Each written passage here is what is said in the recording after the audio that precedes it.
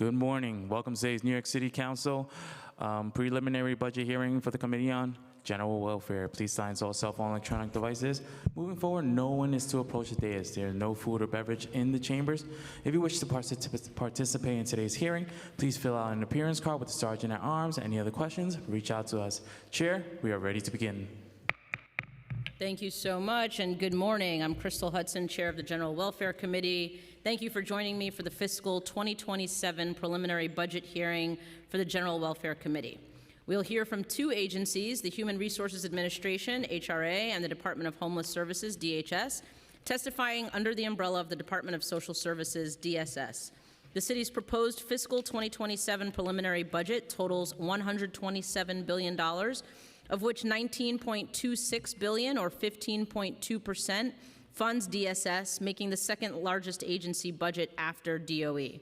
This encompasses $14.62 billion for HRA and $4.63 billion for DHS. DSS serves some of the most vulnerable populations in the city, and these services are more vital now than ever. There were notable changes made in the preliminary plan for both agencies. HRA saw $2.63 billion in new needs, which are largely city-funded, added in fiscal 2027. The majority of that funding is going towards fully funding the baseline for city FEPS and cash assistance, which the council has long pushed for. I was very happy to see the preliminary plan increased baseline funding for Community Food Connections, HRA's food pantry support program, to $74.5 million in fiscal 2027 and the out years. DHS has had $935.8 million in city-funded new needs in fiscal 2027, including baseline funding increases for shelters and street homeless outreach. Street homeless individuals are amongst the most vulnerable New Yorkers, and the precarity of their situation only grows as climate change makes extreme weather more common. I look forward to working with the administration on effectively addressing the needs of this population while maintaining a balanced budget. I'm particularly concerned about DHS's high vacancy rate, which was 27% as of January. DHS cannot adequately perform its responsibilities without the social workers and administrators required to operate its shelters and intake sites, or those doing outreach on the streets of New York in Arctic temperatures. It must prioritize hiring vacant positions and reducing its attrition rate. I'm also concerned that the recent mandate for agencies to reduce half their vacancies will impact DHS's ability to maintain its current level of services at a time when they are more needed than ever.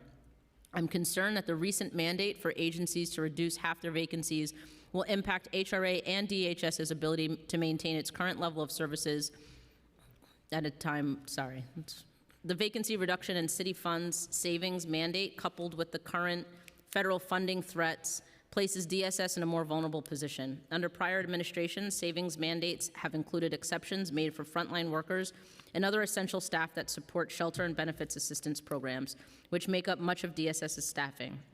I'm also concerned about the areas where the budget does not adequately support the essential programs administered by HRA and the necessary level of staffing required to provide clients with services in a timely manner. While HRA has made headway on their backlog of SNAP and cash assistance applications, denial rates have increased, which is troubling. We have still been hearing that it is very difficult to get through to HRA by phone and that clients are experiencing very long wait times at HRA centers. H.R. 1, the major federal spending bill passed by Congress last year, reduces federal support for administrative and benefit costs of SNAP. New York State may choose to pass on a portion of these costs to the city, directly impacting HRA's expense budget. While the preliminary plan adds 183 SNAP eligibility specialist positions with an aim to improve the city's SNAP payment error rate, there is a growing concern over staff retention and lack of institutional knowledge, which both have a direct impact on agency operations, client service, and benefits processing time. The changes to SNAP from H.R. 1 not only impact the city's expense budget, but also would impose a greater burden on individuals and families in need in a city where 1 in 5 New Yorkers are receiving SNAP benefits.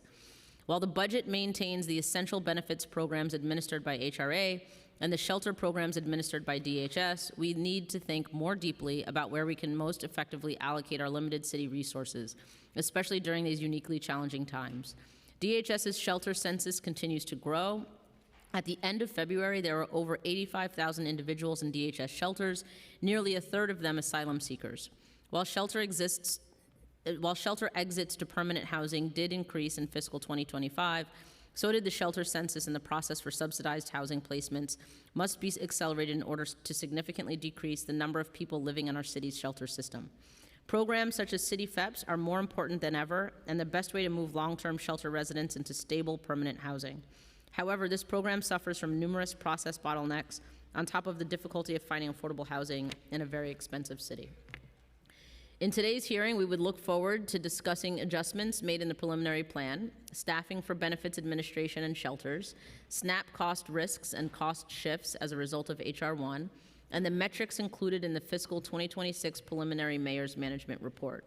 It is the council's job to carefully review the budgets and operations of city agencies to ensure that we are good stewards of public dollars and that we are providing our city's most vulnerable residents with the services they need. This is a job I take very seriously. Before I welcome the commissioner, I would like to acknowledge my colleagues who are here today, Council Members Ung, Sanchez, and Morano. Finally, I would like to thank the General Welfare Committee staff for their work on preparing this hearing.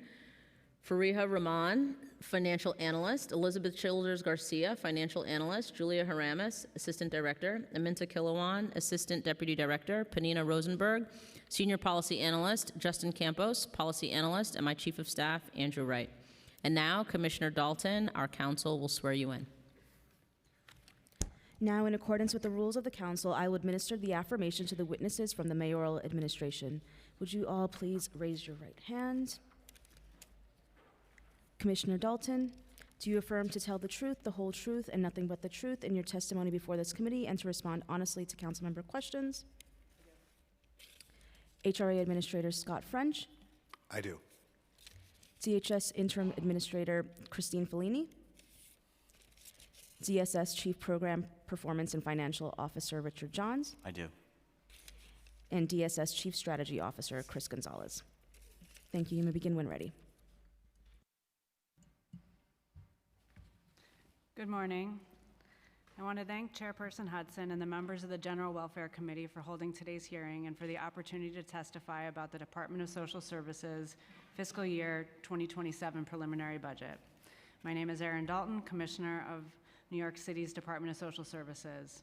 DSS is made up of both the Human Resources Administration, HRA, and the Department of Homeless Services, DHS. So accordingly, I'm joined by my colleagues, HRA Administrator Scott French, DHS Interim Administrator Christine Fellini, as well as DSS Chief Program Performance and Financial Officer Richard Johns, and DSS Chief Strategy Officer Chris Gonzalez.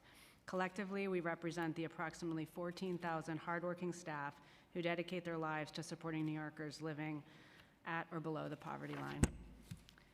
Before I begin, I would like to share my excitement and gratitude in assuming the position as Commissioner of DSS.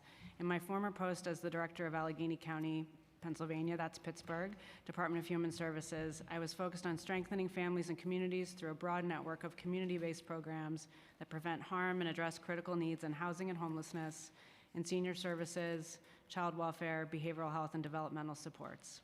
I look forward to working in partnership with Speaker Menon, Chair Hudson, and the rest of the City Council to deliver the vital benefits and services to the city's most vulnerable populations.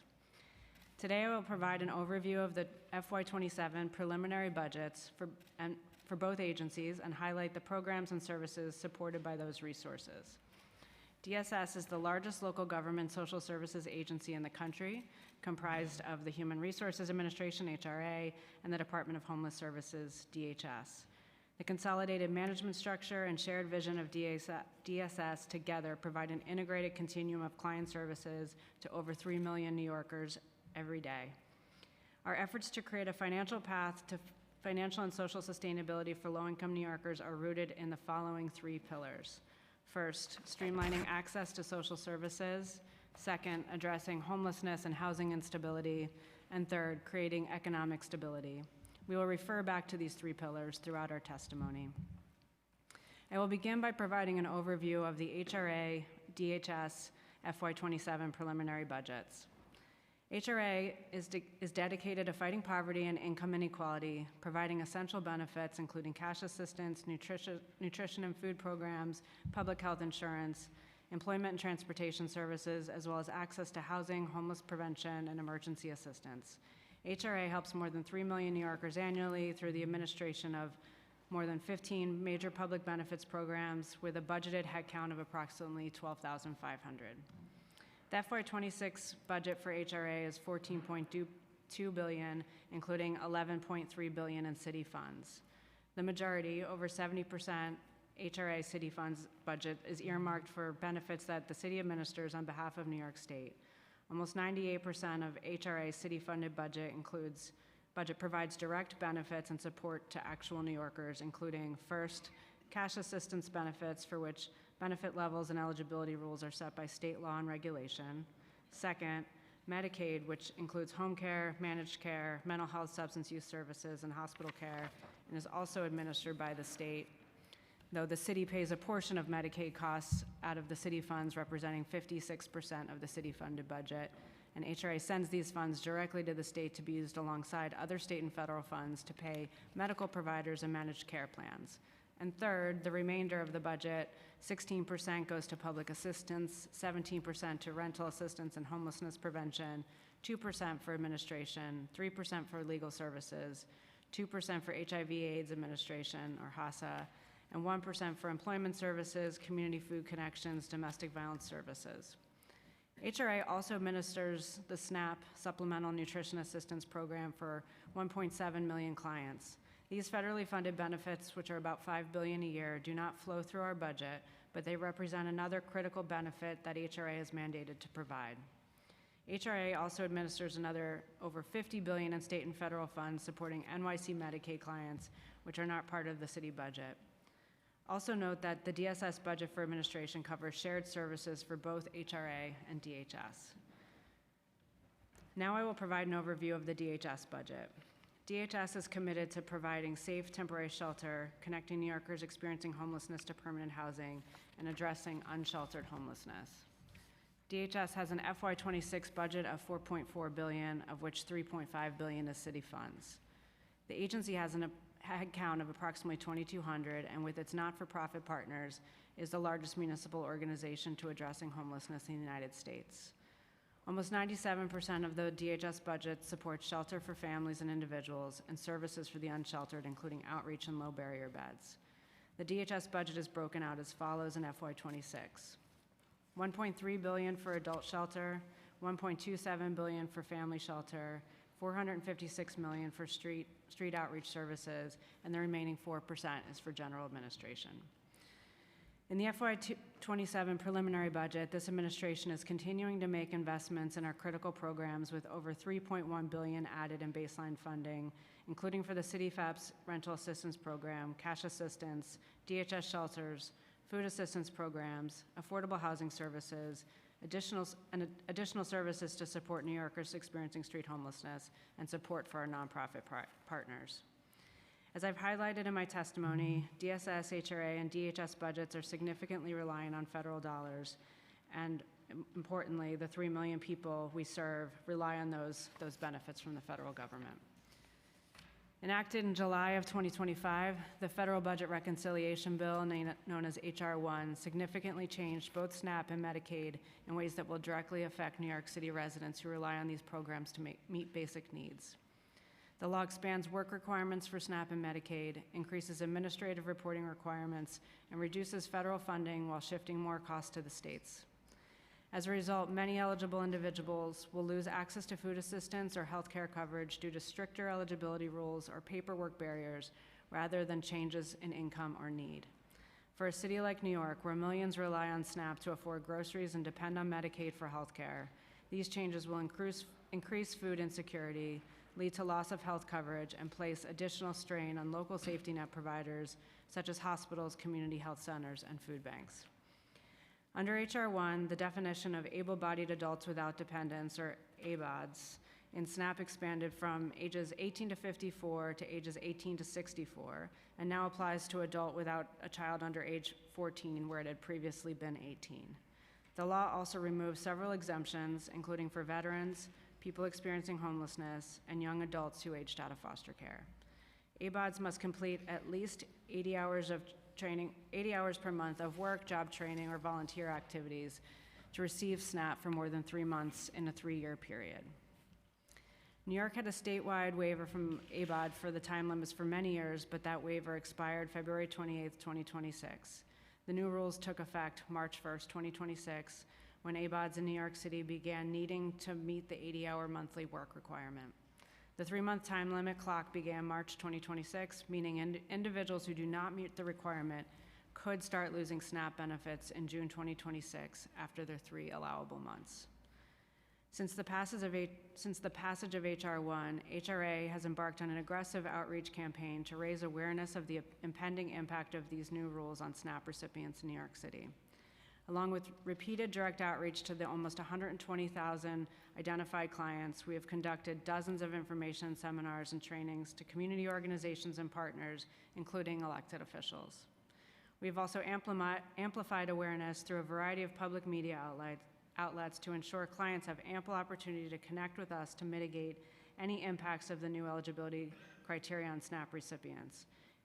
If you or anyone you know is a SNAP recipient and has not yet engaged with HRA, please encourage them to connect with us immediately through Access HRA. Turning to cash assistance, in the preliminary budget, FY26 budget for cash assistance is $2.76 billion to support a caseload of 595,000 recipients through June 2025. HRA issued emergency rep payments to cover 52,000 households in FY25.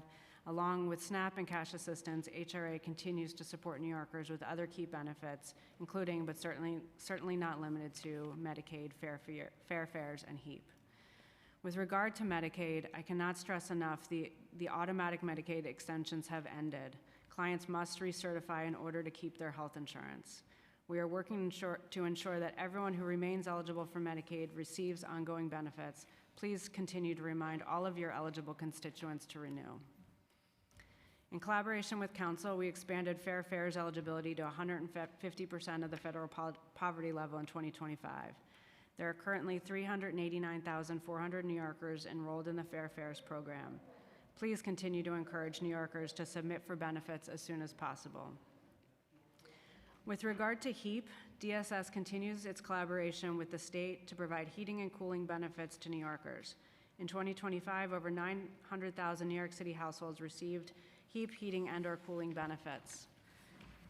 Keeping New Yorkers in their homes, moving families and individuals out of shelter, and helping these households remain stably housed are all primary goals for the agency, and now I want to talk about our progress in these areas. First, I would like to provide a quick update on our DHS shelter population. As of March 6th, the overall DHS census was 85,471 people. Of the 85,000, approximately 55,000 are families made up with children and their adult parents and caregivers. And children make up 35%, or more than a third, of all the people in shelter. The remaining population are made up of adult men, about 18,000, single women, about 7,000, and adult families, 4,900. In New York City, 97% of people experiencing homelessness are sheltered, but that 3% is an area of particular focus. DHS continues to aggressively expand low-barrier bed capacity, which are shelter types targeted to those experiencing unsheltered homelessness, like safe havens and stabilization beds. As of March 2026, DHS had a total of 4,290 low-barrier beds online, 300 of which Mayor Mamdani accelerated to be available during the recent cold snap. We expect an additional 350 safe haven beds to come online before the end of the year. In conjunction with these low-barrier bed contributions, on February 18th, Mayor Mamdani announced a revised unhoused encampment response policy that shifts primary responsibility for encampment engagement for those experiencing unsheltered homelessness from NYPD to the Department of Homeless Services. Under the new protocol, DHS is now the lead agency responsible for issuing notices, conducting outreach, and offering placements, with DSNY conducting cleanups and NYPD present only as needed for safety support. The policy emphasizes daily outreach during the notice period, with DHS teams returning consistently to offer shelter placements, safe haven beds, and connections to services. The administration has committed approximately $30 million in baseline funding for DHS outreach expansion and $11.9 million for NYC Health and Hospitals to support increased street medicine and behavioral health engagement. This includes 66 additional DHS staff, which will be primarily outreach workers, expanded street outreach and wellness units, show units, and an additional bridge to home site for individuals with serious mental illness. DSS remains committed to connecting New Yorkers to permanent housing and keeping them stably housed. DSS has seen record increases in the number of permanent housing placements. In calendar year 2025, nearly 17,000 households comprised of nearly 36,000 New Yorkers were able to obtain permanent housing or stay in their homes using CityFEP's vouchers, reflecting a 17% increase year over year. Through our home-based homeless prevention services, more than 20,000 households or 52,000 New Yorkers remained in their homes, and more than 13,000 households or 33,000 New Yorkers received aftercare from home-based to keep them stably housed. Now for the Now for the third pillar, creating economic stability. We recognize that more and more New Yorkers rely on our city's resources to make ends meet. In addition to the public benefits, rental assistance, and other essential resources we offer to help get people back on their feet, HRA, career services, and other supports enable New Yorkers to secure steady income and live sustainable lives. A good paying job is a key component to a stable, economically independent life, and HRA offers a wide array of career services programs to help low-income New Yorkers find and obtain a career that works for them. In FY25, the agency's career services program continued to raise the bar, helping nearly 22,000 low-income New Yorkers obtain employment. That's an increase of over 170% compared to FY24 and the most placements since the onset of the COVID-19 pandemic. Additionally, 10,500 public benefits recipients were connected to employment through HRA's Business Link Hire NYC program, a 28% increase over the prior fiscal year and a new record for the program. The PINK program, which advances training, education, and job placements, enrolled about 2,400 individuals in construction and industrial training, with 1,330 completion so far. We also have placed over 1,000 individuals to jobs, of which 900 were unionized positions.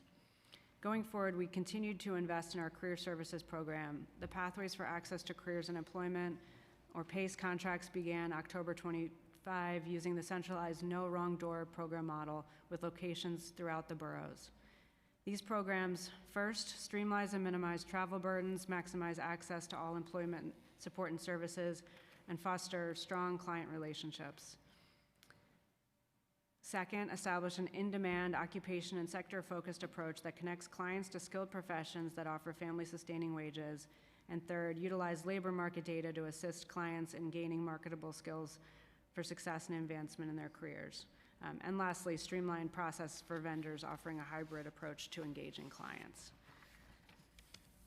I will close by underscoring our ongoing commitment to break down government silos and improve access to services.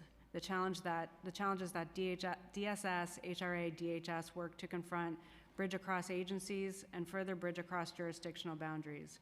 Overcoming these kinds of challenges goes to the heart of creating the kind of caring, compassionate communities we seek to live in.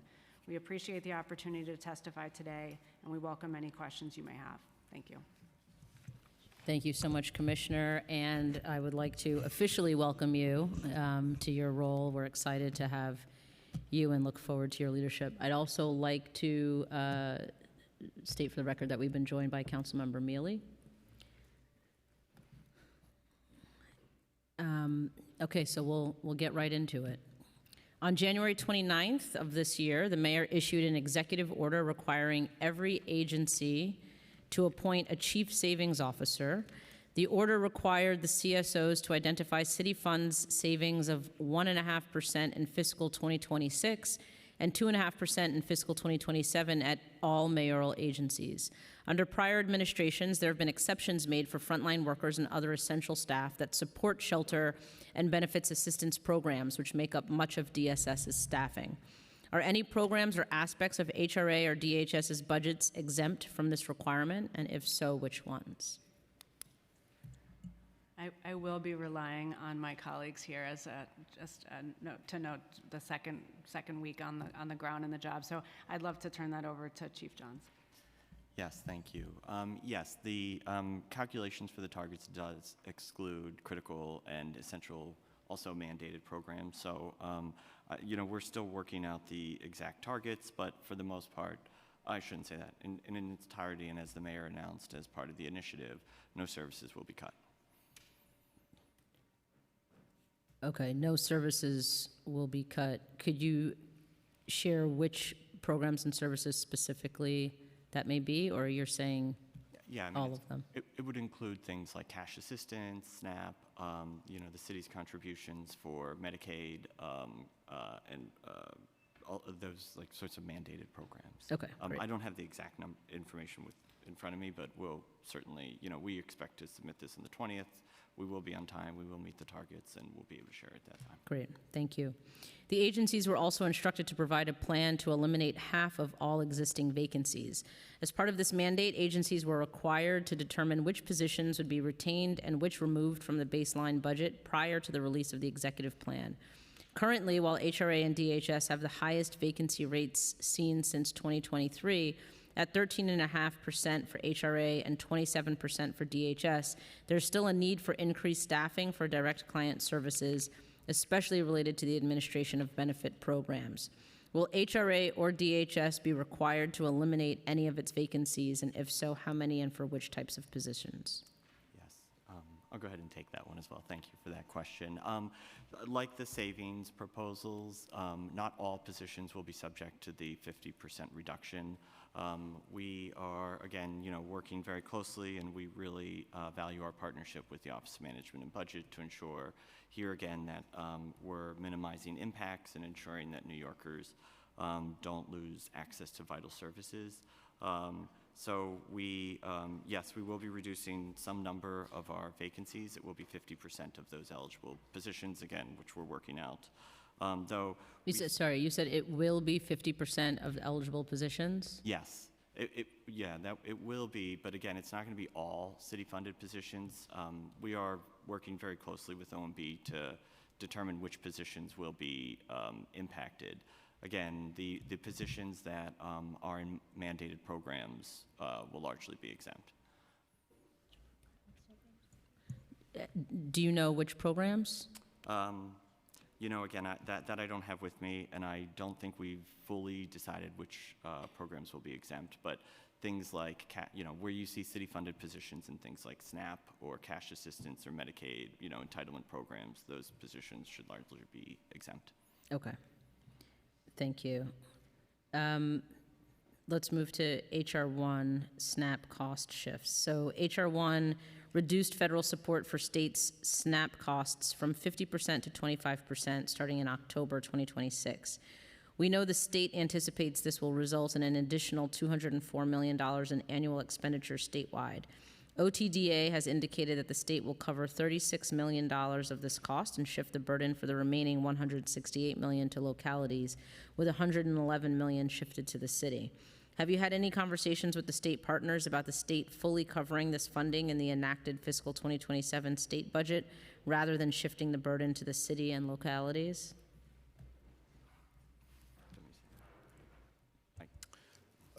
So we are in ongoing conversations with, the state around what would be the plan regarding the administrative cost shift. I don't think anything has been sort of finalized at that point, but we are staying very much focused on also where there are cost shifts, especially around like the SNAP payment error rate that is coming. Internally, we have put into place many things to actually bring that rate down so that we can minimize actually any impacts that may come to the state and or be passed on to the city. Okay, and so I know you're still working it out, but would the $111 million be an additional amount that needs to be added to HRA's existing budget if the state does not decide to pick it up in the final budget? I'll take that one. Yes, it would be additional money. One thing to keep in mind is that the $111 million that OTDA had announced is in a grant year. So the SNAP administration in DSS's budget is found within both the revenue for SNAP administration and for employment and training. So assuming that the city does have to fund the remaining 25%, we would see a need of about $90 million in our budget. I would just add, there could be other agencies that are receiving SNAP admin. That information I wouldn't have with me. Okay, and then starting October 2027, under HR 1, there will be a new cost shift to states that could be up to 15% of benefit costs The rate will depend on the state's error processing rate. In an emergency briefing on SNAP federal regulations, HRA indicated that it is anticipating there would be a $1.2 billion additional cost in New York State, which would result in an estimated $705 million in additional cost for the city if the state chose to pass the new benefit cost to the city. Historically, SNAP funding for benefit payments to individuals who reside in the city are dispersed by the state, do not directly flow through the city's budget, and have not required any city contribution. Have you had any conversations with the state partners on this about the possibility of the state covering the additional costs? Similarly to the administrative rate, we're in ongoing conversations. The state has said that they, would not be able to cover the costs if, based on the payment error rate fully, and so there would be an expectation that some of those would actually have to be passed to New York City and other localities around the state, which is why we're really focused on making sure we can bring that payment error rate down over this current federal fiscal year and get us to a place where we are not seeing a 15% cost shift happen. And what has HRA been doing to address the high payment error rate? Sure. So we've been doing a few things we've been working on. First and foremost, we have been focusing a lot on training. As you mentioned in your opening statement, right, over the last several years, we've brought on a lot of new staff.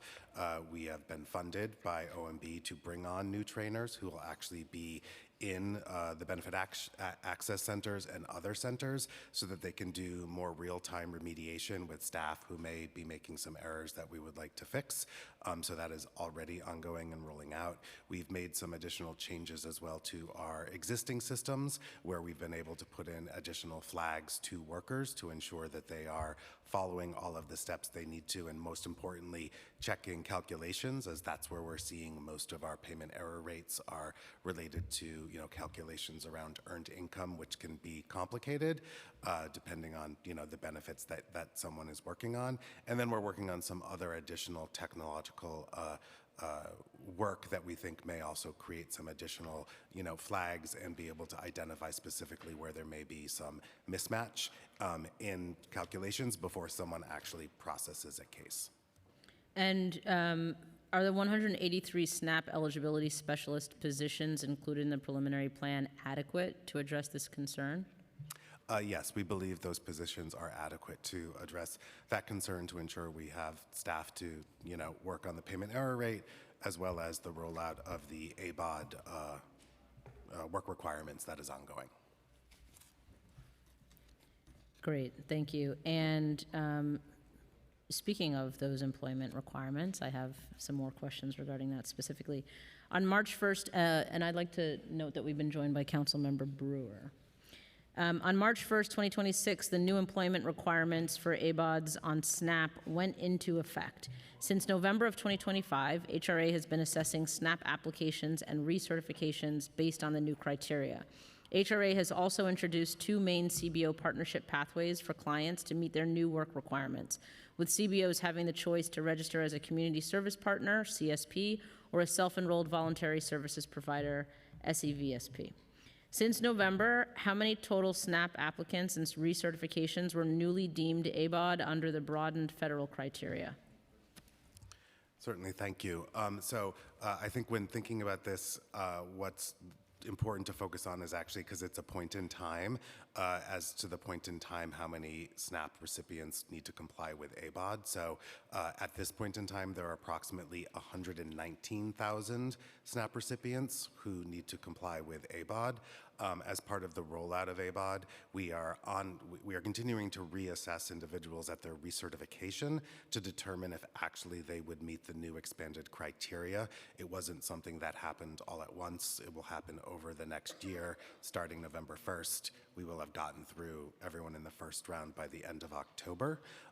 So currently it's 119,000, and we are really staying very much focused on ensuring that we are exempting as many people who are eligible for exemption, and continue to look at ways in which we can streamline the ability for folks to submit documentation so that we can exempt them from this, as we know that is the most important thing. We want to get that number down as much as we can and have as many people off the list who need to comply.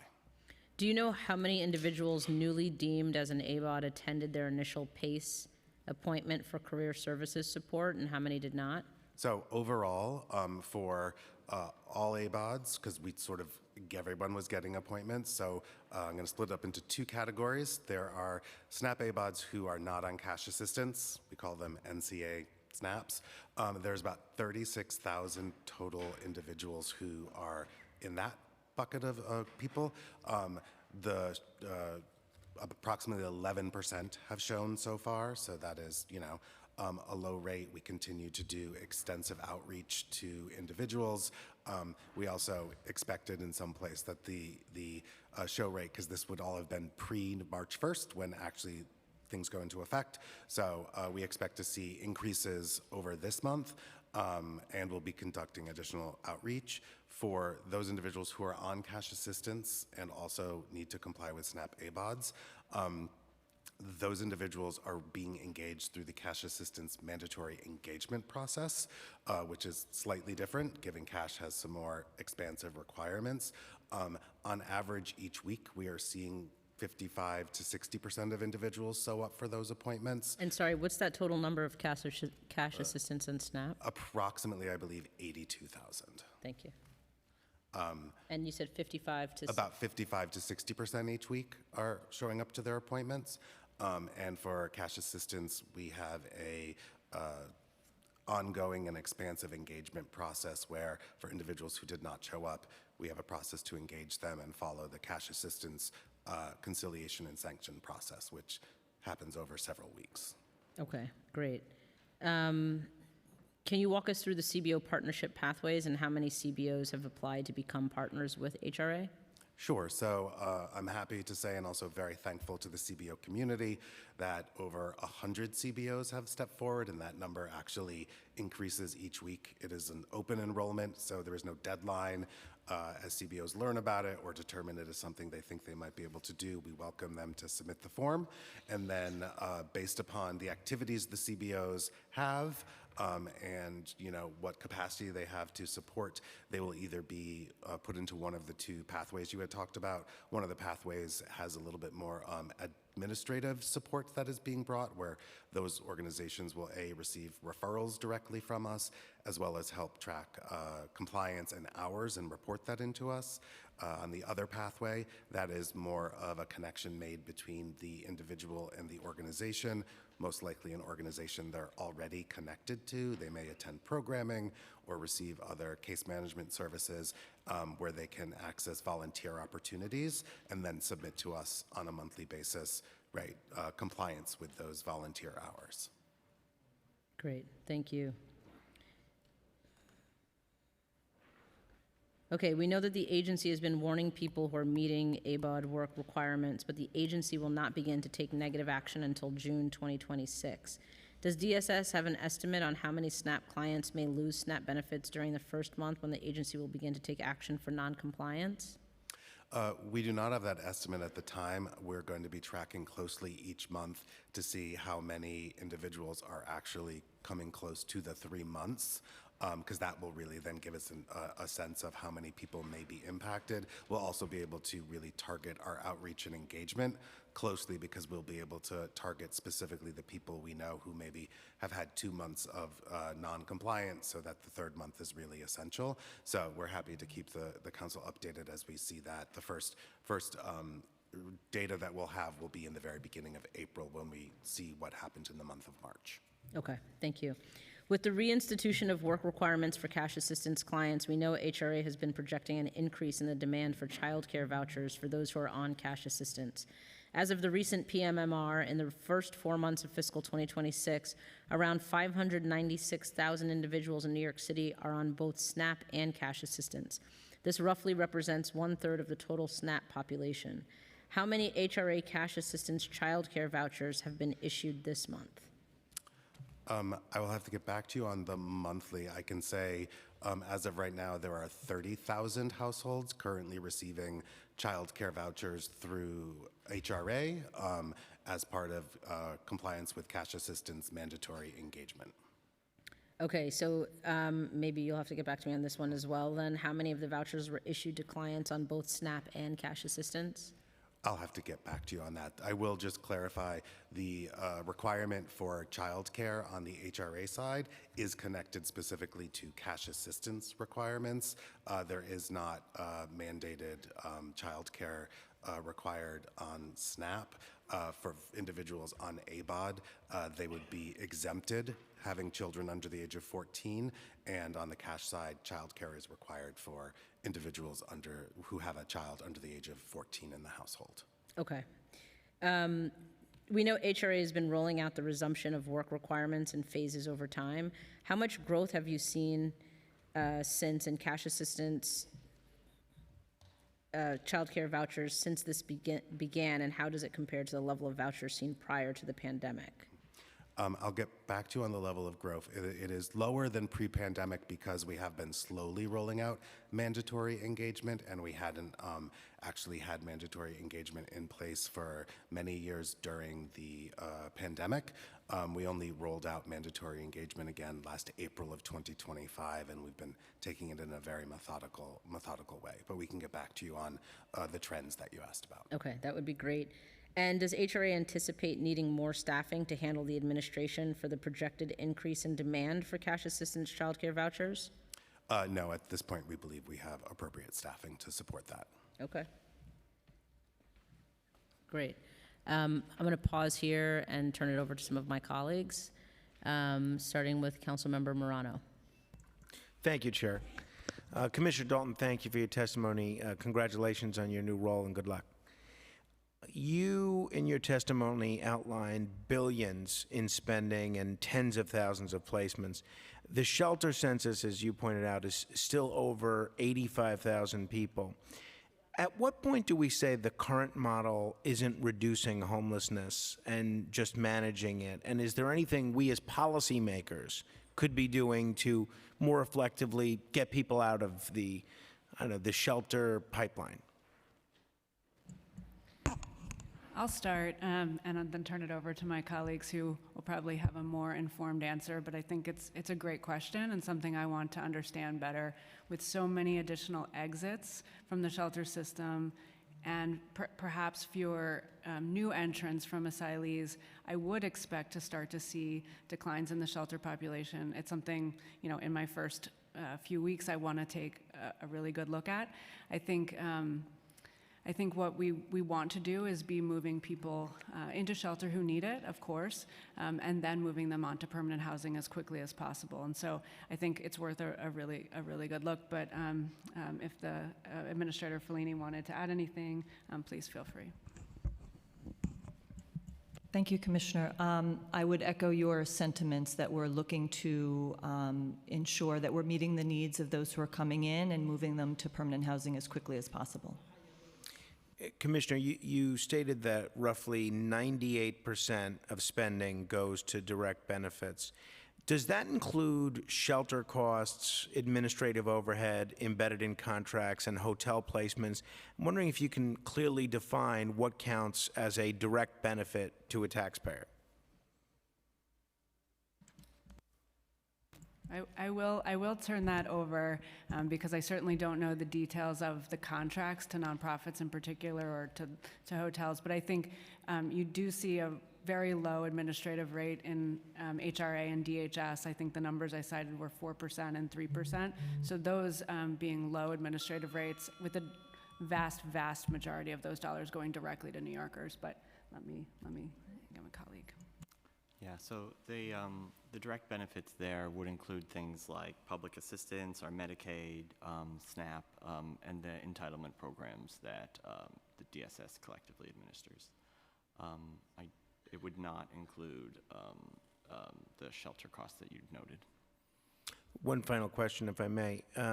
You're expanding low barrier beds and shelter capacity. What specific steps are you taking to reduce demand so communities aren't continuously asked to absorb new facilities? I especially ask because in my district in Staten Island, there are plans for a new facility there. Again, I'll start and then turn it over. I think it's a great opportunity to talk about our home base program, which helps to prevent homelessness, and I'll let my colleagues do that. I think that program has been effective. And I think, just like you said, we want to be moving people as quickly as we can into permanent housing. And so the other thing I would just say is all of the other benefits that DSS HRA offer are the kinds of things that prevent homelessness in the first place, right? We want to be able to provide every dollar that New Yorkers are eligible to receive, and with those dollars, they don't have to make choices between healthcare, childcare, and housing. And so making sure we really maximize and do what we can, particularly during this time of HR 1, to keep dollars in the hands of eligible New Yorkers will hopefully also reduce homelessness. But maybe an opportunity to talk about home base a little bit. Sure, I can take the home-based question. So the home-based program has proven to be very successful in diverting people from shelter. Every year it's about 95% of those who engage with home base do not enter shelter. Last year they served approximately 32,000. We are definitely looking at ways in which some of the activities home base currently does with households to bring some of those back into HRA, right? Home base has definitely taken on a lot of work around subsidies and subsidy management and some other complex cases that we've created a new unit in HRA so that we can handle more complex cases and they can serve more people in the community. And so we're finalizing some of those plans so that will continue to increase home base's capacity to serve people, in community and divert them from shelter. And let me also ask my colleague at DHS to talk about the diversion programs we have there as well. Thank you, Commissioner, Administrator, and Council Member for the question. Our approach at DHS always is to explore all diversion options, right? So if somebody comes to us, they're in a housing crisis, they're in a emergency situation. So we first want to understand what that is and what options they have. The first step is not always placement into shelter. It's to explore all options. Thanks very much. Thank you, Councilmember. I'd like to announce that we've been joined by Councilmember Nurse as well, and turning it over to Councilmember Sanchez. Thank you so much, Madam Chair, and good morning. Congratulations, Commissioner, on your appointment. I look forward to working with you. I want to just ask a few questions about City FEPS. City FEPS is one of the most effective tools that our city has to stabilize families, which is why this council passed and then overrode the previous mayor's veto to expand eligibility of the program. Even as those conversations continue between the administration, Mayor Mamdani committed as a candidate to release, or I don't know, that's not the right word, but to let go of that lawsuit. And I want to, just park that conversation, except to say that the bills that we passed and the expansion that we legislated is very important to this council. And I want to make sure that we are honoring the original intent of that legislation. But even with that aside, this budget, the mayor has, and the agency has increased funding for the existing program, $711 million more in 26, $1.64 billion more in 27, growing to $2.6 billion in 2030 for the City FEPS program. Can you help us understand just break down the costs of this program for us? What rent levels is the city seeing most commonly used with the voucher? Can you follow up with a chart and just data that can help us understand what rents we're covering, what rent levels we're covering? And can you help us understand the cost drivers? Thank you. Yeah, thank you for that question. I can take that. So in the latest PMMR, we reported that the average subsidy for City FEPS is $1,908. This is a newly released statistic. Generally speaking, for City FEPS, just like any other rental assistance program, the cost drivers for the program are the number of individuals that are entering the program, the number of individuals that are leaving the program, and how long they stay within that program. There's also a component that is rent, as you've noted, and there we follow the payment standard as set by the New York City Housing Authority. So what are we seeing? What are we seeing in terms of number of individuals entering, leaving, and staying, lengths of stay? I'm sorry, Chair. Oh, yes, I'm sorry. The program in total enrolls about 68,000. So What I have here are the new enrollments for fiscal year '25, which was about 15,000 new enrollees over that fiscal year. And how does that trend? What are we projecting? That is a pretty consistent number. So we are projecting the growth to stay fairly consistent over the period of the plan. So 68,000 people per year, families per year? No, I'm sorry, 15,000 new families per year. New. And how long are people staying enrolled? You know, that I don't actually have available, but we can get back to you with that number. Okay, thank you. Just to say that the council has, for many years, been asking many questions about the cost drivers and lengths of stay, rent levels, and all of that. Happy to see the new statistic in the PMMR. But we want to be a partner in understanding what the cost drivers are and identifying solutions to contain the cost so that we can reach more families. Thank you, Chair. Thank you so much, Councilmember. Councilmember Brewer, followed by Councilmember Nurse. Thank you. Congratulations, Commissioner. We also like Scott French very much. 24/7, calling him, 2 o'clock in the morning, no problem. I teach at Hunter College, and this morning I was there, and somebody apparently has an idea about putting algorithms, this is about SNAP, algorithms on persons who are caught up in this Trump hell. And so you would be able to contact them more easily on their cell phone. $25 million to be saved. So I am going to send you this proposal. Another professor gave it to me. Is that something that you're aware of? Are you using technology to help people not get caught up in Trump hell? Yes, we are using technology, though I'm very interested in reading that proposal.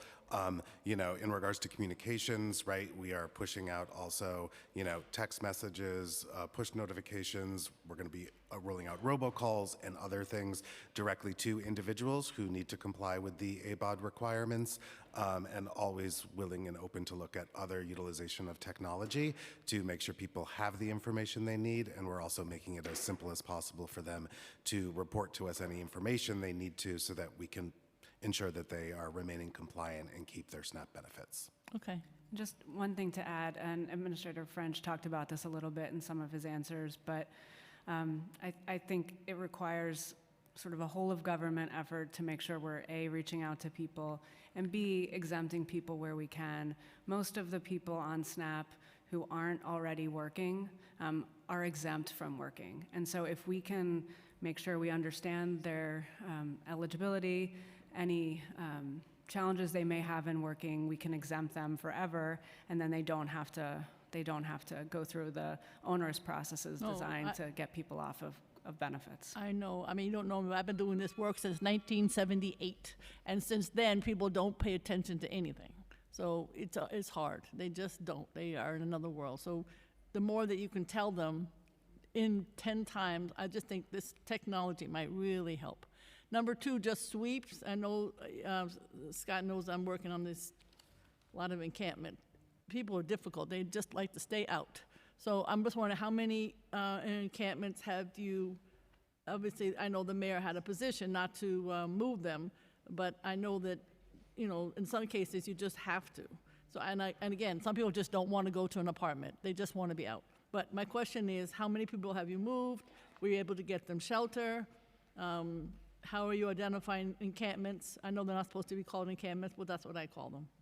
And I just want to know, just generally, how you're handling them and what the numbers are. Sure, I will start and then pass to Administrator Fellini to provide some of the details. So as you know, this administration has asked the Department of Homeless Services to take the lead in engaging with people staying on the street, in community, and in encampments. And I think that is the right move. These are the outreach workers who have built trust over weeks and years, and these are the people who know where the resources are and can help meet those needs. And so as that work continues with partners, I think for me it's really important to try to offer people what they want. While I agree there are always some people, a very small number, who will never come inside and some who won't come inside on that day, if we can meet their needs, if we can make sure that their belongings kept if they can't take them with them to the next location. And if we do treat people with dignity and respect in that process, I think a lot of folks will accept those offers. And so that was maybe enough time for the administrator to find the numbers we've been working on so far. Thank you, Commissioner and Council Member. Yes, thank you. Since January, we've conducted around 40 cleanings and have made referrals to 85 individuals into the system. I don't know how many have actually come in, but we could look into that. You could let me know. Mine got swept March 11th, and they're right back this morning. Just FYI. So that's what I'm dealing with. Just also, on the city FEPs, good question from my colleague, but after, how much time does one have on city FEPs and have those deadlines? I think it's 5 years. And then what happens? Or maybe you haven't hit that deadline yet in many cases. Yeah, the program is a 5-year program, right? As long as individuals keep meeting eligibility, and then after 5 years, we will review on a case-by-case basis if the subsidy would continue. Okay. And then there's a program that we used to have where basically it was direct to housing, you know, home. And so I know in other places in the country, you probably know, Commissioner, it exists. It was a pilot. I believe it ended. Is that something that is continuing? How much does it cost, and is it effective? Because to me, it might be effective, but it's probably expensive, but worth the money, in my opinion. Yes, I just want to know, does it exist and how much it costs? Yep, and letting my colleagues get to the place in the briefing book where they might be able to give you numbers there too. I understand it was a pilot that is continuing actually, so we continue to work with, I think it's Volunteers of America, to place people directly from street. And how many people have been placed and what's the cost? Yeah. Sure. So I'll get back to you on the exact costs, you know, but people are placed utilizing housing subsidies, city FEPs, sometimes some other subsidies, but we also provide a payment to support the move straight from the street into housing while we work on whatever is needed for, you know, whatever applications may be needed, whether it's supportive housing or otherwise. I can say the current program has 81 units. And since over its inception, 151 street homeless individuals have have utilized the program. Currently, there are 64 participants in the 81 units, and we have approximately 15 clients currently scheduled to view the current units after being engaged by our outreach teams and expressing interest in participating in this. So is it successful? Is it more successful than any other way of getting people off the street, or is it not clear yet? I think it is another tool which we are always happy to have. We are exploring the possibility of expanding it to see if there is a scale that might be able to be met by the program. That's still under discussion, so I'm happy to continue to, you know, update you on that, but we are always happy to have as many tools as we possibly can that may resonate with someone when another tool would not. Okay, last question, coordination with other agencies. I've been to so many hearings, I can't remember, but I think it was maybe it was DCAS. The bottom line is when people are taking other kinds of services, in other words, they could then be asked about SNAP or asked about cashless or whatever. Is that something, how do you coordinate that internally, or if you are? In other words, this is a new day with, you know, the guy in the White House and everything else. So my question is, how are you coordinating with other agencies so people hear about your services? You know, could be even tenant assistance, et cetera. My understanding is that's something that's somewhat new in this administration. And again, I'll let my colleagues jump in here, but I had a conversation with the Commissioner of Health yesterday, and one of his main goals. I think it was the Commissioner of Health who said this, Okay, yes. yeah, working alongside. That guy from Harvard, yes. Yeah, working alongside of us is, yes, to take that extra step. If someone is receiving WIC, if somebody's in the medical clinic, how do we ask them about their food security, connect them to SNAP? And we can do the same, right? So we could ask if people So are on you WIC. haven't started doing it, but he's doing it now, is that the idea?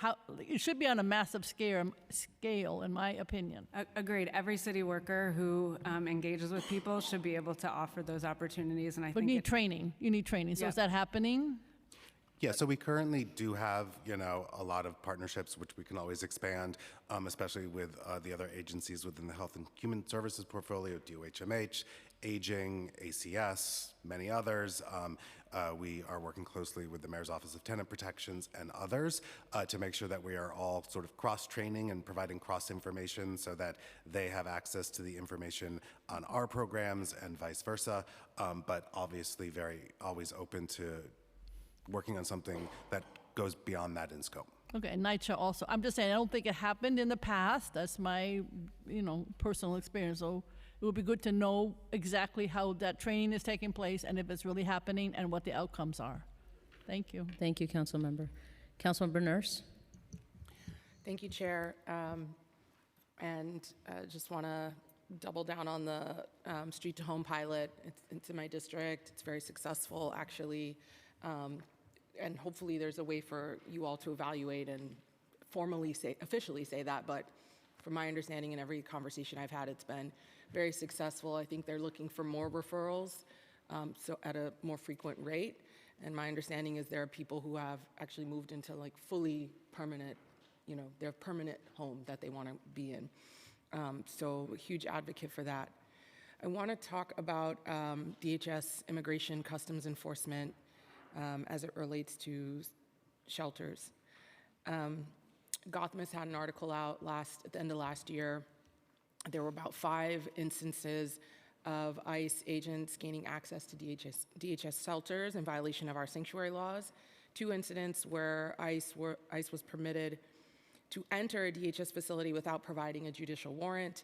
2 incidents of ICE agents and NYPD officers entering a DHS facility without staff permission.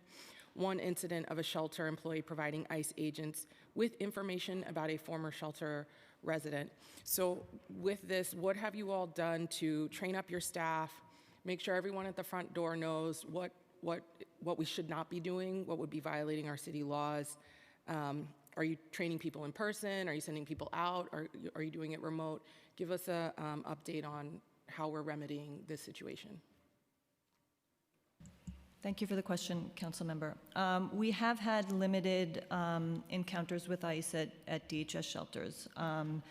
We have taken a multi-pronged approach to make sure that the correct information is out there and that staff on the ground in the middle of the night feel supported by the agency when things do occur. So we've reissued our facility access policy so that there's formal information about what DHS's directive is about how to handle this. Is that like via an email, like an all-staff email or something? Yeah, it's shared through the provider community. There's an online database of policies and procedures. We send it as an attachment. We reference it. We make sure people have copies of it.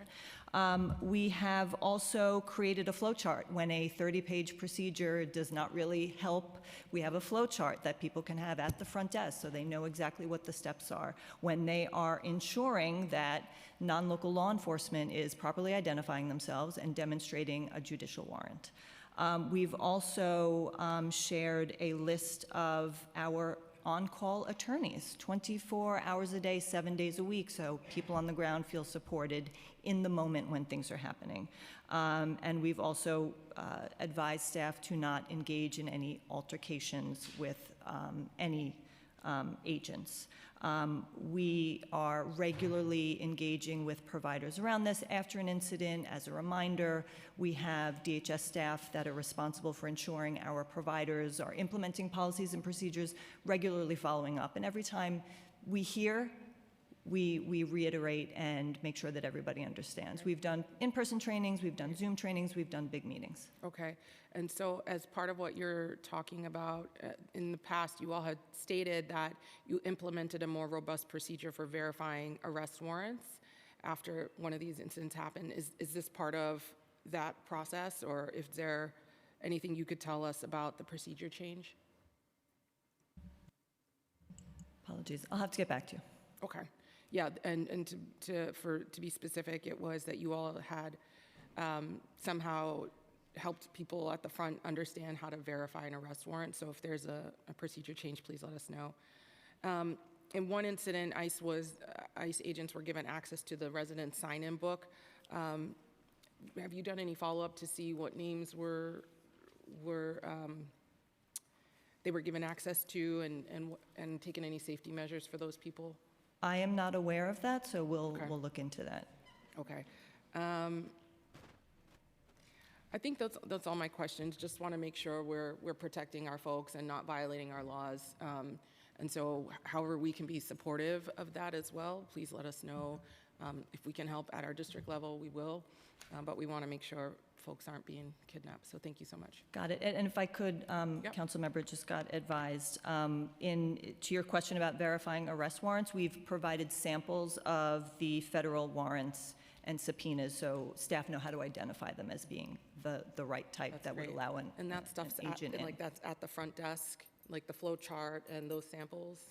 We'll make sure. I believe Okay. it's part of the procedure, but we'll make sure. Yeah, I think that's helpful because in the moment people panic and they forget, where to find it. And so just a place to reference it would be helpful. Okay, thank you, Chair. Thank you, council member. I'd like to acknowledge that we've also been joined by council member Aviles. So I want to move into a different set of questions. I'll be hopping around just a little bit here, but regarding employees on benefits programs. While the people who work at DHS, HRA, and their contracted CBOs do invaluable work serving our city's most vulnerable, work in the provision and social services is often poorly compensated, leading to many employees relying on the same benefits they help others access. Is this something that you track, and can you share the percentage of DHS, HRA, or contracted CBO employees who are receiving public benefits such as cash assistance, SNAP, or housing vouchers? I think we'll have to get back to you on the city employees. I'm not sure that we have that data, but we can check and come back to you. On CBO providers, I'm not sure if that would be possible because we don't have the full Their list details. of Okay, those but is this something that you track, as far as you're aware? Do you know, I know you'll get back to me on the Right. specific number, but do you know that you have employees that are on public assistance? I mean, we are aware that there are employees who may be on public assistance, right? I am not aware of tracking, but I don't want to speak definitively in that statement. Okay. We are aware that there are, as you noted, individuals who potentially are definitely accessing some of our benefits. And do we know how many employees are in city shelters? I don't have that number now, but yes, we know that number. We can get that to you. Okay, great. And how does DSS support its own employees who are currently enrolled in public benefits to assist them towards self-sufficiency? We always internally, right, there is very much a commitment to developing pathways of development for staff members. I will say over the last, a couple of years, and we can get back to you with some more details, right, we have developed a lot of trainings and other sort of like engagement and academies, including an academy for frontline workers, which recently occurred over the summer for the first time ever, which was a great thing. That is really about connecting individuals to what internal resources are available to help develop someone's career, what can we connect them to externally that also is around there. So we are happy to follow up with some additional specifics around that, but I will say over the last couple of years, the agency has really focused on building out our staff development efforts so that staff have places to go to explore what options are there for them to build their careers at HRA, and also just to think long-term where they may want to be going to. That's great, thank you. And I just want to state for the record, my own advocacy for pay parity across agencies, which I've talked about previously as chair of the Aging Committee, where we see social workers and caseworkers in some agencies making less than the same roles in other agencies, which I think is a direct reflection of our values. And in that case, particularly, we don't value older adults and the work that people do around older adults. And so similarly, this is a space where frontline workers are working with vulnerable populations, and they become vulnerable populations themselves. And so anything and everything we can do to help support you and your efforts in supporting staff and employees so that they're not also receiving public benefits, I think would be great work. Shelter costs new need. The council has long called on the administration to more accurately budget for the cost of DHS's shelter system, which has been under budgeted at adoption in recent years. We were glad to see a baseline increase of city funding for shelters included in the preliminary plan, $586.1 million in fiscal 2026, $988.6 million in fiscal 2027, and $1.04 billion in fiscal 2028, $1.09 billion in fiscal 2029, and $1.15 billion in fiscal 2030. Additionally, there are net decreases of state and federal funding, and 146 baseline positions were added starting in fiscal 2026. Can you tell me more about how the funding amounts were determined? Yes, thank you for that question. I'm happy to take this. So we do coordinate very closely with the Office of Management and Budget on our projections for the census, for utilization, length of stay in our DHS program, and we coordinate on that data and how it translates into the budget. So the dollar amounts in this most recent preliminary budget reflect what we believe will be the spending for through the 5-year budget period. I mean, obviously projections will change, but this is what we think we would spend. And what are DHS's projections for the shelter census in the coming years?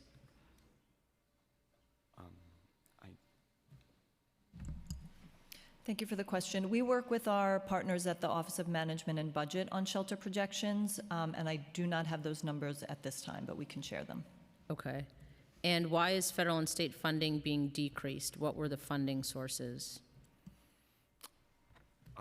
Yeah, sorry. So that, the adjustments that you see in the budget related to federal and state are mostly just cleaning up some of the modifications and adjustments that had been made at periods before the beginning of the fiscal year. So those would have been all related to, say, TANF and state contributions. But the budget currently reflects what we believe will be the projected spending between city, federal, and state funding. Okay. And what are the titles and job descriptions for the 146 additional positions? That piece we'll have to get back to you on. The information I have here is just the total, so we'll get back to you on what the titles are and how that dollar amount will be broken. Okay, and also I would love to know when you plan to have these positions filled by. Of course. Okay, we can do that. Okay. And lastly on this topic, why does the amount of city funding increase from year to year? Do you mean, I'm sorry, I'm not sure. You mean Over the the new need itself? Yes. It's just simply to reflect the fact that city funding had not been appropriately budgeted in the out years in previous budgets, so the dollar amount is increasing simply just to match our spending. Okay. And then street homeless services, new need.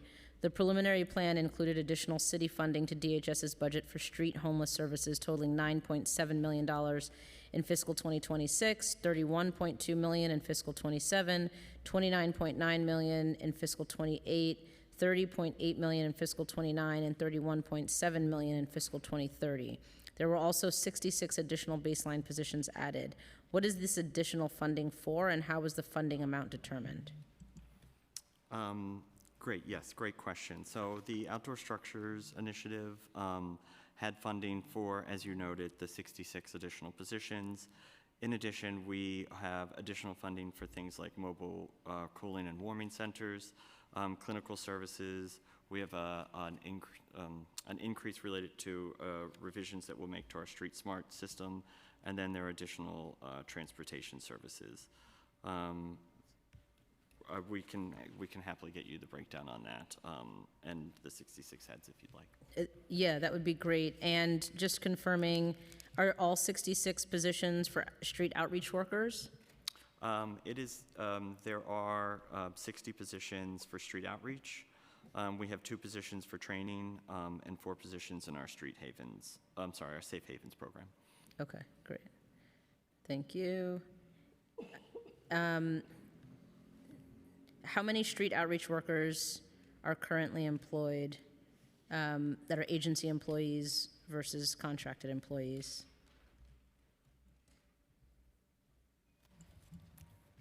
Looking for that right now. Sure. And while you're working on that, I would love to know how you determine when it's better to hire staff versus contracted providers staffing for street outreach efforts. For the DHS Streets programs, we have a budgeted headcount in 26 of 190. I'm sorry, a budgeted headcount of, 190. 190. And the actuals that I have are actually a little old. They're for the end of 25, which was 106 employees. I don't have the number of positions for the contracts. So we'll have to get back to you on that. Okay. And, sorry, can you just talk about hiring staff versus contracted providers staffing for street outreach efforts and how you make that decision? Sure, thank you, Councilmember. And I just want to confirm, we have about 600 budgeted positions at our contracted outreach providers. Okay. So we're constantly evaluating the need against the staffing and the providers that we have. So depending on what the hope count says, what we're hearing from providers, we're evaluating what programs we need, where we need enhancements, where it's better to contract out versus hiring on-site. Okay. And as of the preliminary plan, approximately $450 million is budgeted in each fiscals 2026 and 2027 for street outreach. Spending under the prior administration increased significantly, hitting approximately $370 million in fiscal 2025. Despite the investments over the past several years, unsheltered homelessness persists. How will your administration approach effectively serving this population while balancing the fiscal implications? Thank you for the question. And I'll start again, and then if others want to add. As I mentioned earlier, I think the work to house people that are unhoused, I mean, very, very few New Yorkers are, of course, outside, but those who are, we want to do our best work to bring them inside. I think the mayor's switch to having the Department of Homeless Services lead the way is the right role. I think working across our partners in health and hospitals on issues of mental illness and substance use services, and just really trying to wrap our arms around those folks who are staying outside and offer them what they need. And so I think the additional staff will help, along with strong coordination, along with the right folks taking the lead and making sure that we are able to make offers that people will accept. Again, a challenging issue, but one I look forward to taking on. Thank you so much. And I'd like to acknowledge that we've been joined by Councilmember Caban on Zoom. Okay. I'd like to move into SNAP EBT chip cards and state funding. So theft of SNAP benefits is an epidemic across the United States, and one of the major ways criminals steal funds is by card skimming, usually using illegal devices to copy personal account information when people swipe their EBT cards. At the March 3rd, 2026 quarterly community partners call, HRA stated that in the state's 30-day amendment to the proposed budget, $1.8 million in state funding was added statewide, with $700,000 earmarked for New York City's implementation of chip technology for EBT cards. Will this funding be added to the executive plan? Sure, I can take that question. So the funding in the state budget is actually for the state to cover the cost of the transition to EBT cards with chips. The state is does all of those EBT cards, so the funding in the state budget is actually to do that actual transition with a vendor. So I imagine that funding is meant to support a vendor to transition the EBT cards to chip cards, so that everything will be far more secure and we won't have as many instances of individuals having their benefits skimmed. And has the state provided guidance on the implementation and timeline of chip technology across the state? They have not yet given us a definitive timeline, but I do know that it is something they are trying to work on as quickly as possible. Are you aware of retailers in the city who currently accept SNAP EBT cards but will not be able to accept payment from the new SNAP chip cards? I am not aware of that, but we will obviously work closely with our colleagues at OTDA to make sure that they are providing the right information to individuals in case stores do need to, look at a change in technology to be able to take the chip card. Okay, and then there are also some concerns about the new chip card that I'm going to toss over to Councilmember Aviles to get into. Thank you. Thank you so much, Chair. On those particular cards, we understand because the chips are connected to financial federal regulations that there are potential vulnerabilities for immigrant New Yorkers, particularly in this context, which is something we considered when we developed the IDNYC, right? Which is why the chips were not part of there. Have you explored deeply those vulnerabilities in this political context, and what did you? So we'll bring that back to the oversight OTDA, as they are actually the ones who oversee the chip cards and the determination of it. And we will speak with them about, what have they looked in, and are there security measures that they are considering to ensure that people remain safe, which is a main concern for us as well. Great. It is a huge issue in our communities, and we want to make sure that people get the benefits that they depend on so profoundly, but at the same time, they should not be ensnared in indefinite detention and deportation because of their status. Thank you. Thank you, Councilmember. Okay, as of December 2024, the state is no longer receiving federal reimbursement for stolen benefits. As part of the state budget, there is a proposal to create a victims' compensation fund for those who have had their benefits stolen through skimming. What is HRA doing to support skimming victims, and would you support a state compensation fund? Certainly. So, as you mentioned, the ability to reimburse, SNAP skimming was stopped by the federal government. I can say that, since the beginning of the ability to replace benefits, HRA did work to replace over $50 million in benefits to individuals who submitted claims to us. We can still take claims from individuals who have had their cash assistance benefits skimmed. So I encourage anyone who has had any of their cash assistance benefits skimmed to still submit that to us, because we are able to reimburse those funds. And we are very much open to working with our state colleagues on identifying other funds that can replace benefits for individuals who had them stolen by somebody. Great, thank you. Okay, the closing of Bellevue Men's Shelter and Intake Site. The administration recently announced that it will be temporarily shutting down the Bellevue Men's Shelter and Intake Center by mid-March. Sites on East 3rd Street and Bowery and Manhattan will assume shelter intake, and Bellevue's 250 single male residents will be rehoused beginning May 1st at shelters to be determined. Can you tell me more about how this decision was made and the logistics of shutting down Bellevue and relocating residents? Sure. Thank you for the question. And as you all know, that location at 30th Street has been the front door to the homeless services for many years in New York City. And so I don't think anyone takes lightly that a move would need to happen. As folks also probably know, that building has been in disrepair for many years. And while the city has attempted to keep up with the maintenance, it has just become a time when that can't be done piecemeal anymore, and we need to find a safer place for the people we serve and our employees as well. And so we've been working with partners on that transition. So as of Sunday, I think, March 16th, we no longer have assessment beds in 30th Street, and that transition went well. Intake and assessment is still happening on site. Of course, we will continue to have staff long after the transition who can help to direct people to other resources up to the new sites. We expect that for some time, people will continue to see that site as a resource, and we will continue to staff it so that people may get to intake and assessment sites throughout the city.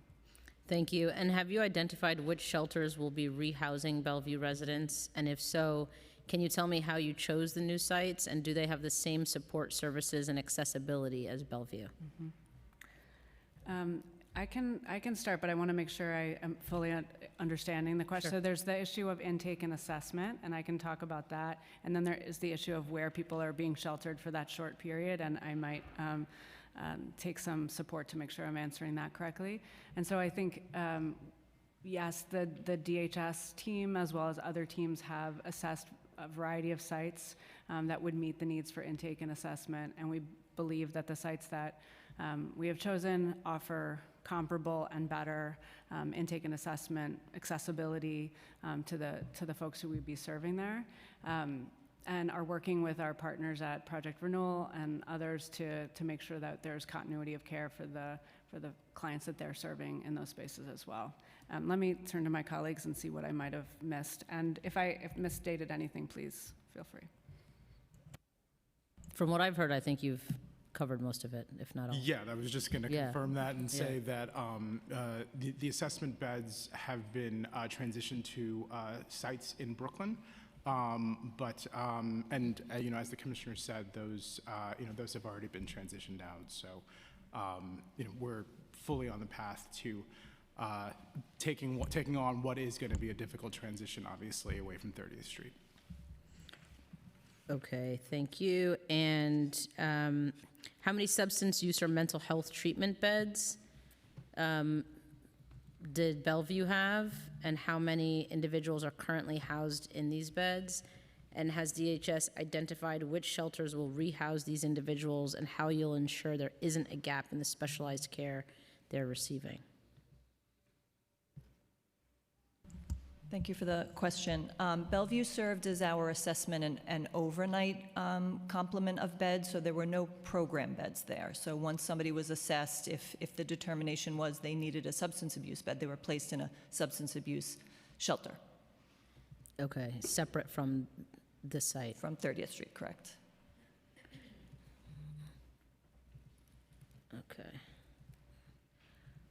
Will any of the new need funding added in the preliminary plan for shelter costs go toward housing, services or staffing for the shelters taking in the Bellevue residents? And will any go towards the intake sites that will be taking over for Bellevue?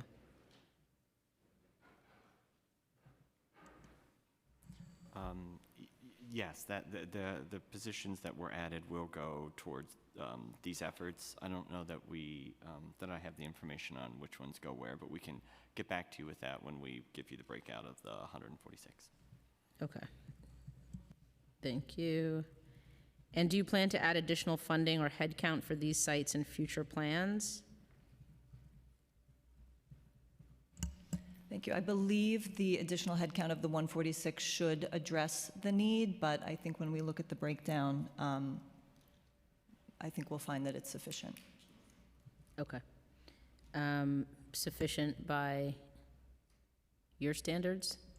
Well, when we take a very centralized, complex program that existed at Bellevue for many years and we have to decentralize it, we did need to stand up essentially multiple intake programs. Right. So that's where the additional headcount is. We believe the 146 should be sufficient to operate intake in the dispersed way that we had to approach it. Okay. Thank you. Just give me 1 second. Let me turn it over to Councilmember Brewer for a second. Thank you. This may have been worked out, but Project Renewal was hysterical about the time frame. Has that been worked out where it's not as fast and you have more time at their facilities in Lower East Side? And they have a clinic there. They want to make sure it retains because it's very hard to restart it, et cetera, et cetera, et cetera, since I'm swamped with phone calls. Yeah, thank you. And we're very grateful to the partners at Project Renewal. We know this is not something that they've had a lot of warning about and something that they've had to work closely. That's putting it mildly, but yes. Closely with us. We also have deadlines of doing intake and assessment as of May 1st in the new sites, and so we're working closely with Project Renewal on programs that can stay in space and programs that might be better off perhaps in an additional space. So we're working with state partners on the substance use treatment program, which again, I think we've worked out with them can stay in that space, so those folks will be stable. And then to your point, there's an outpatient clinic that we're working with them on, as well as a federally qualified health center and our Article 28 site that we see as really integral to the intake and assessment function, and look forward to working with them. Certainly, this plan is still in flux. there are state partners involved, there's Project Renewal, and I think the important thing to know is that we're all working really hard to make sure that we can, where transitions need to be made, make sure that they're done safely and with care, and support those clients going Do you forward. think the federally qualified health center will be okay to stay there, or you're still working that out? Because that is very hard to replicate. We absolutely want it to stay there, and in fact, again, see it as a really integral part of that intake and assessment function, getting people connected to services. The things we're working through are construction issues. How do we build out the intake and assessment components of that program and keep the Article 28 clinic intact? Those are the kinds of issues we're working through right now. All right, thank you. And thank you, Councilmember Brewer.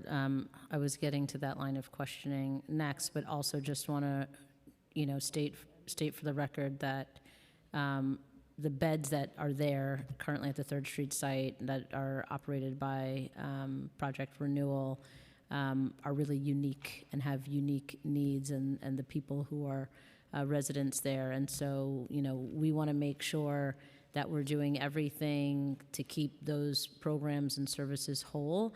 And I don't know, and this is, I'm actually saying I do not know,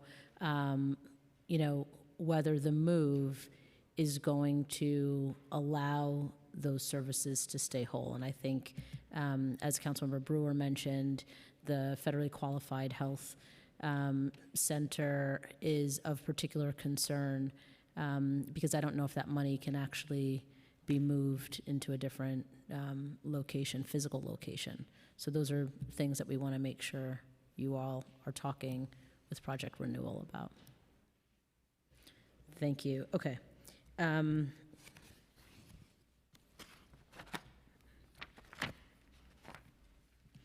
DHS vacancy rate. In July 2025, DHS's actual headcount was 1,733, and it has been steadily declining every month since. As of January 2026, DHS has a vacancy rate of 27%. The highest it has been in the last 3 years. Why has DHS's headcount been declining over the last few months? Okay. Thank you for that question. So when you look at this period of time, there are a few things happening that kind of challenge how we look at headcount. First, we moved the Housing Services Division from DHS to HRA. So you would see that actual headcount move from one agency to the other. And how many was that, do you know? 127. What? Oh, sorry. It was 107. Thank you. And that you said that one from DHS to HRA? Correct. Yeah. Okay, so do those 107 positions represent the 27% vacancy rate? No, so the 27% vacancy rate is also, a lot of that is driven from the new needs that we received in the preliminary budget. So if you were to, remove those, the vacancy rate is probably closer to 14%. Okay, still high, I would argue. Of course. And so just going back to the transfer then, what is the actual and budgeted head count for the housing administration program?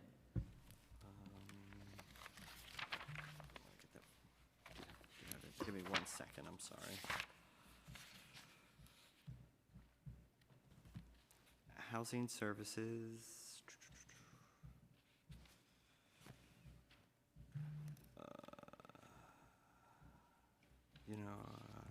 I can say, well, they're looking for that. I can say for the rental assistance program, right? The headcount that we have is 161, but I would caution to think that is the only number of people who are actually focused on moving people out of shelter, specifically around city FEPs.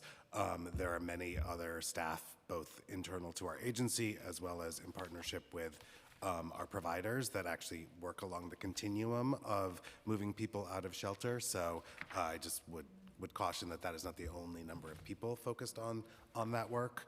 And that is really focused specifically on rental assistance.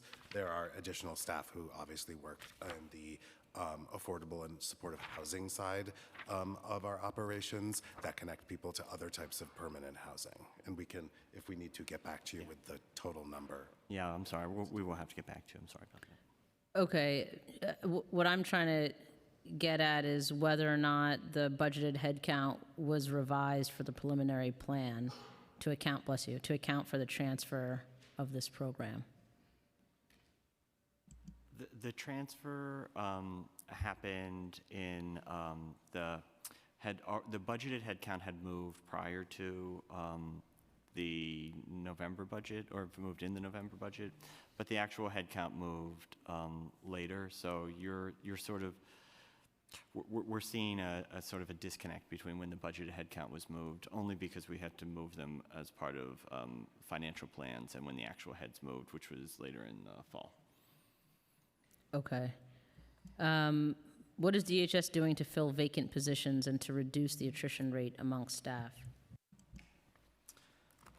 Thank you. Yeah, that's a great question. So our Human Resources Administration has a number of initiatives that they've taken to try to reduce the staff, the vacancies in staff. I mean, on an internal level and at the higher levels, we're working to ensure that all of our positions are posted and that staff have an opportunity for growth within the organization. When we are looking to bring in staff from outside of the organization, we are doing the traditional civil service hiring pools. We post everything on our jobs website and try to advertise our positions outside of just the city's website. We've done numerous career fairs. We've collaborated with HRA's career services divisions and done hiring halls across the city. We've also worked within our Office of Marketing to create recruitment videos for positions that are hard to recruit. Okay, and what would you say is an acceptable or ideal vacancy rate? If not, zero. Yeah, I would say as close to zero as possible. It will never be, zero, and it takes time to recruit new staff. But I'm certain this agency wants to have everybody on board that we can, and also for the benefit of the other staff who are here, who are taking on so much work on behalf of people. And so, while it's difficult to attract talent, and of course, I suspect this bureaucracy, like all, are challenging to work through. I think it's a great opportunity to look at that process, streamline it as much as possible, and get folks in the door. So I would say we would be striving to have that be as low as possible. Okay. Okay, on February 19th, DHS released an action plan for the integration of asylum seekers into the DHS system. The plan laid out the following goals: close the last emergency asylum shelter, bring single adult shelters into compliance with capacity limits, and comply with regulations requiring families with children to have access to cooking facilities. The plan mentions that within the next 6 months, DHS will open several new shelters which were delayed by the previous administration.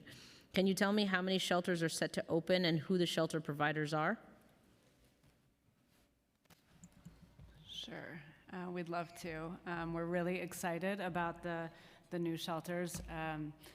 While folks are finding the specific information for you, I'll just say I was at ribbon cutting for Magnolia Gardens last week, and it's a beautiful space built with the nonprofit and community working together. Those are the kinds of spaces we want to be able to move our families and others into, places with services on site that fit the fabric of the community. It was just a wonderful opportunity to see that kind of shelter open. And while I'm sure there's always concerns when shelters are sited, what I saw there that day was so much community excitement for the space. There's community rooms that could even be used, I think, by community members, and so just a real celebration. I was sorry to miss that ribbon cutting, but I'll be visiting Magnolia Gardens soon. Thanks, Commissioner and Chair, for the question. I was conferring with Chief Gonzalez. We know the sites, we know the addresses. We'll have to get back to you on the providers. Okay, and what about a breakdown of the populations that will be served, the facility types, the boroughs, and how many residents these shelters are able to house? Yes, I can certainly answer. The population will be single men. So these sites are opening to absorb the clients that are being transferred out of the last remaining HERC site. Okay. And after the opening of these additional shelter sites that are already in the pipeline, do you anticipate needing more shelter sites? We're constantly evaluating. Part of our large capacity management plan, and the third item that you mentioned from that 45-day plan, is to ensure that families are out of hotels that don't have cooking facilities. So that's a task, and in order to move families out of hotels, we need a robust pipeline. So we're continuing to identify high-quality, safe facilities to allow us to exit hotels. And do you know how many you might need, like how many shelter sites? I think we'd need to get back to you. The number changes as we go, right? So when that plan was established, the census was a certain number. We know how many families were in as of the day. It's something we're constantly monitoring. And I mentioned earlier, we work with our colleagues at OMB on the shelter projections to kind of tie what the expected census will be to the beds we're going to need to have available at that time. Okay. The action plan states that goals will be met in part by converting some families with children hotel units for use by single men. How many families with children hotel units are there currently, and how many could be converted for use by single men?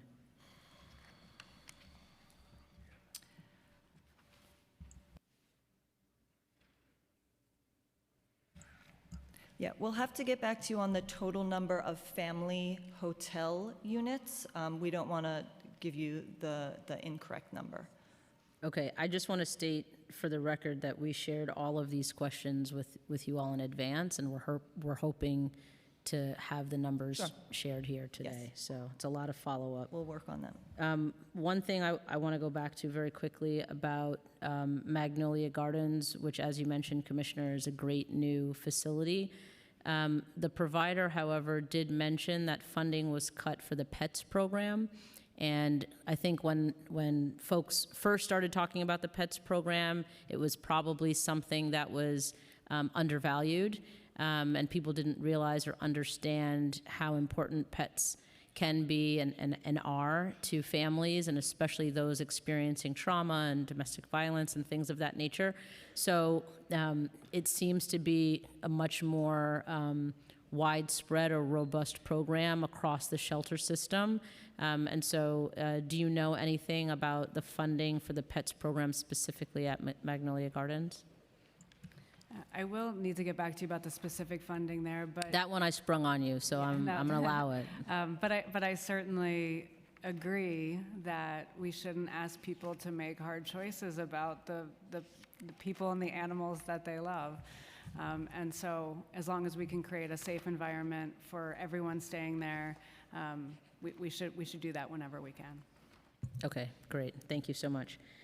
Okay, and then going back to the asylum seekers and DHS system, where do you plan to move the approximately 8,100 families with children currently in hotel shelters, and how will you minimize disruption to these families' lives and to the children's schooling? I know you talked about doing everything we can and identifying new sites. And of course, we know, everybody knows, we have a crisis of housing and shelter here in New York City. But for the families with children specifically, what's your plan to minimize disruption? Okay, thank you for the question, Chair. First and foremost, outside of any need for an emergency transfer, we are looking to ensure that families are not transferred, families with school-age children, until after the school year, whenever possible. That's one of our approaches, and I just want to confirm for you the number of family hotel units that we have, 11,084. 11,084. Thank you so much. And just to build on that point, because I've asked about it a little bit as well. So in addition to whenever possible, not asking younger children that are school age to change schools. Right. I know we're providing transportation if people want to stay in home schools. We believe in, obviously, the education stability and making sure there's continuity there. Great, thank you. And given that asylum seekers often have unique needs different from the general DHS population, how do you plan to serve them after they've been integrated into the DHS while also keeping them safe from immigration and customs enforcement officers? Sure, thank you for the question, Chair. Throughout the process of integrating asylum seekers into our general shelter population, everyone is treated the same. So everyone is assessed in the same way, service plans are delivered in the same way, and the specific needs around asylum seekers, whether it's legal or immigration services, get added to the service plan just as they would if childcare was needed or employment services were needed. We partner with the Mayor's Office of Immigration Affairs to make sure we have the most current and client-forward facing materials and resources. Our providers, just like they would for medical providers or employment programs, are responsible for making sure they have a network of resources to refer clients in need to. Thank you. I'd like to acknowledge that we've been joined by Millennium High School from here in Manhattan. Welcome, students from Millennium High School. This is a preliminary budget hearing for the General Welfare Committee, which has oversight over the Department of Social Services, which includes the Department of Homeless Services and the Human Resources Administration. So welcome to City Hall. Okay. Disability and aging accommodations in shelter. As the former chair of the Council's Committee on Aging, I've seen how older New Yorkers have unique needs that I'm concerned about, and how DHS is meeting the needs of this population in the shelter system. Can you provide an estimate of how many people in shelters are 60 years old or older? Thank you for the question. We will get you an estimate of the number of people in shelter 60 or older. Okay, you don't have that? Not at my fingertips, no. Okay. Apologies. What specialized support services does DHS provide to this population? We have a few sites that are designed specifically for this population. They tend to be lower density. They tend to be more accessible for those with mobility or chronic medical issues. Some of the providers that operate these sites also have their own housing programs, supportive housing programs, and we ensure that we're working with our HRA partners and other city agencies for any housing options that are dedicated specifically to this population. And what specialized support services are available to shelter residents with disabilities? So, excuse me. Our Office of Disability Affairs is always available to assist our shelter providers with any needs that they feel that they need to assist a client in order to meet, to make sure that they have full access to services that we offer. We have a robust reasonable accommodation process that allows the people we serve to request accommodations, whether it's a change in policy or procedure, or additional time with an application, or having information read to them to make sure that they're fully aware and participating in their service plan. And what does the review process for those requests look like? Okay. And based on what you're saying, basically the information is presented to the person, and then they would, know what their options are, or are there cases where people are asking specifically for specific accommodations? We've certainly get those instances, as well as it's our responsibility also to pay attention to proactively see if Identified needs, yes, yeah. Visible and apparent needs. So, for example, if somebody comes in and applies for shelter and we're looking for a placement, we're going to look for one for somebody in a wheelchair who uses a wheelchair with an elevator. Right. If there Some disabilities are invisible. Exactly. But I recognize that for those that are visible, you do your best at intake. Right. And for Sounds those that are invisible, or for things that arise when somebody is placed in shelter, The individual who's in receipt of shelter can apply directly for a reasonable accommodation on their own by submitting a form. The shelter staff is there also to assist them in completing the form, and it's likely that we're going to need documentation, so shelter staff is also there to help them gather that documentation, make sure it gets to us. Okay. Would lack of documentation prevent one from receiving a reasonable accommodation? It depends. It depends on what the need is. Okay. Can you give me an example of when somebody might be denied a reasonable accommodation for lack of paperwork? Documentation. So if somebody in shelter submits a reasonable accommodation, they need their own unit and their own bathroom. We would ask for medical documentation that would indicate that that is, in fact, a need. Okay. And if that documentation was not provided, the reasonable accommodation would likely be denied. Okay, at that time, but At there's an that time. opportunity And again, the shelter for- staff is responsible for helping people to secure Right. the documents that they need. Okay. How many DHS shelters are wheelchair accessible? I'll get back to you on that. Okay. And does DHS take age and disability into account when placing clients into shelters? Yes, as I mentioned, we do have a few shelters that are designed. Yeah, so as if there are available beds there, we would certainly place someone as long as it was appropriate. And as those sites have permanent placements and beds become available, we would be transferring appropriate folks in. Okay, and I assume you take into consideration the availability of community services and amenities and access to public transportation and other factors that those vulnerable populations would need. Yes. How does DHS coordinate with agencies such as NYC Aging and the Mayor's Office for People with Disabilities to better serve older adults and people with disabilities who are experiencing homelessness? We're constantly engaging with our sister agency partners around best practices, any new services, pushing for additional housing supports, making sure that our providers are aware of all the services that are offered by our sister agencies as well. Thank you. And I'm going to go to Councilmember Aviles for a few more questions, and then I have a question here from Councilmember Thomas Henry, who's joined us online, but unfortunately we don't have quorum at the moment, and so I'll have to ask her a question for her. Thank you so much, Chair. Thank you to the whole team for your work and being here today.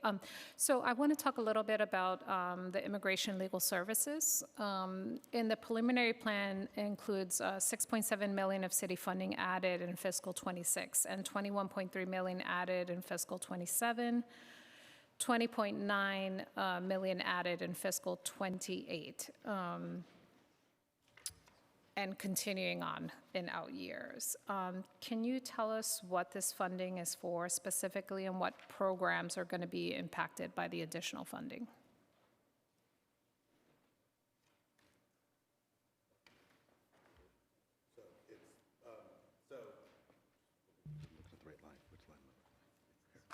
So it supports a variety of immigration services across different programs and different agencies. So it will support IOI, which is at HRA under our Office of Civil Justice. It also supports. Can you tell me how much for each program? What would be the breakdown? So IOI at HRA at what amount? Okay, so we'll provide the breakdown on each specific agency. If they don't have it in there. But IOI, then the Office NGBV, to End Gender-Based Violence, also has programs that will receive some of that funding. Our colleagues at Moya also receive some of that funding. Additionally, we have a low-wage worker protection program at HRA that will also receive some of the additional funding, and we'll get back to you with the specific amounts for each one of those programs. But it crosses a variety of programs that focus on supporting individuals who may experience immigration issues that need legal representation. Great. So when you report back, we'd love to see the breakdown across and then across years. Thank you. In terms of the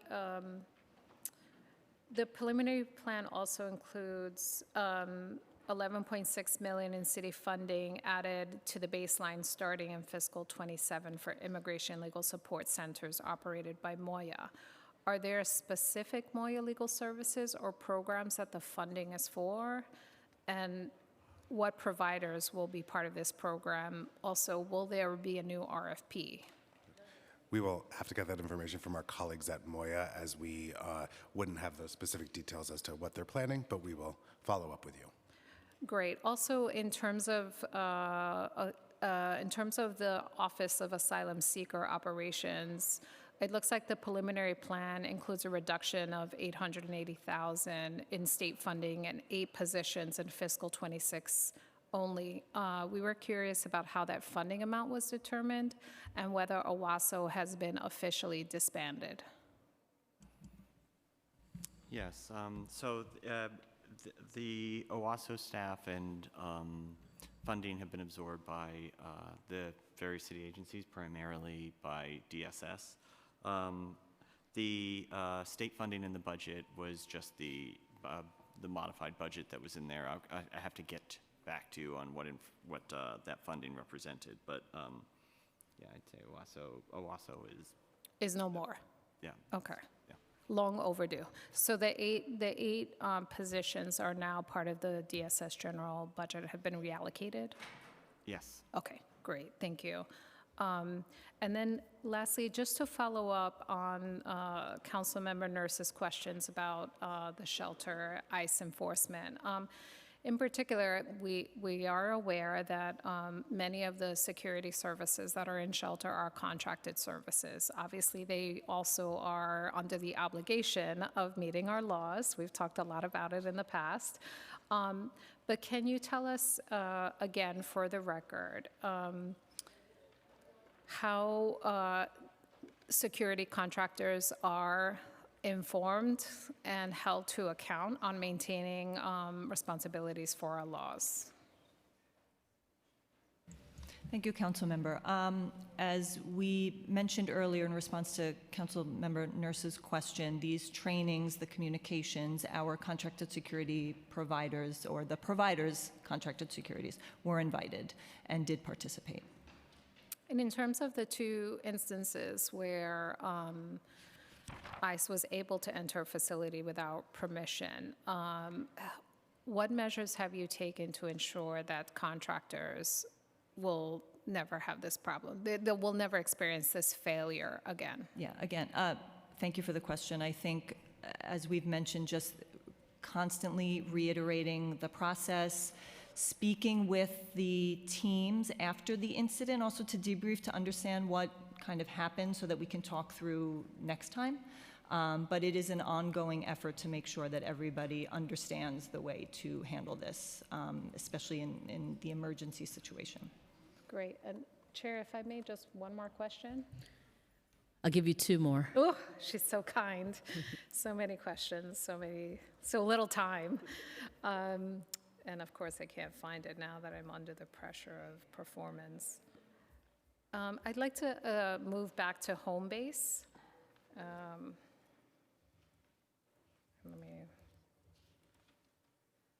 Okay, here we go. Could you tell us, so we know that HRA's home base supports city FEPs and community clients to maintain stable housing.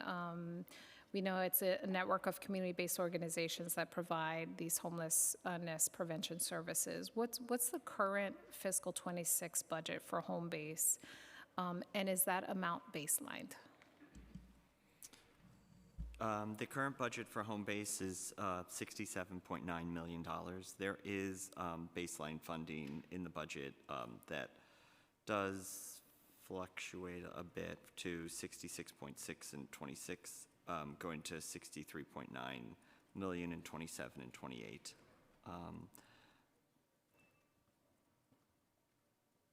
Yeah. So 90% amount are baselined for that funding? Yeah, it's great. Largely baselined, yeah. In terms of what's the actual spending to date in fiscal '26? And how much was, what was the actual for fiscal '25? So through through February for fiscal year '26, we've spent $46.5 million. The actuals for '25 was $67.9 million. Okay. And then in terms of In multiple City FEPS oversight hearings, we'd heard from the public that the demand for the City FEPS application renewals and other rental assistance services that Homebase provides can't be met with the current level of funding budgeted. We've also heard that CBOs are having difficulty hiring and maintaining adequate staff levels.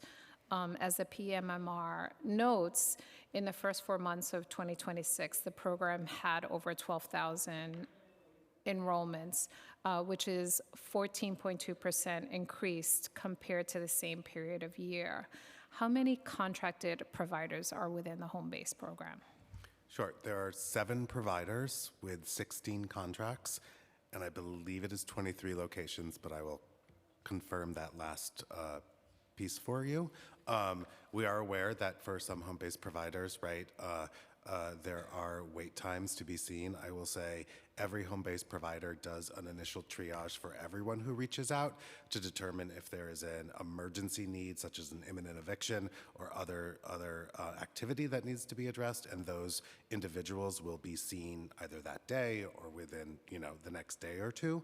But we are, as I mentioned before, looking at ways in which we can shift some of the responsibilities that have been taken on by Homebase over the years back into HRA so that we can expand capacity for them to serve more people in the community. That includes, looking at things that we're doing around subsidy work that they currently work on, and especially around state FEPS, as well as some other complex casework that they do that we think we are able to bring back into the agency to expand their capacity. So since we've acknowledged there's a capacity issue, do you know what the current case ratio would be for home-based staff at this moment? It doesn't work on a case ratio basis in that manner. I will say, last year they did exceed their service targets, right, which was 30,000 served, and they did serve 32,000 last year. So it is something that we're tracking closely, and we're in conversation, ongoing conversation with the Office of Management and Budget around resources for the program. And what's the funding that you anticipate, given what we know to date, the program would need to operate optimally? So that is something we're still discussing with OMB to identify what additional resources would be appropriate to help, respond to the community need. And lastly, so what is the directive when, so it sounds like the home-based providers are asked to prioritize and triage emergencies. How is the agency conducting oversight and evaluation that those triages are actually happening and happening promptly? So we speak quite frequently with our home-based providers to assess what is happening. We talk to them about where they may be seeing wait times and how that is manifesting itself within their work. And I will also say that they are, they definitely come forward to us when they are finding that there may be some challenges, especially if it's relating to serving those who are showing up with an emergent need that needs to be addressed immediately. Okay, thank you, Chair. I'll be back. Thank you. You're welcome. I think that was about 4 questions that you actually asked. But important ones, so thank you. Okay, I'm going to ask a couple of questions on behalf of Councilmember Thomas Henry, who's on Zoom. What is the process for someone in a shelter to apply for formerly homeless set-asides in new housing developments? From her experience, shelter residents are applying directly through Housing Connect, and the housing coordinators at some of the shelters do not seem to be well informed on the application process for the set-asides or availability of new sites. I will take part of that, and then we might get back to you and the council member with some additional details, and I'll ask my DH colleagues to weigh in as well. So for HPD homeless set-asides, right, the provider network is aware of the different availabilities that we have. To apply for an HPD unit, you do have to submit through HPD Connect. I know that we do have data shares that we are doing with HPD to sort of share information on those individuals who have applied and are eligible, but we'll have to get back to you with some more specific details to map it out, but obviously we do want to know if our shelter providers, right, if we're hearing that some staff aren't fully aware of the process and what should happen, that is something that we will discuss about and make sure that we're pushing out information that's clear and simple so that folks will ensure individuals who could maybe benefit from those set-asides know that they're available to them. Great. Yeah, thank you, Administrator. And I will add that it is first and foremost part of the rehousing strategy for clients in shelter to have HHAs submitted. So it is the job of shelter staff to ensure that that's done, that it's done accurately, and when changes occur, that things like income are updated. We can connect Councilmember Thomas Henry with you all to see if there's a specific location that might need some more assistance. Thank you. And then second question from her. Last year, a former JFK Hilton Hotel in Queens was converted to over 300 affordable apartments for low-income and formerly homeless New Yorkers. As someone who represents a district with an airport that is surrounded by hotels that have been converted to shelters, is there a long-term plan to replicate this model of converting hotels into permanent housing? Certainly. So yes, so that conversion was part of the Affordable Housing Services program that we have, which we are definitely very supportive of and looking to expand if possible. I do know that there is sort of an overall interest as well across the administration to look at how other hotels could be transitioned to more affordable housing. Great. Thank you. I'm going to kick it over to Councilmember Brewer before I continue on with my line of questioning. Thank you. West 74th Street would be great permanent housing, I'm just saying, because I am, the issues there, Scott. Oh, my God. All right, one question. How many city-run shelters are there compared to run by nonprofits? Thank you, Councilmember. There are 5 city-run shelters when we exclude 2 intake facilities, Path and 30th Street. Okay, and are they going to be continuing? Are you going to have more? Or are you probably going to stick with the nonprofit? I think all plans are in discussion for those sites. Okay. Next is, I get a lot of calls about APS, Adult Protective Services. According to the preliminary management plan, there's an increase without getting into the specifics, as I think many of us are getting older, probably why, but there are many more requests and an increase in cases. So what is driving these increases, except maybe age?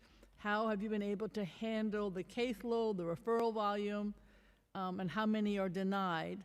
I must admit, I get a lot hoarders, which is a big problem. So tons and tons of hoarders, APS, et cetera.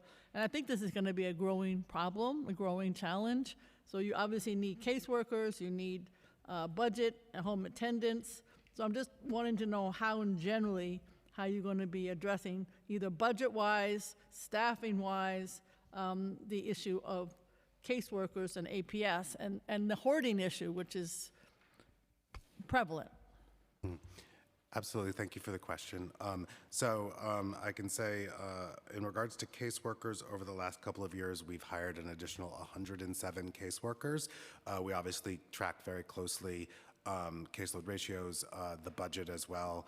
I will say we are within our timeliness rates to be assessing cases that are referred to us. I will also note that eligibility for APS is very clearly defined by the state and other regulations, and it's sort of very specific criteria that needs to be met for someone to be identified as an APS client, which includes sort of a combination of things of an individual needs to be 18 years or older, and they need to be mentally or physically impaired. They have to be unable to manage their resources, carry out the activities of daily living, or protect themselves from abuse, neglect, exploitation, or other hazardous situations, and have no one available who is willing or able to assist them responsibly. And so all of those criteria need to be met to be deemed eligible for APS. Otherwise, the case would be declined at that moment. But it is something that we're tracking very, very closely. I agree with you with the aging of the population as well. We want to make sure that we're supporting individuals and we will assess and discuss with OMB as well, where we see additional resource needs. Do you have a contract for hoarding to clean out, or do you do that internally? Because I do a lot of it myself. We have a deep cleaning contract that we utilize when a hoarding situation has been encountered and we realize that some type of deep cleaning is necessary. Could you let us know how much that is, how much it's increased, and if you think it needs to be more increased? Because it's... Yes, we will follow up with you on that. Thank you. Thank you, Madam Chair.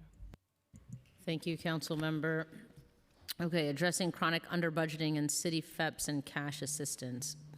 In recent years, financial plans have not appropriately accounted for costs of HRA's city FEPS and cash assistance budget at a level proportionate with recent expenditures. The chronic underbudgeting of these two vital programs has been of concern to the council and was raised in every preliminary budget responses since fiscal 2019. The council was pleased to see that the preliminary plan fills a fiscal cliff for city FEPS and cash assistance, increasing the baseline budget for both programs starting in fiscal 2027. The funding added in the preliminary plan for city FEPS brings the total fiscal 2026 budget to $1.78 billion, growing to $3.04 billion by fiscal 2029. How do HRA and OMB forecast the growth of the city FEPS program? Yes, thank you for that question. So as I noted earlier, I think in relation to shelters, we work very closely with the Office of Management and Budget. We share data with them, and we, work on fiscal forecasts for this and other programs, and reconcile those based on what we're seeing in the program themselves. In cases of rental assistance, the growth we're seeing, the anticipated growth for the rental assistance vouchers and so forth. Okay, can you provide a breakdown of the primary factors that drive the cost increases across the plan period? Sure, yeah. I mean, the increase there is, again, new entrances into the program, which I noted earlier was about 15,000 for FY 25. We project what the voucher increases would be. Again, we follow the New York City Housing Authority and their payment standards. Those payment standards are set by HUD. So we project the growth in payment standards, and overall, when you look at the new entrances, the people that are leaving, and the rental assistance, that sets how we project and what we think the populations would be. How much has been spent to date in fiscal 2026 on city FEPS? Give me 1 second.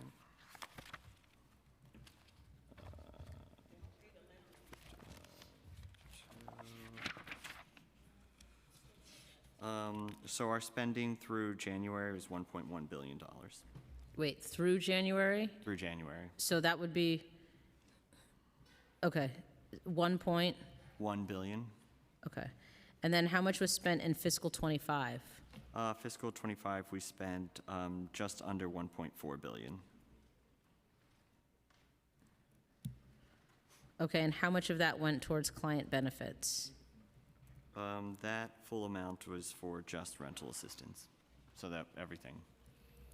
Okay, That's rental assistance, city FABs. okay. Hold on.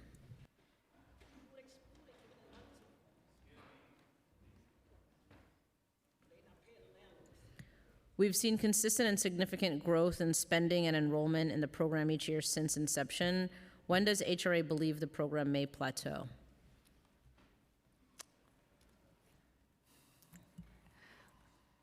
So I'll jump in. I mean, just looking at the program, which, with the 2 weeks I've had on the ground, there's a lot of need and desire to use this program clearly, and it's helping people. If we keep, of course, letting people into the program, and that's good, and they're moving in out of shelter or avoiding shelter in the first place, but if there's no exit to that program, it continues to grow, essentially endlessly. There's really 2 degrees of freedom, right? There's ins and outs, and if ins are always going to exceed outs, and they are, without any other strategies, then it will continue to grow. There's only so much, of course, that can be done in the middle. We should do our best job to run an efficient program to make sure that we meet rent standards, but with increasing people entering the program and very few exits, it continues to grow. Understood. As of the preliminary plan, cash assistance makes up 19.4% of HRA's fiscal 2026 budget at $2.76 billion and is baselined at $2.74 billion starting in fiscal 2027. More households are enrolled in and staying on cash assistance for longer periods of time. According to the PMMR, the number of people receiving cash assistance was 604,000 for the first 4 months of fiscal 2026, which shows an increase from that period last year. How do HRA and OMB forecast growth for cash assistance? Cash assistance, again, you know, we work pretty closely with OMB to project the population for cash assistance. You'll see in the budget, the out-year budget, or really 26 through 28 is flat. One piece that admittedly is a change is mandatory engagement. So we are, you know, working closely with our partners at OMB to try to refine those models. Cash assistance, though, is admittedly a more difficult program for us to forecast. Okay, and how much was actually spent on cash assistance in fiscal 2025? In 25, it was just under $2.7 billion. And what about to date in fiscal 26? Through January, we've spent $1.6 billion.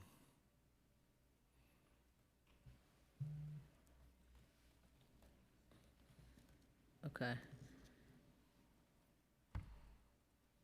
As of March, how many cash assistance recipients, individuals and households, are there?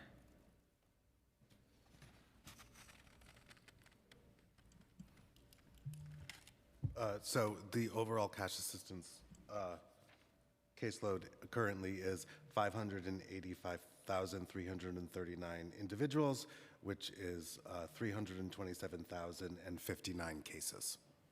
330? 327,059 cases. Thank you. And how has this number changed over the past several years? Over the past several years, we've seen the cash assistance caseload increase.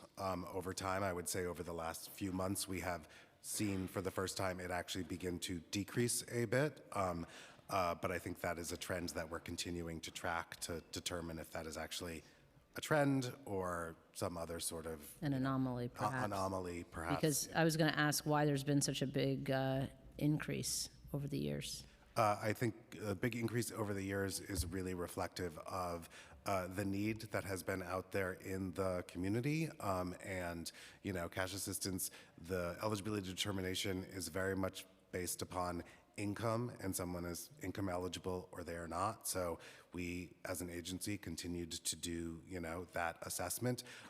Starting in 2023 especially, we saw a significant increase in monthly cash assistance applications each month, and that has really continued. We've seen some abating of that, but, you know, we were seeing on average between 45,000 and 50,000 applications for like a multi-year period. And many of those people were income eligible for cash assistance, so they were added to the caseload. So I think it was a reflection of, you know, economic realities for low-income individuals in New York City. And we also made it easier to apply for cash assistance during that period of time. We shifted it to online, so individuals did not have to come into one of our sites, which allowed people to also apply whenever it was convenient for them. And I think that also led to an increase in the applications and access to the program. That's great. That work is great, and would love to see more ways that we can make it easier for people to access benefits. What services is HRA providing to clients to help them transition from the City FEPS program to full self-sufficiency? And I guess this goes back to your statement, Commissioner. Just, you know, what effort really are we making to get people out of the program once they've been in? Yeah, no, thank you for the question. I think it's a really important point and an effort we should work on together. So looking at how we can reduce costs of the program, how we can, of course, move people to self-sufficiency. Over that 5 years, there will be a number of people who we can engage in our career and training programs. We can engage in other subsidy programs to reduce the cost of the program overall. And so I think there are really some strategies we can use to help people move to self-sufficiency and to limit the cost of the program so that we can serve more people. What have you done already to date?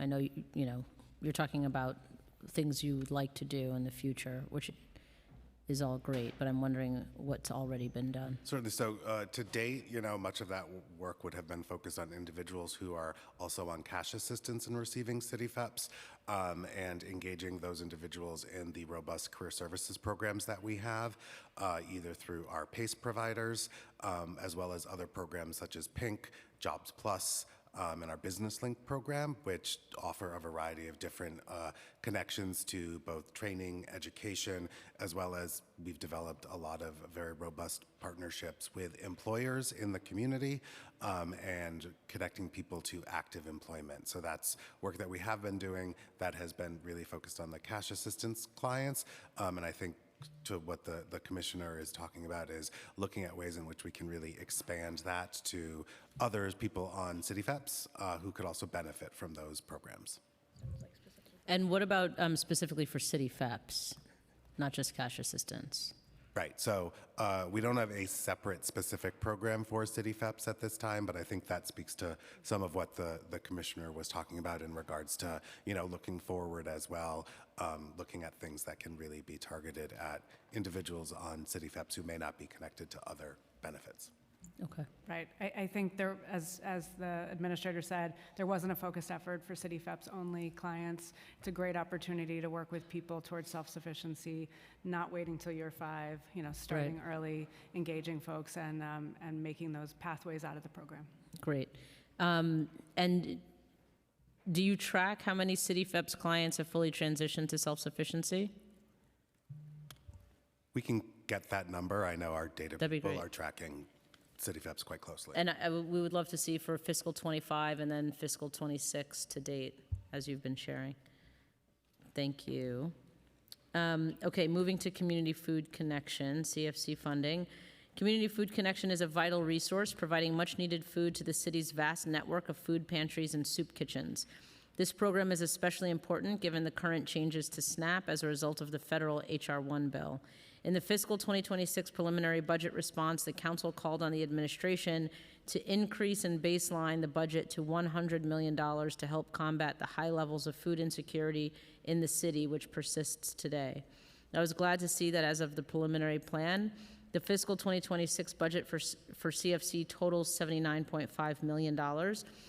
For the first time in the history of this program, the preliminary plan increased the baseline funding by $53.6 million to $74.5 million starting in fiscal 2027. Is the current fiscal 2026 budget for CFC an estimate of the need for the whole year, or do you expect to add more funding in the executive plan? No, we believe that this will be the full amount for the budget. Okay, and how will you allocate the additional funding across the CFC network in fiscal 2027 and the out years? That's a good question. We're still working across our network to work on the distribution plans and our various pantries. While increasing the baseline to $74.5 million is a substantial add, food insecurity in the city has continued to increase, and the inflationary increase in the cost of food puts a burden on the city's food pantries. Will HRA consider adding annual adjustments to the CFC budget to account for inflation and the increased cost of food procurement? We can talk to our partners at OMB and our partner agencies and explore that, yes. I'll take that yes at the end there. What is the actual spending thus far in fiscal 2026, and how much was spent in fiscal 25? Through January, we've spent $37 million. In fiscal year 25, the program spent $59.1 million. Thank you. Okay, moving on to HRA staffing levels. As of January 2026, The actual headcount for the agency was 10,821, with 1,696 positions vacant, or a 13.5% vacancy rate. What are the main challenges the agency has been experiencing in hiring new candidates? I mean, I think some of it has been similar to what Chief Johns has said before, in particular when focusing on case management and caseworker type of positions. But I think we have taken a lot of very, innovative approaches to recruiting non-traditionally as well. So expanding where we are recruiting talent from, and where we can, utilizing incentives, which is we utilize something for the hiring of caseworkers around that, and we will continue to sort of focus with our Office of HR Solutions to identify additional ways in which we can sort of expand recruitment efforts so that more people know about city opportunities and the benefits of actually coming to work for a city agency and the pathways that can provide. Many of the agency's frontline workers, such as eligibility specialists and others involved with the processing of benefit applications and recertifications, are in very challenging jobs with low levels of pay. Has the agency done an evaluation of salary increases for these positions to improve retention and hiring? We're always looking at retention and hiring and salaries. Those are conversations that we would also have with the City Office of Labor Relations, as salaries are baselined within negotiations and agreements with the individual unions that oversee those workers. What is the agency's hiring plan, especially as it relates to frontline client service positions, which I think you got into that a little bit earlier. What are the priority positions the agency is hiring for? I can speak for HRA.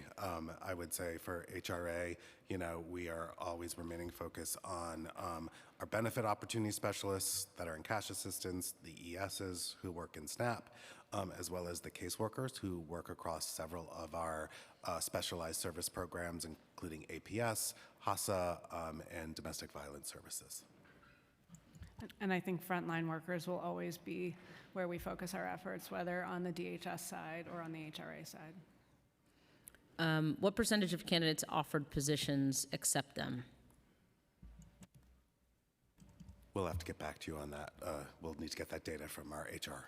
Okay. Do you have any anecdotal information about the top reasons folks may turn some of these positions down or leave the positions after short periods of time?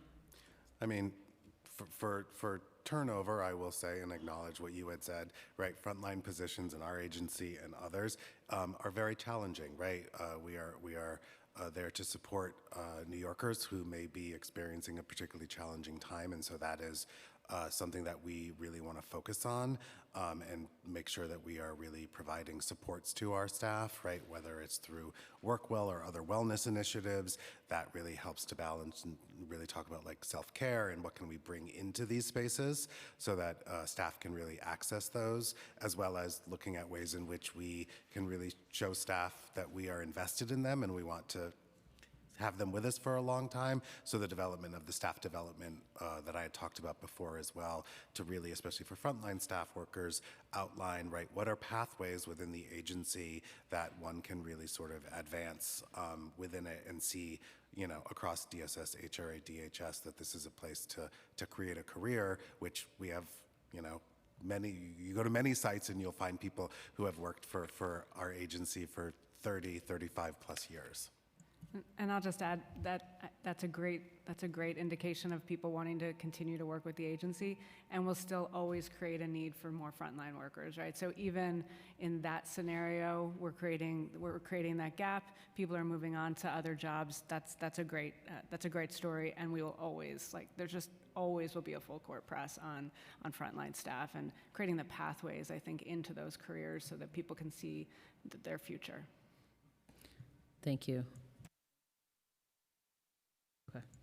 All right, benefits, assistance, processing, and hiring plan.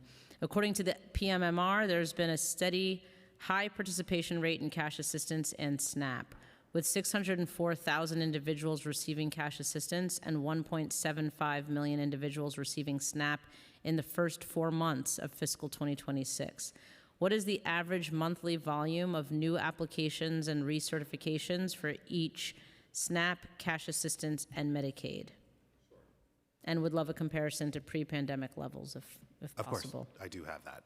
Great. So the average monthly cash assistance application volume is 46,901 for FY26 to date, and that is an increase of 77% from the same period in FY19, which was an average of 26,494 per month. On SNAP, the average FY26 to date monthly application volume is 29,454, and that is a increase of 14.9% from the same period in FY19, which was an average of 25,630. And then for Medicaid, the FY26 year-to-date application volume is 28,553, which is a 9% decrease from the FY19 year-to-date average of 26,186.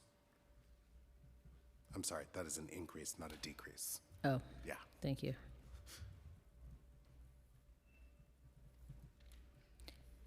You said the 28,553 is year-to-date for fiscal 26. FY26, and then it's a 9% Increase increase to from FY19, which was 26,186. 26,186. Okay, got it. What percentage of applications and recertifications are denied? I don't want to speak extemporaneously, so I will get back to you on the specific numbers because I know it has transitioned, and I think it might be in my book, but I don't know that I underline that, so we'll get back to you. Okay, and the reasons for denial would also be helpful. Absolutely. And are there bigger delays in each program processing new applications or recertifications? No, there are not. We have the extensive delays and backlogs we saw several years ago have been cleared, and they have remained cleared. Have been fully cleared? Yeah, the backlogs have been fully cleared and have remained cleared. We obviously still focus on our timeliness rates, right, and are always looking to increase those. But I will say, for a majority of applications that maybe are not done within the 30-day window, they are done shortly afterwards.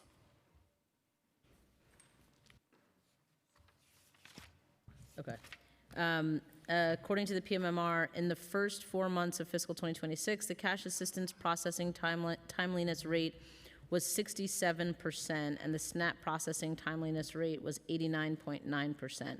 While these are improvements from the prior year, they're still below your target of having 95% of benefit applications processed within the state's required 30-day timeframe. What is the current timeliness rate for cash assistance and SNAP for fiscal 2026? The cumulative rate, I will have to get back to you, though it is remaining consistent with those. I will say on cash assistance, there are some managerial and systems things that we are soon to be implementing that will increase that as well.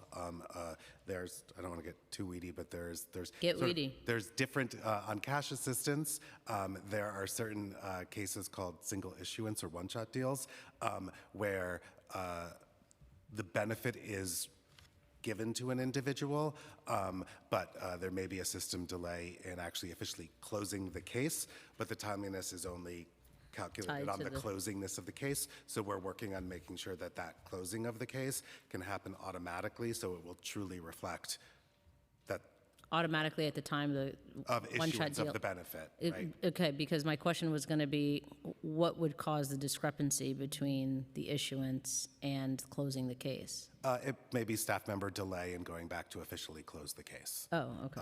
And other things. So we're just looking at instances there. Sounds like a simple fix. So we definitely still, we still have ways to go, but we're implementing a variety of, management and tracking tools to further increase timeliness to get to the 95% targets. Okay. And I think that was everything from here.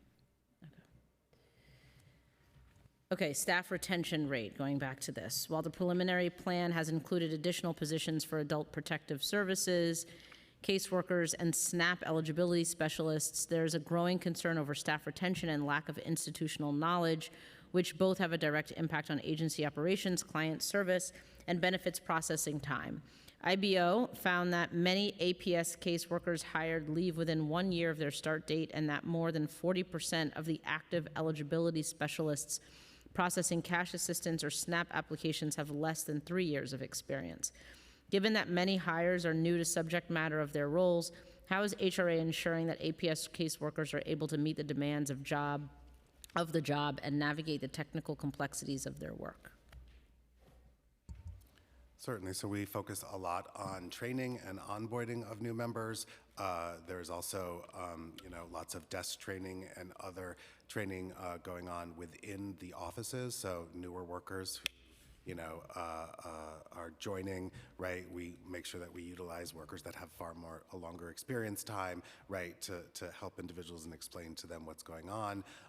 And we are constantly evaluating, right, what additional trainings can we provide to APS workers, similarly to what we're doing on the SNAP side, right?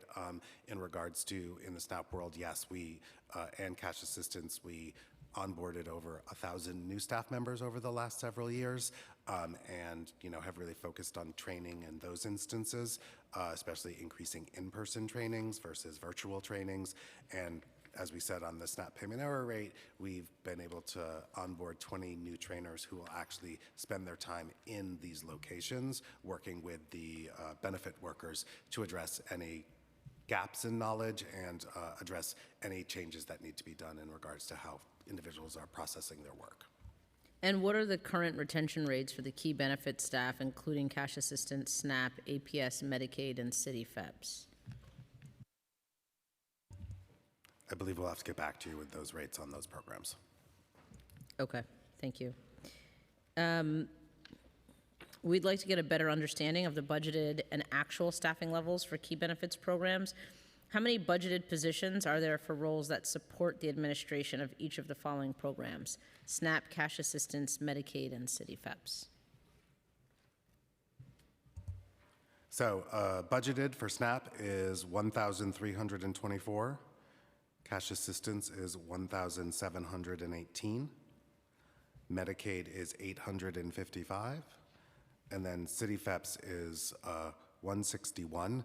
But I would say that with the same caveat I did earlier in regards to that's like specific processing, but there are far larger numbers of people who work on the city FEPS program. Okay. So 1,300 people for SNAP to manage almost, 29,500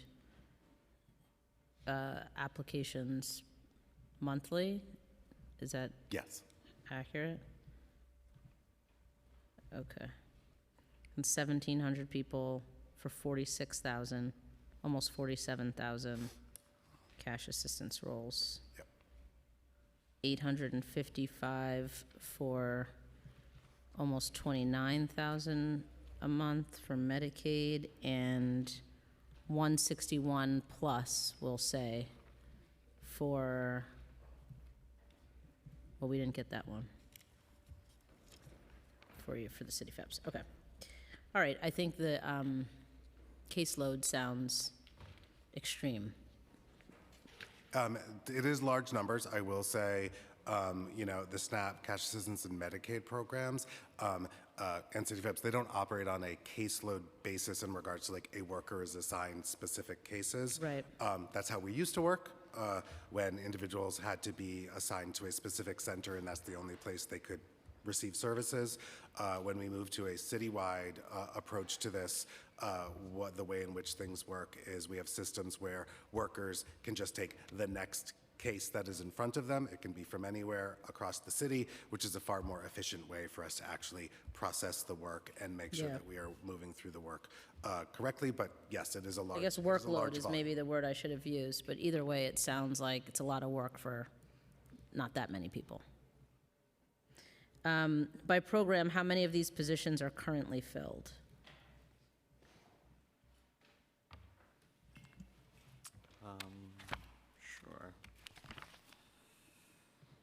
for SNAP,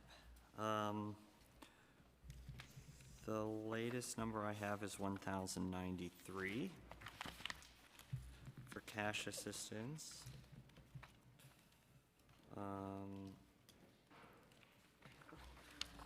I have, shoot.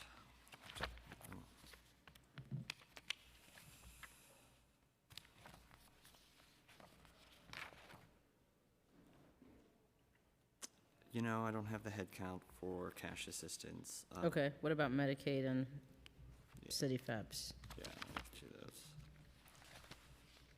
You know, actually, City FEPS also, I only have the programmatic budget, so we'll get back to you on that one. Okay, and Medicaid? And Medicaid, 48.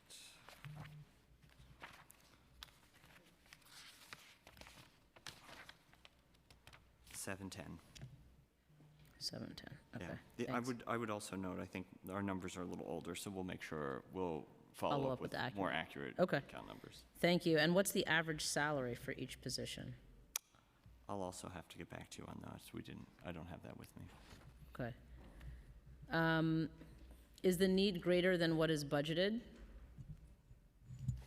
So given the workload, you know, and the number of employees that you have, and the retention rate, and the timeliness rate, do you think that the number of employees you have currently is sufficient? I think our headcount as budgeted is sufficient. I think as we discussed earlier, making sure that we are keeping all of our vacancies filled is really a priority for us. And then that will really indicate to us if there are still gaps in staffing or not.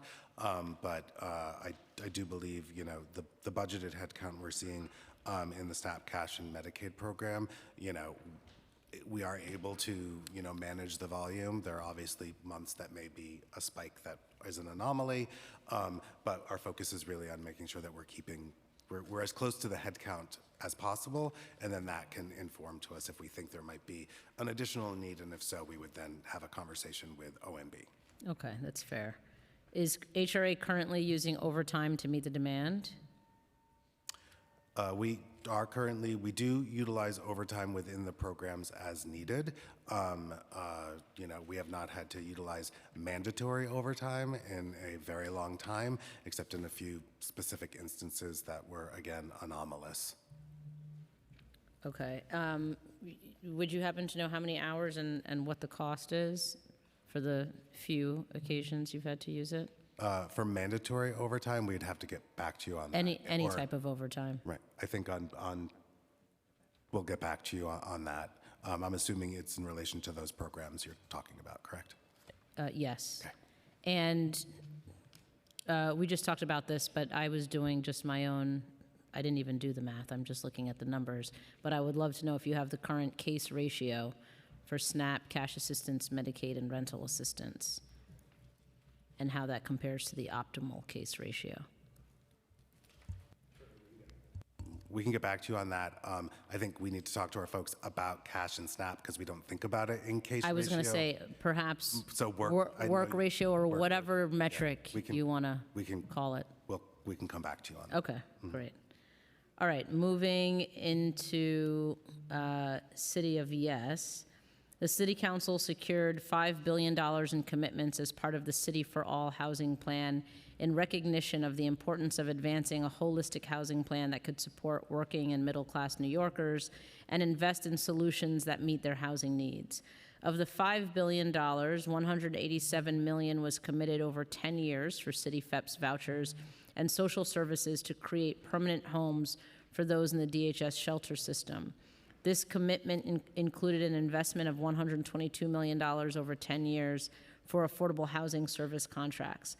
Was the funding added as a new need for affordable housing services in the preliminary plan part of this commitment? Yes, it was. We did, as part of the preliminary budget, hold on one second, I'm so sorry. It looks like we have $215 million for the City FABS vouchers request. 215? Yeah, let me make sure. Hold on, I'm sorry. You know what, that actually is the part of the original commitment, which covered fiscal years 25 and 26, so, So no, yeah.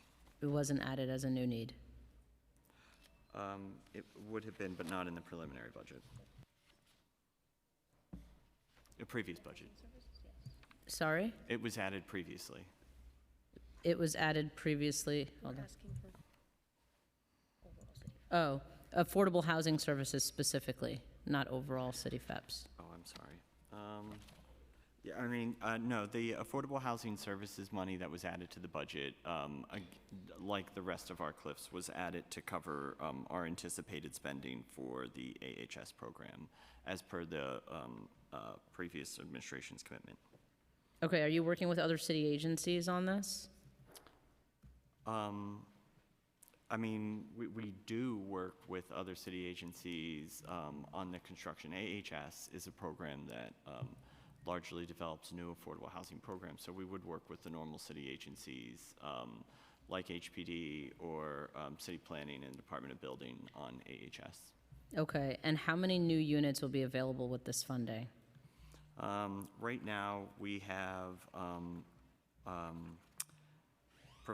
we financed about 491 new units. We have additional units in our pipeline. How many additional? 226. 226. Okay, thanks. And Oh, then I'm sorry, I'm yeah. so sorry. I gave you the wrong, I gave you last year's number. The current number of active units is 561, and we have an additional 226 in our pipeline.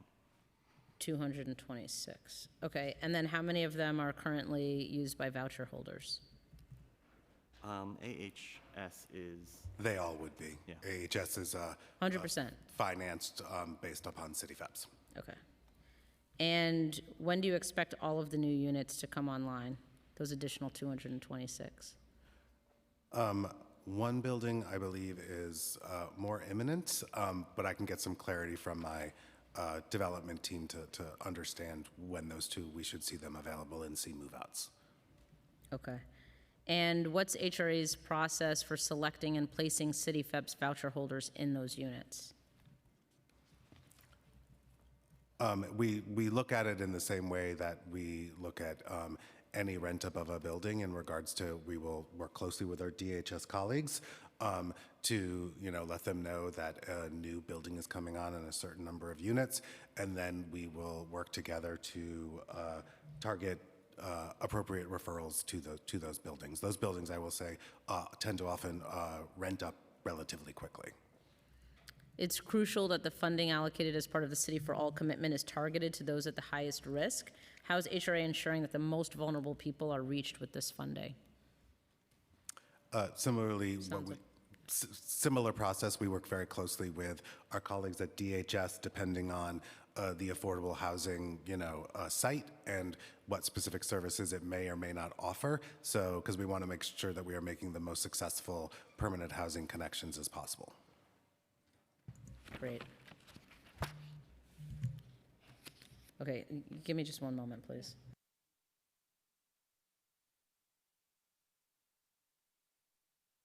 Okay. Rental assistance programs and source of income discrimination. In March 2026, a panel of 5 upstate judges ruled against the landmark state law that bans discrimination against people who use government assistance to pay their rent, stating that it violates the constitutional rights of property owners because the program requires building safety inspections. Has HRA evaluated the potential implications of this ruling for the city and specifically for the city FEPS program?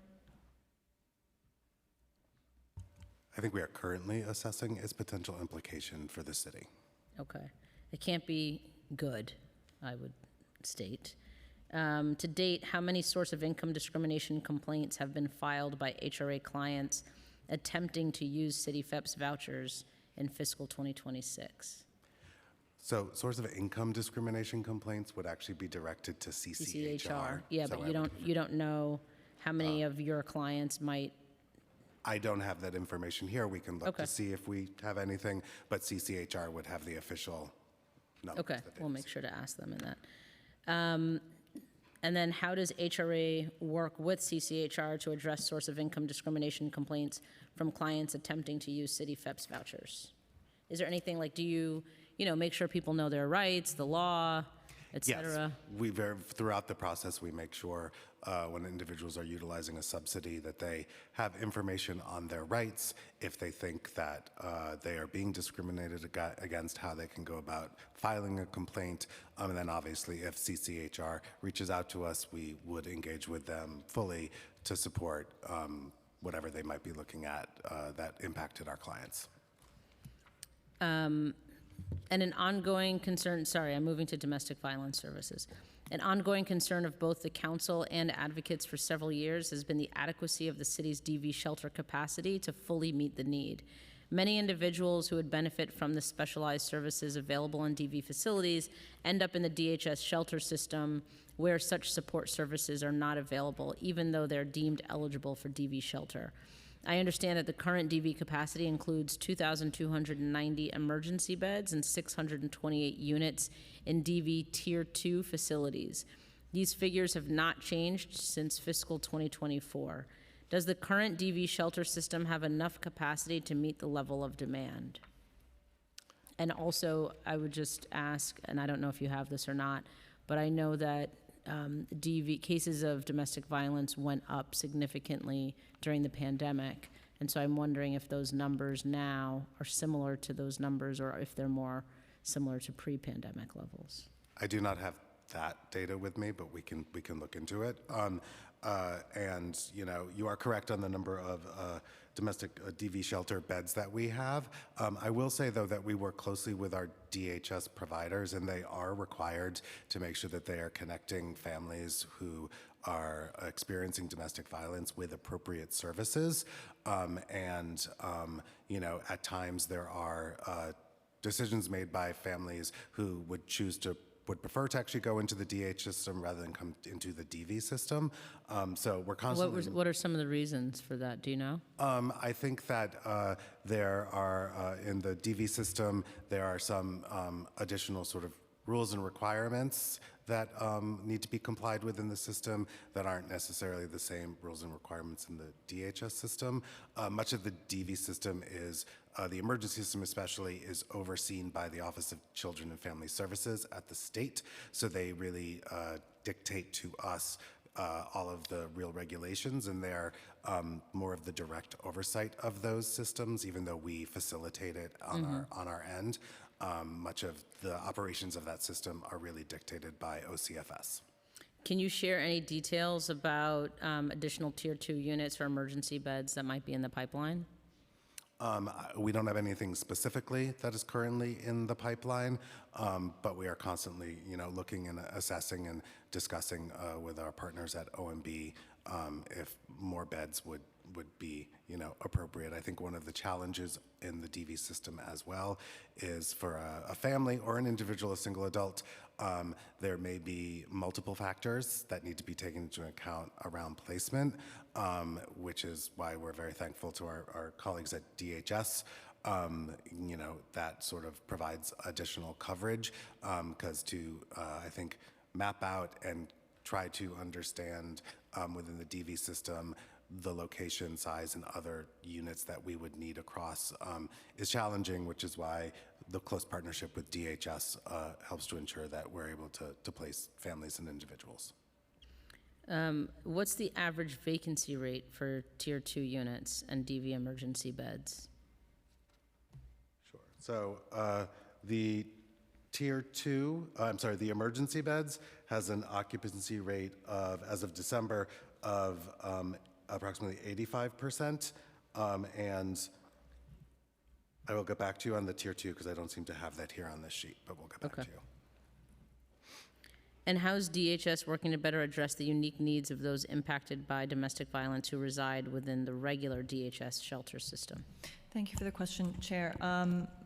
As we do around all needs of our clients, constantly working with our city partners, including the Mayor's Office to End Gender and Domestic Violence, around best practices, training materials, engagement strategies, going out into shelters to make sure that our staff, our provider staff is comfortable having conversations around domestic violence, that they're doing it with sensitivity and empathy, and making sure that the warm handoffs from the DV system continue, so that if they're non-residential services that somebody is receiving, they continue to get those with us.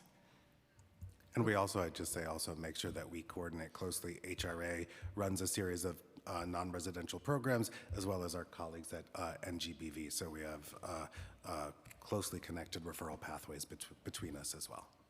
Great, thank you. Okay, going back to asylum seeker response.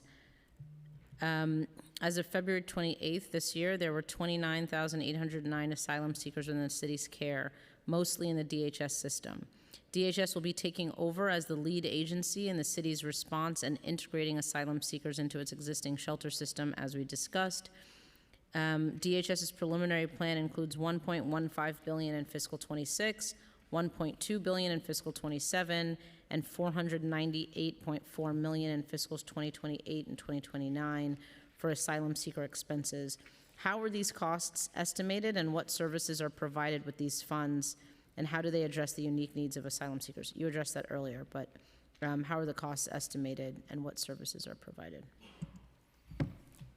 The Special Population Support Services funding in the budget is somewhat of a legacy budget.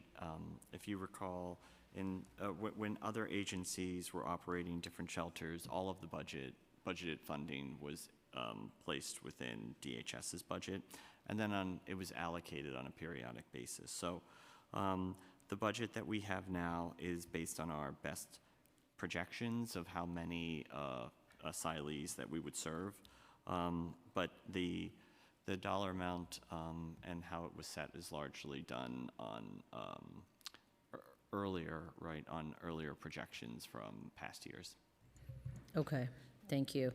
And the enhanced cost of the provision of shelter for asylum seekers during the Adams administration was a result of the reliance on emergency contracts, including those for hotels that were held by agencies outside of DHS. You may know that the Speaker's Bill on Emergency Contracting, Intro Number 2, is now on the mayor's desk awaiting signature. It limits emergency contracts to 90 days unless prior approval is granted by the comptroller, and requires audits 15 days after execution. If a contract is not submitted for audit within 15 days, the contract would be voided. The council passed this bill to save the city money on expensive emergency contracts and to ensure procurement goes through the proper channels. Does DHS have any remaining emergency contracts related to asylum seekers? We're currently in the process of transitioning emergency contracts that will end in June to new contracts effective July, standard shelter contracts. Okay. So no additional services or programs will be contracted post-July? I can speak only to the shelters that were under contract under the emergency contracts. Okay, thank you. And how much do you anticipate the full integration of asylum seekers into the DHS system will impact costs? I would defer to Chief Johns. However, our system is integrated in that as clients are coming in, they're being placed in the shelters that are available at the services that are available. So I'm not sure that there's a... If the out-year projections are accurate, then it seems like there will be a cost savings, but... Yeah, I mean, generally speaking, the shelters that are moving into the standard shelters would be cheaper.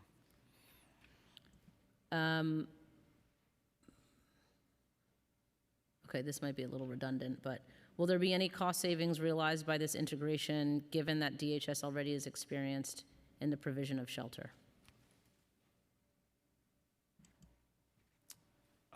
No, I mean, we're not projecting cost savings as it relates to that. I mean, if you look at the budget historically, you would have seen adjustments made to the budget related to the change in the population, but not related to the integration. Okay, thank you. Okay, and then just some follow-up to Councilmember Nurse's questions earlier. On February 19th, Gothamist reported that the administration would restart homeless encampment sweeps. which had been paused earlier in the year. Given that the mayor had been critical of sweeps conducted under the de Blasio and Adams administrations, this was a bit surprising. The administration has stated that DHS will be the main responding agency for future sweeps, whereas NYPD was the primary responding agency in prior sweeps. Can you share more about what this would look like and how it would be different from past sweep operations?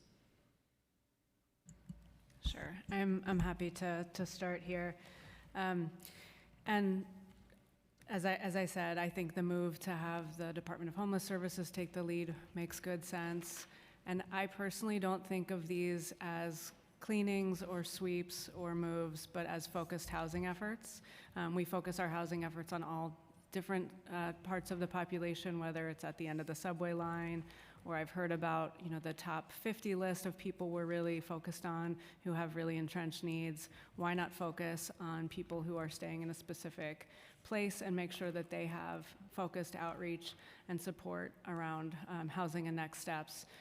So yes, I think DHS is the right lead. These are the outreach workers who've built the relationships. We know where the spaces are. Then we can also hear firsthand what people need and want and make sure that those offerings are available as we do our planning for the future, making sure that people's stuff is cared for, understanding their family situation, and making sure they're placed in the best possible environment. Okay, thank you. And what if the sweeps encounter a homeless individual in the encampments who doesn't want to enter shelter? How will that be handled? Yeah, and I haven't even had a chance to sit in with the teams yet to understand what they do, so I don't want to answer there. But I think, we do want to be pursuing relentless engagement, and we certainly cannot force people to take shelter options. I would say that's a good answer. Okay. All right, how will folks who are encountered be connected to services and shelters? So I know you're not deep into this yet, but my understanding is that you have some experience in this area, so maybe we can speak a little aspirationally about what should happen and what the best... Yeah, I would love to. I think it is actually important to set kind of non-negotiables for the way we engage with people. I did want to know in my previous job and want to know here the by name list of people that were engaging, their housing preferences. We had a specific housing preference form to understand what people preferred and other social services they needed. I want to know what we offer to people, and I want to know what they will do, given that the place that they've been staying will no longer be a place that they can stay in the future. And I think in my experience, which may vary as I come here, most people, if offered the things that they really need, will take those offers and be stably housed, at least for some period where we can start to provide other social services. Okay. A common criticism of sweeps in the past has been that many unsheltered people's belongings were thrown away. How will you ensure that this doesn't happen? And I will be happy to let the administrator speak about this as well, but I think that, that kind of practice should not be allowed. We should understand what people have with them, what they will be able to take with them, and what they want to take with them, and make sure that those materials get inventoried and that they can retrieve them. And then anything that is left, we mark as left, right? I think it's also really important to our partners who do the actual cleanups to make sure that we haven't left something behind that people want, right? We have to leave that space clear for them to do their proper work. So I think the issue of people's belongings is a really important one. Okay. And, I know, again, you're still just getting your feet under you, but in past cases, we've seen, Department of Sanitation that's usually engaged in these types of sweeps, literally throwing people's belongings right in front of them into the back of the sanitation trucks, items for their children, and obviously just valuable items to them, deemed invaluable by, city employees. So just flagging that for your awareness. Did you want to add anything, Administrator? Thank you, Chair. I would just add, as the Commissioner mentioned, especially for those who have accepted placement, making sure that we're working with them to bring in items within limit, things that are important to them, but also ensuring that we're maintaining the health and safety of all of our clients. Understood. Do you have lockers or storage for sweeps?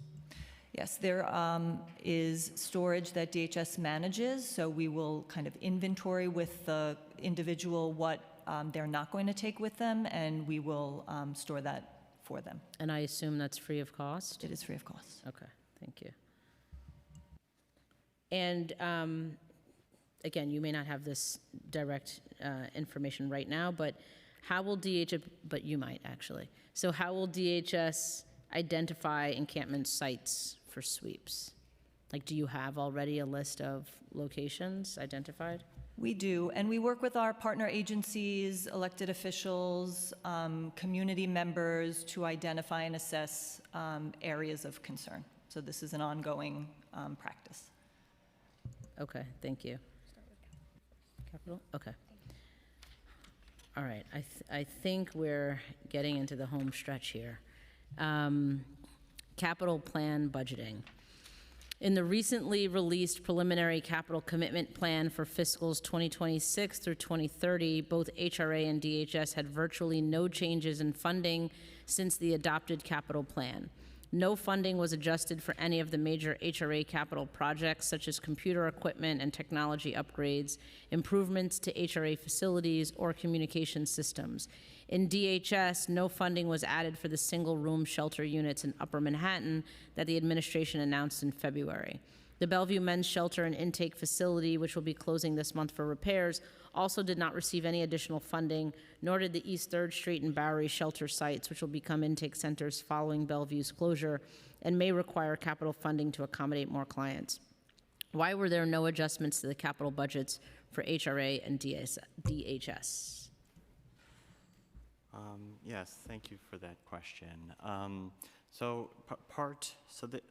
There are a number of initiatives that you had noted. Some of them we didn't have the estimates prior to the capital plan locking, but for the most part, we've worked really closely with our partners at the Office of Management and Budget, particularly through the last number of months to align our capital budget. So while we didn't add money, we are moving money around to ensure that we have funds in the places that we think will need it. And we also have money in lines where we can move it and make it available. But at the time of the capital budget, we did not have a need to make a request for additional funds. Okay. That sounds like a bit of a budget dance there. You're saying you're just going to move funds for certain projects to other projects? No, or? what I'm saying is that there are some needs like Bellevue, which we didn't know at the time Right. of that the budget lock. So there will have to be adjustments made for that. But there are some needs that we are aware of. We've been at some of our sites that is That you're saying you have currently the in funding budget. for? Yeah. Okay, Yeah. all right. For example, and at the risk of adding an example where I could be wrong, but being at 80th 3rd a few times now, I believe, for example, that there's an elevator upgrade that has already been budgeted as part of the normal capital planning Okay. For the existing site. Okay, Correct. got it. Okay, thank you. So, and then I guess this goes back to your earlier statement. Has capital needs assessment been conducted since adoption? That's a good question. I'll have to get back to you. That's not in my area, but we'll get back to you on that. Okay. And how often are capital needs assessments required? Again, yeah, I'm sorry. I'm just not aware of that. I mean, we will get the information to you. Okay. Okay, then you might have the answer to this one. Has an assessment been made of what repairs are necessary at Bellevue and what the capital cost may be? I don't think there's been an assessment of that done at this time. Okay. All righty, we'll follow up on all of those. Okay. Right. Okay, all right, thanks, okay. Okay, more City FEPS. City FEPS has grown exponentially since the inception of the program in 2018. The initial budget for City FEPS was only $26.3 million, growing to $1.78 billion in fiscal 2026 as of the preliminary plan, and growing to a projected budget of $3.04 billion by fiscal 2029. As the program is approaching the 1-decade mark, we would like to discuss key takeaways and what the future of City FEPS could look like. Can HRA detail what has worked effectively within the City FEPS program, what has not worked, and what lessons have been learned since its inception? I think we're very happy to set up a separate time to sort of go more in depth there on that. But I think the program has been very successful in moving people out, right? Connecting people to permanent housing. I think, it's very clear that the program has effectively done that. I think, as the commissioner said, right, we do need to look at, ongoing of the program, right, from a sustainability point of view. But I think that, it has proven itself to be a respected tool within the community in connecting with landlords. So that, I think, is proven in the 66,000 or 68,000 households currently utilizing the program. There are obviously things we're going to be looking at in regards to ongoing, management of the program, and how can we make sure we're effectively connecting people to services that also offer a off-ramp from the program, because we've connected people to good paying jobs and employment that allows them self-sustainability. And those are, I think, some of the key things, but we are happy to set up time to discuss at further detail. Okay, that sounds good. I look forward to it. But just to clarify, some of the workforce programs, it sounds like, are improvements that you might want to make in terms of...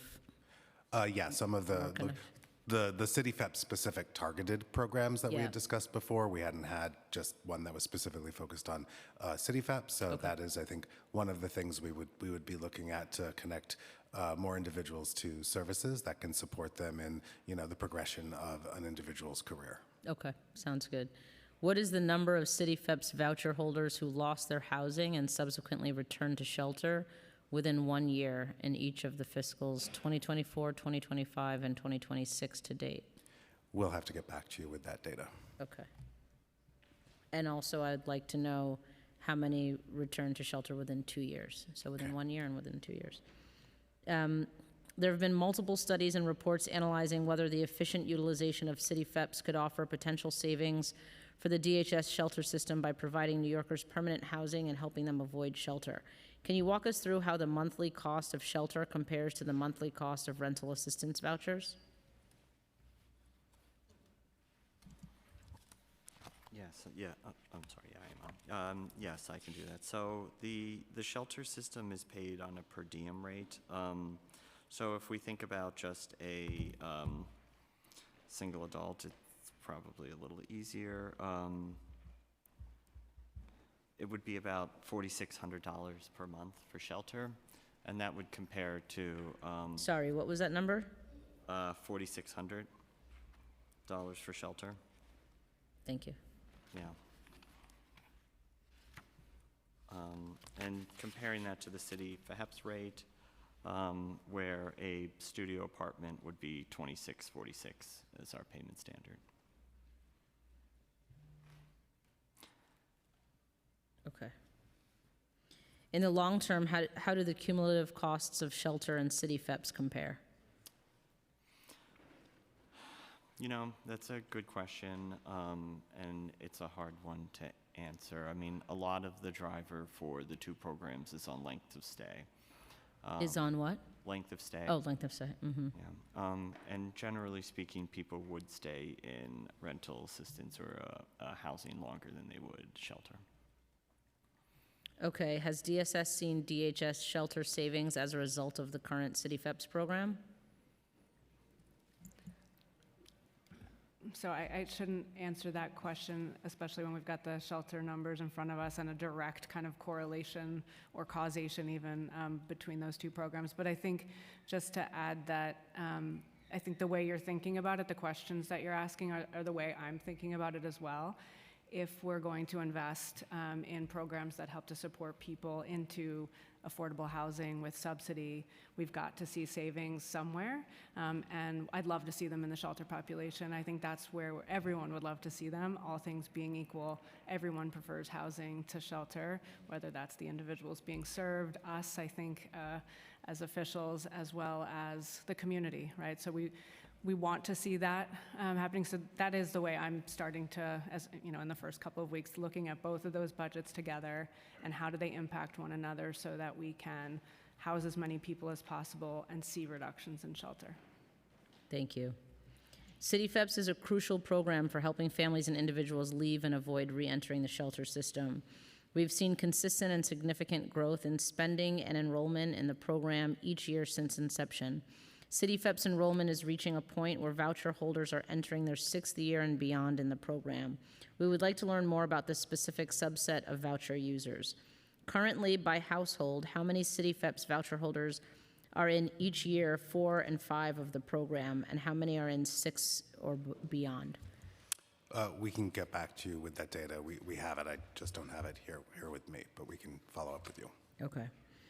How many households have been in the program for less than 4 years?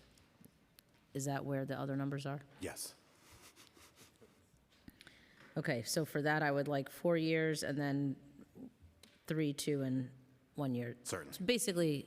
How many are in each? Yeah. How many people are in each year of You their got time in it. the program? Thank you. Got it. On average, how long do clients stay in the CityFEPS program?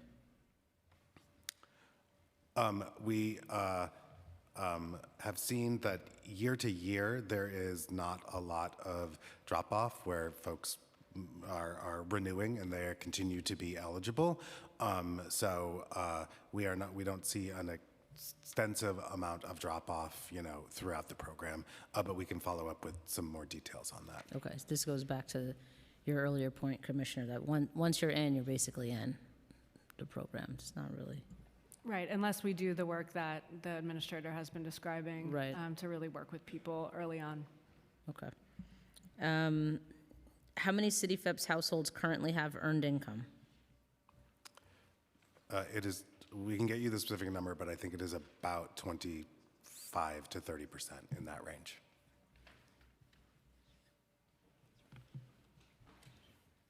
And then on average, what is the household contribution amount for CityFEPS voucher holders?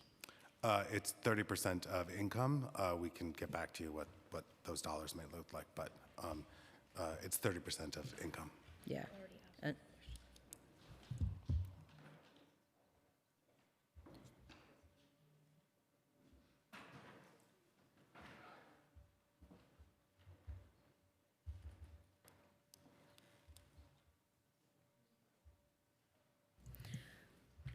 Okay, that concludes my questions. Thank you all very much for your patience. And Commissioner, I will just say that usually you all leave and then we have public testimony, much of which I think you should be present to hear. And thank you. And I'm making this as a general statement for your awareness. We're always told by the administration that somebody in some room somewhere is watching online, which I believe to be true. But I do think it's really important, especially given this topic, that folks stay. And so I recognize that you're not always going to be able to stay for the entirety of the time.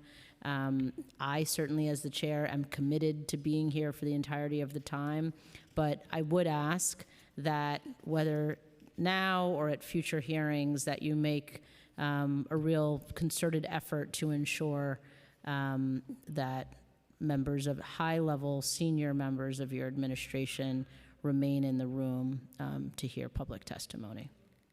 Thank you. Okay, I think we're going to take maybe just a 3-minute break to transition here. Thanks.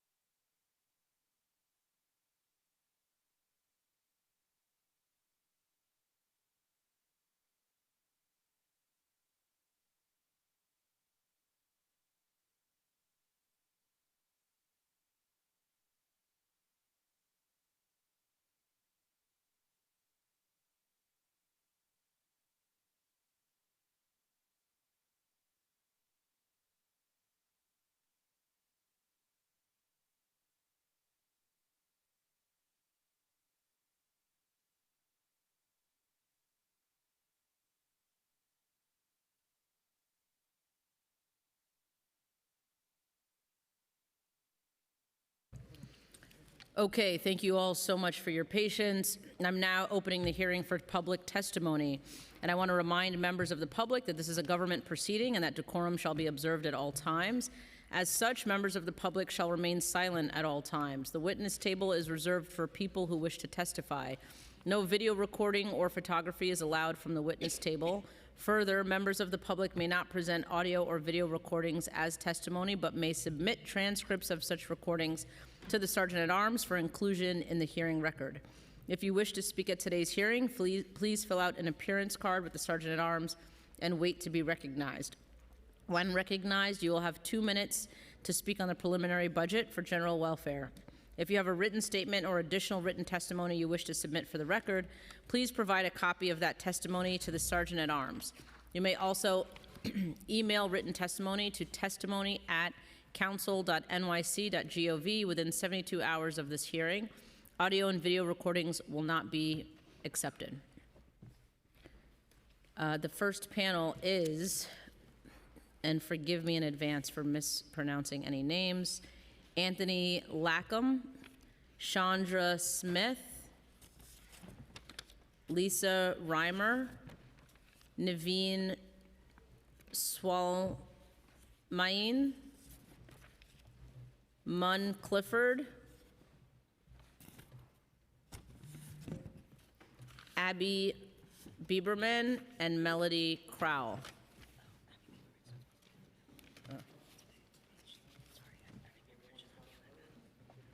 Okay, Abby Bieberman, is that, no, okay. Okay. Abby will come on us following with legal services. Oh, okay, but she's not here. Abby, we will go on a follow-up. Abby will go on in the next one. Thank you. Okay.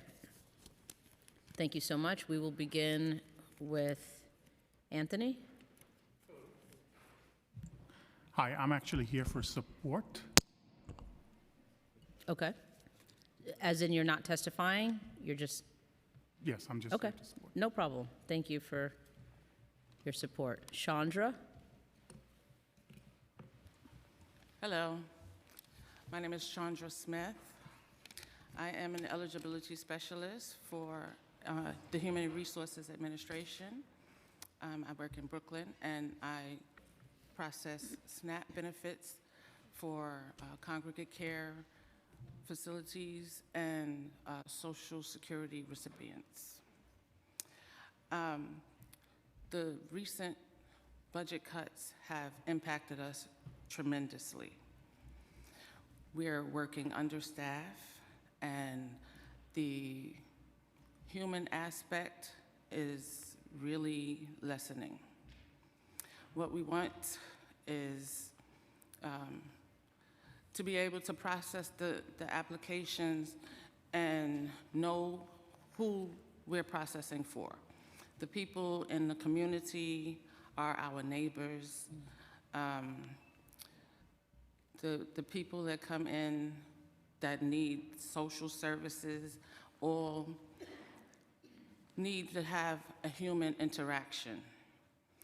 And with AI, we can't really get that human interaction for the whole to better the experience. All right, when they're applying, they have different circumstances. All of the people are not the same. And with AI coming in, what they do is pretty much generalize everything that they lump them into different categories. And that experience has led to some people not getting the benefits that they need. I'm sorry, just to clarify, AI is being used currently as part of the application process? Yes. Okay. Yes. Yes, it's less staff, and with the system being updated constantly is causing a lot of issues. Some applications are not being processed in a timely manner. There are applications that are being denied because of the machinery. And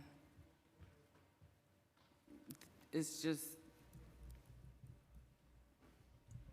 Do you know when, or do you recall when when you started to use AI? no, I don't recall. Okay. We'll follow up with the agency. Right, I don't recall. Okay.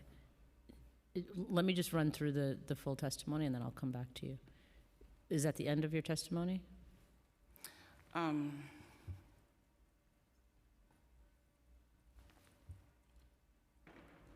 I guess so, yes. Okay. Thank you so much. Lisa? Hi, my name is Lisa Reimer. I'm also an eligibility specialist. I work for SNAP as well, but I work at a Bronx location. The reality of it all is that machines do not have the capacity to practice empathy. And when people come into the centers looking for help from the Human Resources Administration, as an eligibility specialist, you are making a determination on what is happening right before your eyes in real time. Again, just to piggyback off of what Chandra said, you watch it as it happens. When you're going to work, when you're leaving from work, it's our neighbors, it's our families, it's people who know our communities as well. And if a machine is allowed to make this determination, there will be a lot of hungry families, which makes other things happen because it's a raindrop effect, right? So it's imperative that we keep the personal touch, because what is occurring with people is not happening to a machine. So with the delay in services being processed for families, individuals, our communities, so to speak, when there's an error, you need a person to fix that error. Because if the person is entitled to the benefits, then they should receive them in a timely manner. So again, with all of the updates and the things that they are making interact with our jobs, it often causes confusion, and there's a constant state of hysteria. Because we are mandated to make sure the benefits are secured and issued to said families that deserve these benefits, but they don't think about how the machine is messing up the function. So again, a delay that you need a person to fix. So it's very important that we use it as little as possible, if not at all. Thank you. You have to worry about, like, just the kids, watching the kids and going to school, and if they can't eat, your brain needs food to function. Yeah. How are you preparing them for anything better? And if we are showing them the way by keeping the people in their jobs to do what is needed for our communities and for the city of New York, then, you know, it's very important that they weigh it. We should not cause families to be collateral damage. Right. Because we're trying to save money. Yeah. Thank you so much for your Thank you. testimony. Thank you both. Naveen Swalmain. Hi, my name is Naveen. I want to start by thanking the folks on the panel for their testimony, and thank you, Chairperson Hudson. My name is Naveen Swalmain. I'm the Health Justice Advocacy Manager in the Health Justice Program at New York Lawyers for the Public Interest. We urge the Council to continue and strengthen support for the Immigrant Health Initiative, a program that saves lives every day. It funds more than 20 nonprofits, including NOPI, to provide legal help, community education, hospital partnerships, and critical medical advocacy for immigrants across our city. Access to health care remains limited for more than 400,000 undocumented and uninsured New Yorkers. With the council's support, we've increased enrollment in state-funded Medicaid and the Essential Plan, changes that are life-saving and cost-saving for the city and the state. In 2025, NOPE screened 85 people with serious health conditions such as end-stage renal disease and HIV for immigration and health benefits. We also trained hundreds of caseworkers, medical providers, community groups, and legal service organizations citywide. As more New Yorkers are detained in immigration jails, NOPE remains one of the few organizations addressing the severe health risks inside these facilities. We continue to provide culturally competent legal representation, including for transgender, gender expansive, and those living with HIV. Yet major gaps remain. HRA needs staffing, multilingual capacity, and targeted funding to reach Black and LGBTQIA immigrants who are facing the highest health disparities. HRA, which serves over 3 million New Yorkers, continues to struggle with delays, high caseloads, and inconsistent case handling. When HRA is under-resourced, people go without food, medical care, and housing.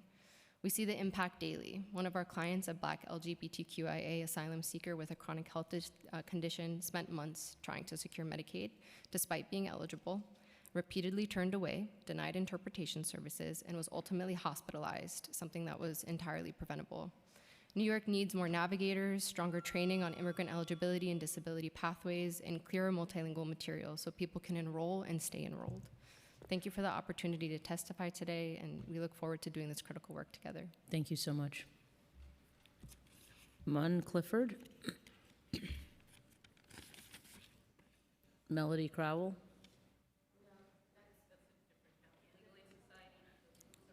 Oh, okay, yes, sorry. We'll put you on the next panel. Thank you. Melody Crowell. Good afternoon. My name is Melody Crowell. Thank you for allowing us to speak today. I am an Associate Boss Opportunity Specialist, ABOS, for the past almost 8 years, but before that I was a regular worker, a boss. I've seen a lot of transition in HRA during this time. I don't like it. I've seen a lot of outflux of boss and ABOS retiring, resigning. It's a lot of pressure, especially with the different programs that have recently been implemented in the last couple of years, such as CA Demand, SEAMS. Some of those programs to me don't make any sense because what we already have been using worked effectively and efficiently, so I didn't understand why we doing this, and then certain part of those particular programs don't carry over certain functions, so we run into a lot of error, as my co-workers have said over here before. People are dealing with, like I said, a lot of stress, with management practices are not that great. The increase in applicants for cash assistance, less staffing. We voluntarily have to work on the weekend to keep up with our cases, processing, single issuance grants, single issuance cases, recertifications, et cetera. I do it because I know the work has to get done. We have a job to do, a service to do to the people that we serve in this wonderful city. And I just like to be able to continue to do my job efficiently and effectively with the best support as possible. So thank you. Thank you. And then did you want to add something? Yes, please. Go ahead. So I saw you ask the question about AI. Mm-hmm. So first, Anthony Lacken. I'm actually the president of Local 1549. Okay. Before I started that role, I was an eligibility specialist, working in home care. I say that to tell you, everything everyone said on here, I agree with. Last year, during the holidays, the agency reached out to myself and 371 and other unions to ask us to have our workers work overtime, mandated overtime, and we asked why, and they said because a private agency that they had hired, who uses AI, messed up, and there were over 30,000 cases that were not going to be completed because AI couldn't do it or messed it up, And then my eligibility specialist had to pick up the slack to get that completed. So when we're talking about AI not having the ability to feel, he also doesn't have the ability to complete the work to be done in a timely manner or And accurate I'm manner. sorry, when did you say this occurred? So Thanksgiving Day, I was working. Of just while last year? everyone- Yes, ma'am. Okay. While everyone was working, I was having Thanksgiving. I was working. And I just wanted to confirm, you're talking about mandated overtime. You mentioned you voluntarily work. Does that mean you're getting paid overtime and you're just volunteering to do the work on the weekends Correct, and but get paid overtime, or that That you're is not? correct. But there was Okay. a time that we were also mandated as well. I didn't want to put all of that in my testimony, but yes. Okay. There was a time. Well, because what the administration just told me was that they haven't had mandated overtime in quite some time. So do you know So which when agency the are we last time speaking was about? mandated overtime? Sure. Mandated overtime ended in January 6th or January this year? 19th of this year. It continues in social services, home care, and probably ended sometime in February for the ESs. Mandated overtime? Mandated overtime.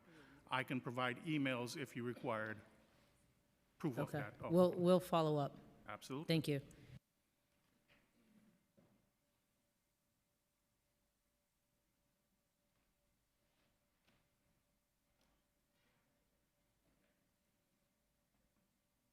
Okay, thank you all so much for your testimony. We really appreciate you being here. Thank you. Thank you. Okay. Okay. And the sergeants will just get your email addresses, okay, so that we can follow up directly. Anna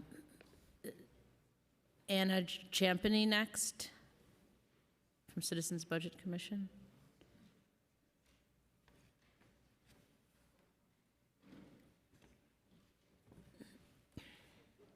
Thank you.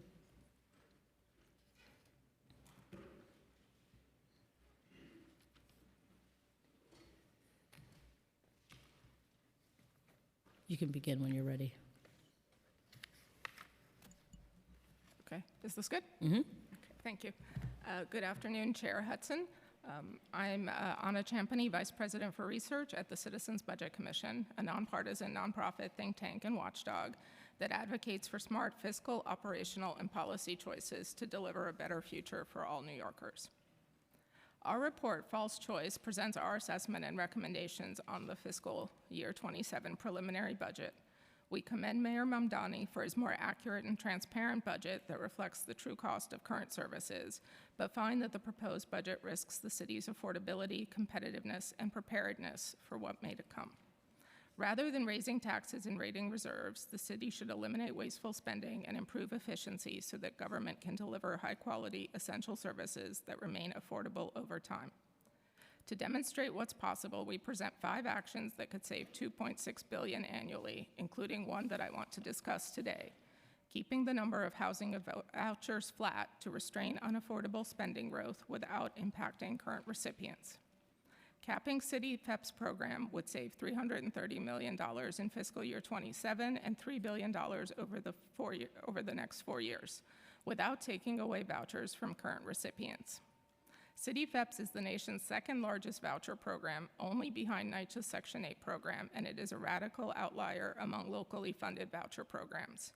Its cost has tripled in the last 3 years, from $499 million in fiscal year 23 to a projected $1.7 billion this year. The preliminary budget projects spending will increase another 24% to $2.2 billion next year and 44% over the following 3 years. While increasing rents drives some of the cost growth, most of it stems from the growing number of vouchers. In just 1 year, from October 24 to October 25, the number of vouchers grew 31%, an additional 15,046 vouchers, reaching a total of 64,439 households. The average subsidy grew 13.2% over the same period. The preliminary budget adds $9.5 billion for city PEPs on top of the previously budgeted $3.1. The city needs just 2/3 of the $9.5 billion to cover baseline funding for current vouchers. The remaining 1/3 would fund new vouchers, allowing the program to continue growing. We estimate this would lead to 70,000 vouchers at the end of fiscal year 27 and over 100,000 at the end of fiscal year 29. The city cannot voucher its way out of the homelessness crisis. Not only is the program fiscally unsustainable, but even as the number of vouchers has more than tripled, the number of households in shelter has not shrunk. In fact, excluding migrants and asylum seekers, it has increased 21.5%. Now is the time to cap the number of city FEPS vouchers at the current level. No one would lose a voucher, and the city should certainly not be pursuing an unaffordable expansion that would explode costs even further. Turnover would allow the city to issue vouchers to some new households, and priority should be given to those with the greatest need. This smart choice would save $330 million in fiscal year 27 and $3 billion, as I said. City FEPS can and should be part of the city's housing strategy, but the housing crisis can only be solved by leveraging state and federal housing subsidy programs and partnering with the private sector to increase housing production. Expanding city FEPS beyond current levels would compromise the city's ability to deliver core services and potentially jeopardize the viability of the program for current voucher holders. Thank you. Thank you so much for your testimony. And I do want to acknowledge that Deputy Commissioner Hooks is here, so thank you for staying. Thank you. Okay, I'm going to call up the next panel. Thank you so much. Molly Eckerl. Yasmin Vega, Carlos Rodriguez, Allison Rosenthal, Beth Williams,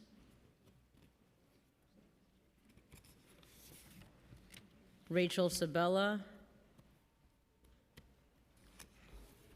and Nicole Hunt.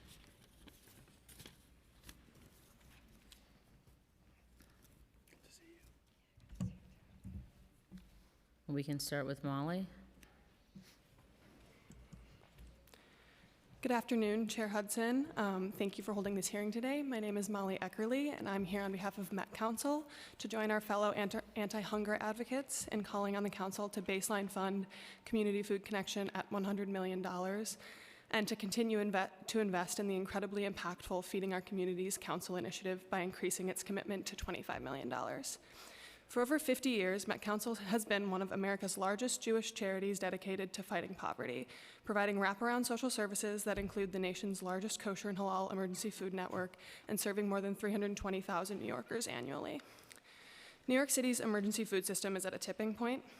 Nearly 1.3 million New Yorkers experienced food insecurity in 2025, exceeding COVID-era highs, and this was before the federal SNAP cuts. These devastating cuts will cause hundreds of thousands of New Yorkers to lose SNAP benefits in the coming months, and SNAP provides 9 meals for every one that a food bank provides for the same cost. When SNAP is cut, the need does not disappear. It shifts onto providers that are already stretched beyond capacity. New York City is also home to the largest Jewish and Muslim populations in the country, and too often these New Yorkers must choose between their religious observance and accessing emergency food.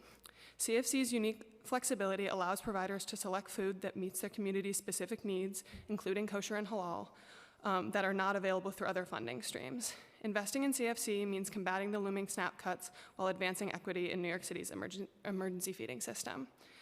Feeding Our Communities has also enabled Met Council and our partners Hispanic Federation and Catholic Charities to connect underserved communities to culturally appropriate food where traditional emergency feeding falls short.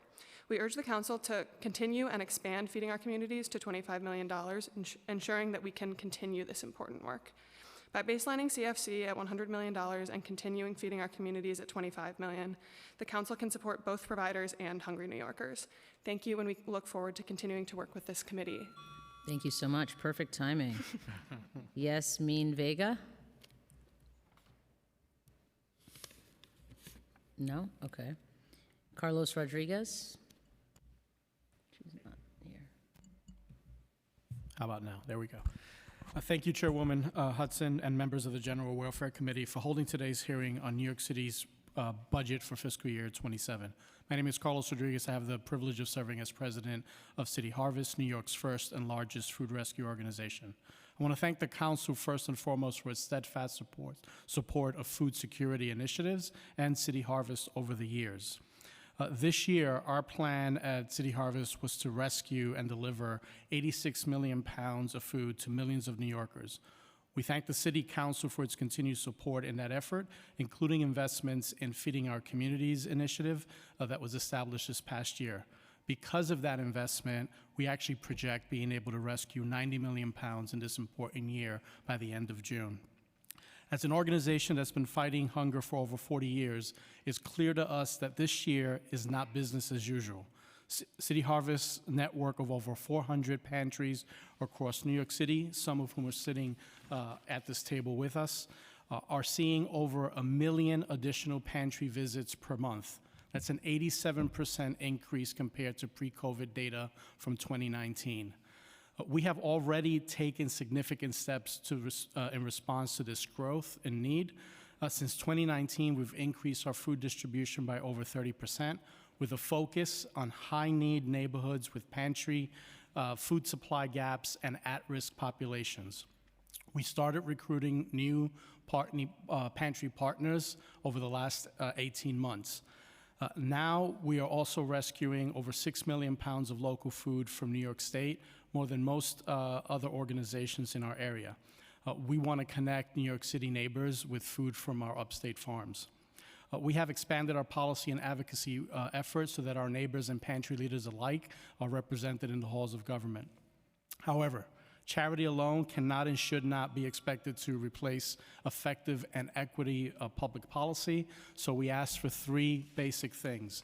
First, the expansion of CFC and continued funding of it at $100 million to fully fund HRA SNAP enrollment operations and SNAP outreach programming, and so they can support and to make sure that they're actually utilizing it as well, which I know has been an issue in the past, and to restore access to healthy grocer incentive programs in addition to the other funding lines that support our frontline partners and pantries as well.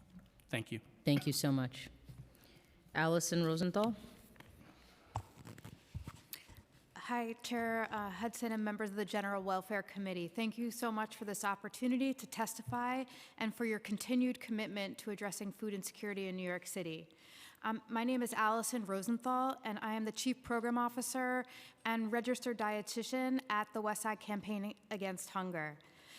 We are an anti-hunger organization that for 47 years has been focused on providing access to healthy, fresh food and direct benefit enrollment to New Yorkers in need. WISCA is one of the founding members of the Roundtable, Allies for Food Access. The Roundtable is a coalition of 9 of the largest and most innovative emergency food providers in New York City and includes organizations like City Meals on Wheels, Holy Apostles Soup Kitchen, Met Council, New York Common Pantry, Part of the Solution, Project Hospitality, St. John's Bread and Life, and the Campaign Against Hunger. Together, our members serve communities in all 5 boroughs and collectively support a network of more than 800 pantries, soup kitchen, and feeding providers that feed more than over 1 million New Yorkers each year. I am speaking today on behalf of WISCA and the Roundtable. As the Council considers priorities for the upcoming fiscal year, we urge you to continue investing in frontline emergency food providers, innovative community-based solutions that address food insecurity at a scale, and strengthen the emergency food system that so many New Yorkers rely on. First, we strongly support establishing $100 million as a permanent annual baseline for the Community Food Connection Program. CFC is the backbone of the city's emergency food network, providing flexible funding that allows more than 500 food pantries and soup kitchens to serve neighbors experiencing food insecurity.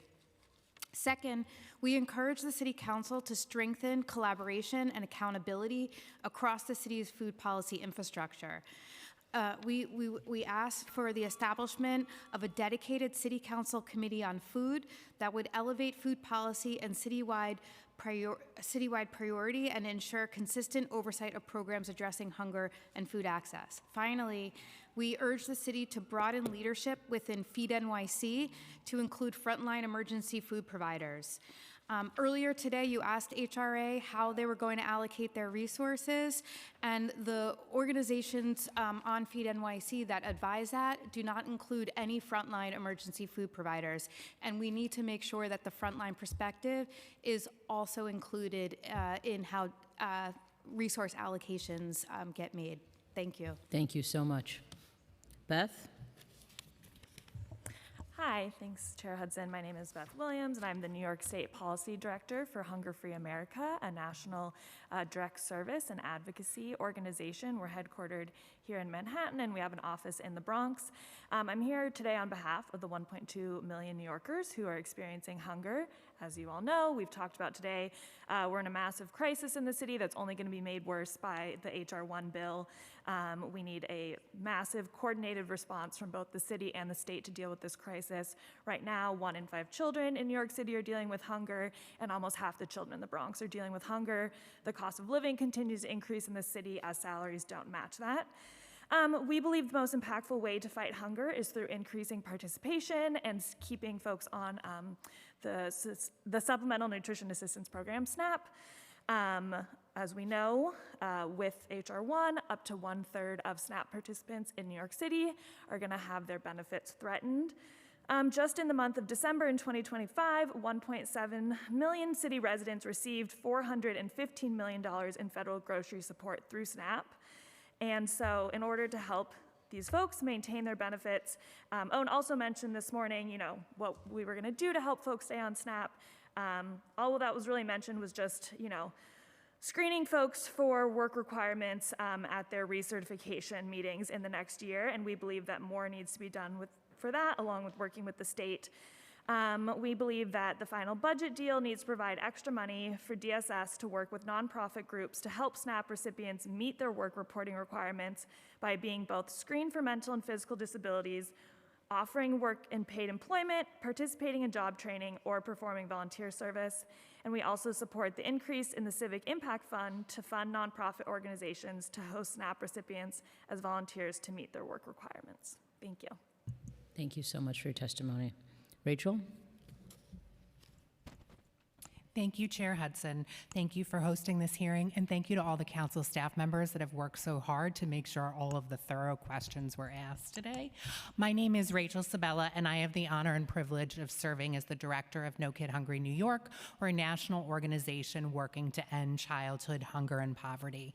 You will have my written testimony with all the data, with all the wonky requirements, but what here today I want to say is how important it is for this council and the Mamdani administration to work together to connect New Yorkers with meals. I want to ditto everything my colleagues at this table said, and I could not be more grateful that these are the organizations on the ground providing New Yorkers with meals as we face one of the most devastating times that we have ever had as a society.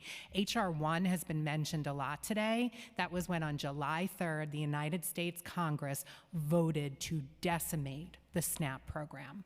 $200 billion in cuts to benefits, but also cost shifts and new requirements. And that's why it's more important than ever that we listen to what the earlier panel said about the workforce and how they are there for people as we look through this. Right. New Yorkers are struggling. 1 in 4 children face hunger.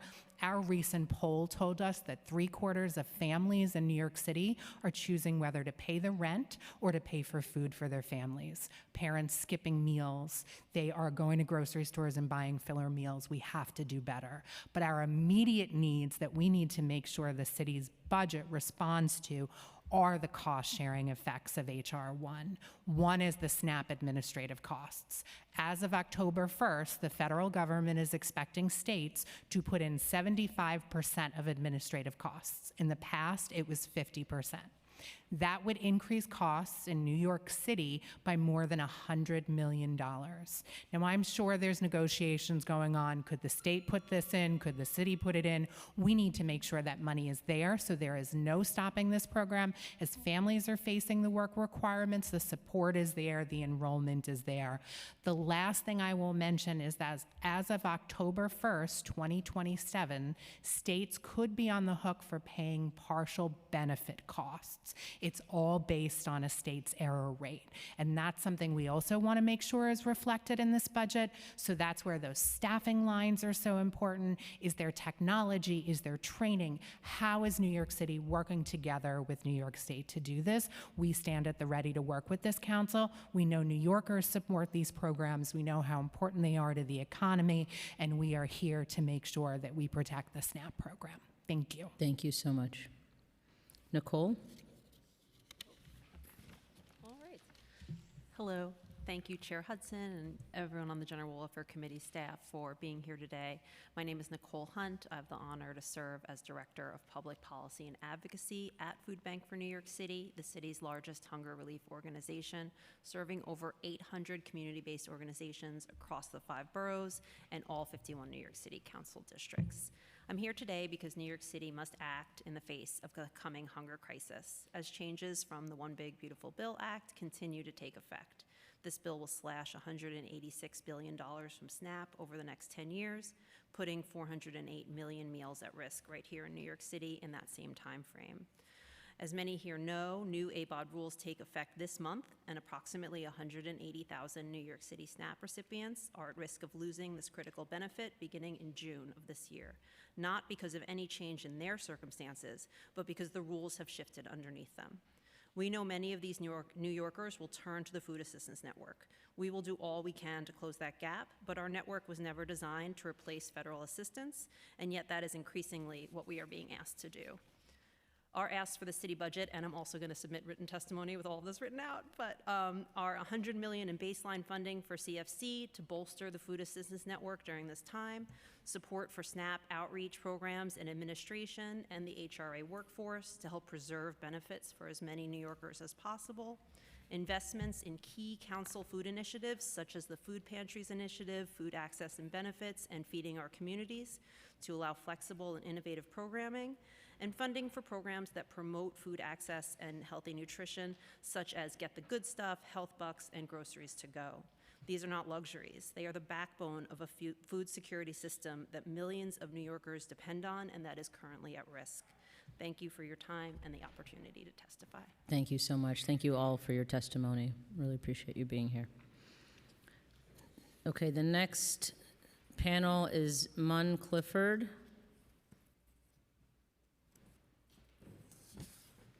Abby Bieberman, Anna Arkin Gallagher, Montel Cherry,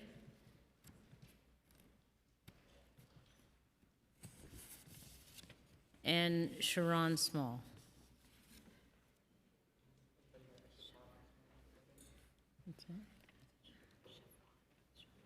Chevron? Shervon. Shervon? Shervon, thank you. Okay. We'll start with, is it Mun? Moon, okay, thank you. Thank you, Chair Hudson. Make sure I got this right. All right. Good afternoon. My name is Moon Clifford, and I am the attorney in charge of the housing practice at the Legal Aid Society. Thank you, Chair Hudson, and the members of the committee for the opportunity to testify today regarding the budget. We also want to acknowledge that the Commissioner, Ms. Dalton, for her leadership and engagement on the issues of homelessness prevention, housing stability, and the supports families need to remain safely housed. When a tenant is wrongfully evicted, when a mother loses SNAP benefits to skimming fraud, when a survivor of domestic violence cannot safely navigate a divorce, or when an immigrant New Yorker is detained without counsel, the consequences are immediate and devastating. Families lose income, people enter shelter, vulnerable New Yorkers are pushed deeper into crisis. That is why this budget hearing matters. With an annual caseload of nearly 200,000 legal matters, the Legal Aid Society takes on more cases for more clients who cannot afford private counsel than any other service provider in the country. Our work is amplified by volunteer help from law firms, corporate law departments, and expert consultants. Together, we bring a depth and breadth of perspective that is unmatched in the legal profession. Legal Aid's unique value lies in our ability to go beyond any one case to create more equitable outcomes for individuals and broader, more powerful systemic change for society as a whole. For our civil practice, the executive budget and the city council's investments provide crucial funding for legal aid's work, representing tenants facing eviction, helping families access benefits and supports, preventing homelessness, and stabilizing communities. We're grateful for that partnership and for the council's longstanding commitment to preserving and strengthening the promise of the right to counsel. We appreciate the conversation today regarding homelessness prevention. We are encouraged by what the administration and the council have said about addressing homelessness and stabilizing families and communities. We welcome the emphasis on practical tools that can help keep people housed. As we approach the 10th year of the Right to Counsel, it is important to reflect both on how much has been accomplished with the support of the council and what still remains unfinished. Right to Counsel has transformed the landscape of housing court in New York City. It has helped tenants remain in their homes, prevented countless evictions, and made housing court fairer and more just. We're proud to have partnered with the council and the city in helping realize that vision, and we remain committed to working together to fulfill it more completely. However, the program remains not fully funded. I'm going to wrap up. In another critical sense, there are still a significant number of income-eligible tenants who go unrepresented. Even with all that has been accomplished, the city has not yet fully realized the promise that every eligible tenant who needs counsel will receive it. We are grateful for the council's partnership, for the administration's engagement, and for the opportunity to continue to build on what has already been achieved. As we mark nearly 10 years of the Right to Counsel, we should celebrate what the city has made possible, but we should also remain clear-eyed about what is still needed. With continued partnership, adequate investment, stronger data, and a shared commitment to full implementation, New York City can continue leading the nation in protecting tenants and preventing homelessness.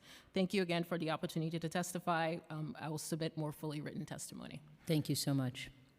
Abby? Thank you. Good afternoon, Chair Hudson. My name is Abby Bieberman. I'm Associate Director of the Public Benefits Unit at the New York Legal Assistance Group. I want to highlight a few urgent issues today. First is access to public benefits. NYLAG continues to see clients improperly denied public assistance, SNAP, and emergency rental assistance because of systemic failures, long phone wait times, delays and failure to index documents, and applications that are not processed within the legally required timelines. Clients applying for rent arrears grants routinely wait more than 30 days, pushing them to the brink of eviction. And the DSS-1 number remains nearly impossible to reach. Some clients can't complete critical steps in the application process, or they can't obtain information that they need, crucial information about their public assistance cases. These administrative failures create churn, increase homelessness risk, and ultimately drive up city costs.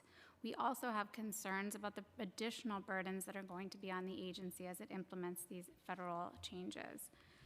Second is CityFEPS. NYLAG supports the council's expansion of CityFEPS, and we understand the city is facing a deficit, but there is a need for long-term investment, as it would not only get families out of shelters and keep people housed, but it will also save the city money. Even for those who do not qualify for even for those who do qualify for CityFEPS, administrative delays are preventing families, landlords, and caseworkers from resolving routine issues. The city is failing to move people out of shelter because of these delays, and this is for people who already have shopping letters. Expanding staffing, improving communication, and digitizing documents would dramatically shorten shelter stays. We haven't really heard what the city plans to do in terms of concrete plans.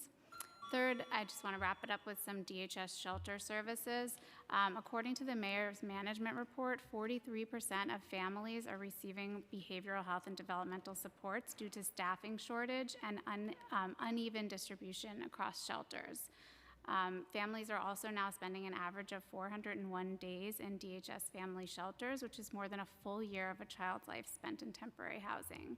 These delays reflect the systemic barriers to accessing permanent housing and require urgent coordination. Lastly, we urge the continued support for Right to Counsel, legal services, and increased, and all of our initiative asks will be in the written testimony. Can you just give me that number again, 401 days? That was what was from the mayor's management report, but yes, 401 days average. Thank you. Anna? Hi, good afternoon. My name is Anna Arkin Gallagher. I'm the Associate Director of the Civil Justice Practice at Brooklyn Defender Services. Thank you, Chair Hudson and members of the committee for the opportunity to testify today, and thank you to the New York City Council for its continued support for legal services programs like ours. BDS serves more than 40,000 people each year across our Brooklyn and Queens offices who have historically been unable to access traditional legal services or whose unique issues, caused or exacerbated by criminal, family, or deportation proceedings, require specialized knowledge to address. With the generous support of the City Council Speakers Initiative, our civil justice practice works to minimize the consequences of system involvement and provides early intervention legal services to ensure our clients keep their jobs, stay in their homes, and acquire essential benefits and services. And it's here that the council funding we rely on truly has an impact, allowing us to intervene quickly by providing upfront legal advocacy to avoid the kinds of protracted litigation that can drastically destabilize the lives of the people we serve. To give you just 2 examples, we routinely avoid public benefits issues and non-payment proceedings for families whose children are temporarily removed from their care by ensuring rental assistance budgets and housing vouchers remain unaffected by a change in household size, which can avoid non-payment proceedings being filed and the prospect of eviction. We also make sure clients of our criminal defense practice understands their employment rights, work to verify their employers following New York state and city anti-discrimination laws, and affirmatively advocate with employers who have violated these rules. Often our early intervention means a worker is able to get back to work and litigation is entirely unnecessary. Funding through the New York City Council's Speakers Initiative allows us the flexibility to provide these types of preventive legal assistance services and ensures more New Yorkers have the chance to avoid the types of legal problems that can irrevocably disrupt their lives. We respectfully request that the Council increase this critical funding so we can continue to provide the proactive, high-quality advocacy that keeps New Yorkers in their homes and their jobs. Thank you for the opportunity to testify today and for your continued support of the people, families, and communities we represent. Our written testimony provides further details on the program initiative and discretionary funding requests we are making to ensure we can continue to do this work. Thank you so much. Montel? Good afternoon, Chair Hudson and the Committee on General Welfare, and thank you for the opportunity to testify today. My name is Montel Cherry, and I'm the Deputy Director and Director of Litigation for Mobilization for Justice. Our mission is to achieve justice for all. For over 60 years, Mobilization for Justice has provided free civil legal services to New Yorkers who with low incomes, who are disenfranchised, and who have disabilities. We also conduct community education, advocate for policy reform, and bring impact litigation. Every year we handle more than 10,000 cases from across New York City in the broad areas of housing, disability and aging rights, economic justice, and children's rights. Through our services, we prevent homelessness, help seniors and people with disabilities live independently, help families maintain economic stability, support immigrants and children with mental health disabilities, and address racial disparities. We're speaking here today in the midst of several crises: surging homelessness, skyrocketing cost of living, marginalization of the vulnerable, and a city struggling to meet the needs of its existing residents, let alone those of our newest neighbors who come here seeking safety, stability, and opportunity. And we're tackling these issues in the face of a federal administration openly hostile to the ideals of public service and the public good. The nonprofit community in New York City has faced severe delays in contract payments and hiring obstacles amidst the challenges of pay parity for public service work. It has been a tough couple of years, especially for our clients. I'm respectfully asking you to ensure the following initiatives are fully funded and enhanced: legal services for low-income New Yorkers and working-class New Yorkers, legal services for family advocacy and guardianship, Immigrant Opportunity Initiative, AAPI community support, and community housing preservation strategies. Thank you for your time. Thank you so much for your testimony. Siobhan? Good afternoon, Chair Hudson, and members of the committee and staff. Thank you very much for the opportunity to testify today. Hold on 1 second. I'm going to start. There you go. My name is Siobhan Small. I'm the Executive Director of Legal Services NYC, or LISNY, the largest provider of free civil legal services in the country. At its core, our work is about stability. We help people stay in their homes, access benefits, maintain income, and avoid crises that would otherwise push them to the shelter system or deeper poverty. That work is not secondary, it is central to the city's infrastructure. We are part of the New York City's homelessness prevention system and its broader anti-poverty safety net, operating at the intersection of housing, public benefits, and the nonprofit systems that this committee oversees. Today, I want to focus on two structural issues, whether these homelessness prevention programs are funded at their cost, and whether the nonprofit sector delivering them is financially stable. First on cost, New York City made history when it enacted their Access to Counsel law, commonly known as the Right to Counsel program, recognizing that legal representation in housing court is essential to fairness, stability, and preventing homelessness. But a right only exists if it can actually be exercised. A right without funding is not a right. It is a promise we cannot keep. At present, funding provided through the Right to Counsel contracts only cover a fraction of the need. Each year, more than 120,000 eviction cases are filed in New York City, yet the current contracts fund representation for only a third of those tenants. We estimate that the true cost of delivering high-quality, holistic eviction defense is approximately $7,500 per case. Current contract rates fall significantly below that.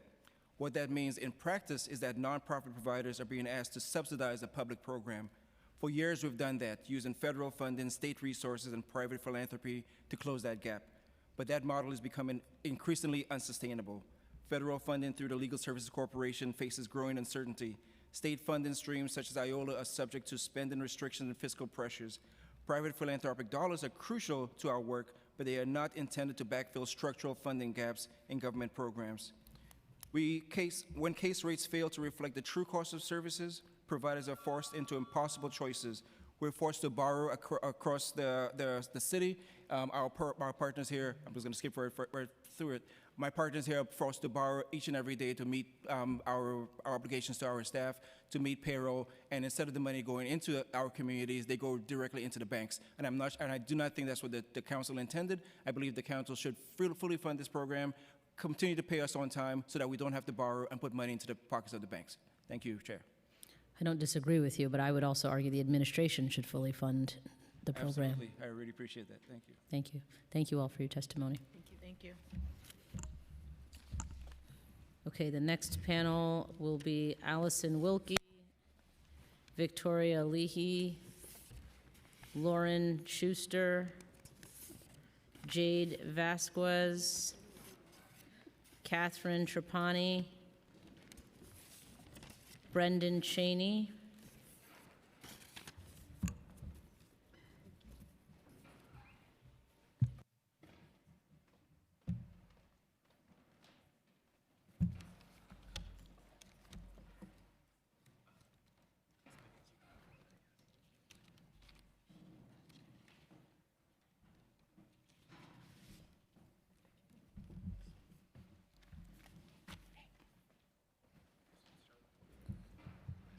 Thank you.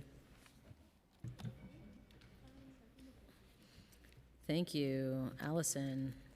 Hi, my name is Allison Wilkie. I'm the Director of Government Affairs and Strategic Campaigns at the Coalition for the Homeless.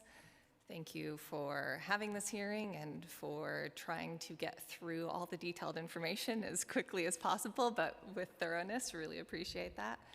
To start, I'll just say simply that the solution to homelessness is easy. It's housing. But the fact of the matter is that for every 100 extremely low-income families in the New York City metro area, there are only 35 apartments that are available and affordable to them. And it is that gap that we are grappling with and that we are grappling with in our city's budget. City FEPS is a really important part of meeting that gap. And there's a lot of talk about how costs have ballooned, the program has grown exponentially, and that is all true, but it is because the program is successful. It's because we are moving people out of shelter with it. In FY25, according to the Mayor's Management Report, there were 21,266 subsidized exits from DHS shelters, and from the testimony of DSS today, they said 15,000 people moved out of DHS shelters because of City FEPS. So that means that City FEPS is about 70% of how people are moving out of shelter into subsidized housing. And we know that that keeps people out of housing. It's an investment that we have to make and continue to make. The council passed laws to expand the program that need to be implemented. I mean, the shelter census is a function of how many people are coming in and how many people are leaving. And if we are not addressing both ends of that spectrum, the shelter census will continue to grow. If we hadn't had city FEPs, then we would have far more than 100,000 people in shelters at this moment. So it's an important program that we need to continue to invest in. Of course, it is not the only program. It's not the only thing we need to be doing. We need to be building deeply affordable housing. We need to use all of the tools that we have, but I think the suggestion earlier that instead of funding more city FEPs, that we should cap it and rely on state and federal resources is a farce. Those state and federal resources are not there. I mean, we are fighting for those all of the time, but really the city is left with a moral choice here of, do we invest in city FEPs to house people and make sure that our people, our residents, have a home, or do we leave people in homelessness? That's a simple choice. The other thing I'll just mention briefly is our unsheltered neighbors and funding for safe havens. The city says continually that there's over 4,000 safe havens. I think most recently in the press they said that there's 4,200. I've never seen the census beyond 3,900, and if you're talking about online units, what's my date here? As of March 13, there were 3,710 online safe haven and stabilization. Can you give me that number again? Yeah, 3,710 that were online and available. I shouldn't say available, but being, most of those are being used. So we need to invest more in safe havens. If we're really serious about getting people off the streets, out of public spaces, that is a key part of it. And we're asking the city to add 2,000 more safe haven or stabilization beds. That would be a cost of about $98 million, but that's an investment worth making in the system so that we can help people get off the streets, get into shelter, and ultimately into permanent housing. Thank you. Can you just tell me the statistic that you gave at the top of your testimony? How many? Yeah, so it's for every 100 extremely low-income families in the New York City metropolitan area, so that does cover a little bit of New Jersey, there are only 35 available and affordable rental units. Thank you. Yep. And that comes from the National Low Income Housing Coalition from the GAP report. Thank you. Yep. Victoria? Good afternoon. My name is Victoria Leahy, and I'm the Director of Policy and Planning at Homeless Services United. HSU is a coalition representing over 55 mission-driven homeless service providers. And right now, New York City confronts an unprecedented homelessness crisis. But this year's city budget can change all of that by making sizable investments in solution-oriented programs. First, we must fund the full city FAPS expansion. This program's been critical in preventing evictions and moving New Yorkers from shelter to permanent housing. We know that vouchers break the cycle of homelessness, they reduce the likelihood that somebody's going to return to shelter, and we urge the administration to make the investments needed to move forward with the full expansion. Then we must increase investments in prevention programs and make accessing benefits easier. We know that Homebase is oversubscribed, and this has caused increased wait times for these very critical services, but our Homebase providers at HSU report that they're exceeding their contract deliverables by 113% with months still left in the contract year. So to ease this burden on Homebase providers, we need to right-size their contracts so that they can meet the needs of our neighbors. And as highlighted today, our social service agencies are riddled with staff vacancies, which cause benefit processing to slow down. At a time when the federal government is attacking our neighbors and threatening their benefits, our social service agencies must be staffed and trained accordingly to meet the need. Then we must increase investments in street outreach and low-barrier transitional housing.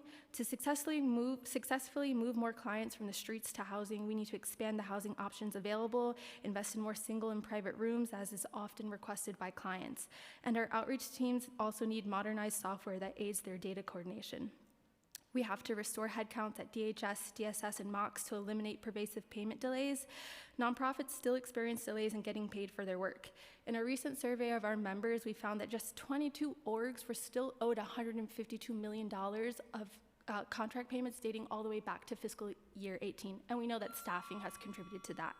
And then finally, we must create parity in shelter contracts. This year does make a more accurate projection of spending on shelters, but what remains true is that there's a lack of parity across those budgets, and this imbalance creates significant differences in the level and quality of programming an org can provide to their clients. And we feel that New Yorkers experiencing homelessness should experience the same standard of care regardless of which organization runs their shelter, and establishing parity will do that. So more details and data and facts can be found in our written testimony that we've submitted, and we look forward to working with the City Council to making sure that this year's budget delivers for all of our New Yorkers, including our homeless neighbors. Thank you. Thank you so much. Lauren? Oh, thank you, Catherine. I had good morning in my testimony, but good afternoon, Long Chair past Hudson. the morning. It's a long day Thank for you you. all, and thank you to you and your team for the opportunity to testify today. I'm Lauren Schuster, the Chief External Affairs Officer at Urban Resource Institute. We're the largest provider of DV shelter in the country. On any given night, we house more than nearly 4,000 people across 27 locations. Thank you for your leadership. My detailed testimony will cover a variety of topics, but I want to hit the top notes: procurement reform. URI, like so many of our partners, we are still owed, even with advances, tens of millions of dollars for services already delivered. We have to get to the underlying causes of the payment delays and increase headcount at DSS to help us do that. Workforce investment. Our frontline workers supporting survivors and unhoused families, they are overwhelmingly women of color, and they are doing life-saving work. They're still paid significantly less than their counterparts in the government. We need pay equity for that workforce. Increased DOVE funding. Domestic violence rates, they continue to remain stubbornly high. Black and brown women, particularly in the Bronx and parts of Brooklyn, are disproportionately impacted. DOVE funding needs to be increased and equalized across all districts. We also urge an investment in violence prevention and survivor empowerment. Prevention is the best way to stop somebody from engaging in violence. Youth and community-based violence prevention, work with people who have caused harm. Economic justice, work with survivors and their families. And I want to thank you for your advocacy on behalf of the PALS program at Magnolia Gardens. Pet inclusive shelter isn't just a nice to have, it is life-saving. More than 50% of survivors have said that they cannot seek shelter if they have to leave their pets behind. Funding from the City of New York to make pet inclusive shelter a reality at every shelter is critical to getting people out of danger and into safety and shelter. I also want to underscore what my colleagues have said about fully funding city FEPS. URI is moving into supportive and affordable housing because we recognize that we need to build more supportive and affordable housing. City FEPS is the pipeline to help people move out of shelter and into housing. And we just want to partner with the council on all of this. We know that this is a tough budget year for everyone, and the needs of the marginalized populations that we serve are greater than ever, and we look forward to working with you. Thank you. Thank you. Can I just ask one quick question? You mentioned an increase in head count. I don't want to put words in your mouth. I don't know if there's a direct correlation or... I think the on-time delayed payments, the late payments, the procurement issues are directly related and correlated to decreases. Directly related? Yeah, I would say absolutely, No, and I'm sure my colleagues would agree. I don't think that's the only reason, but I think that is a main driver of it. And if I just add, this is something that HSU has worked a lot on, and we find that for DHS specifically, for a budget mod or new needs, it goes through several layers of staffing. You have your programs, you have your budget, it goes to OMB, and whenever there's staffing vacancies in those departments, it forces one worker or a few workers to see all of that, right? And it bottlenecks, which causes long-standing delays. We've had some of our members go months without a single payment from the city. And while the City Council has done wonderful work, right, we've passed several bills in the last few months on future payment schedules, we need to really address the backlog, and doing that means staffing up. Thank you. Thank you both. Okay. Thank you. Jade? Good afternoon, Chair Hudson and members of the General Welfare Committee. Thank you for the opportunity to testify. My name is Jade Vasquez, Director of Policy and Research at WIN, the city's largest provider of shelter and supportive housing to families with children. We operate 16 shelters and nearly 500 supportive housing units across the 5 boroughs. Every night, nearly 7,000 people call WIN home, including 3,600 children.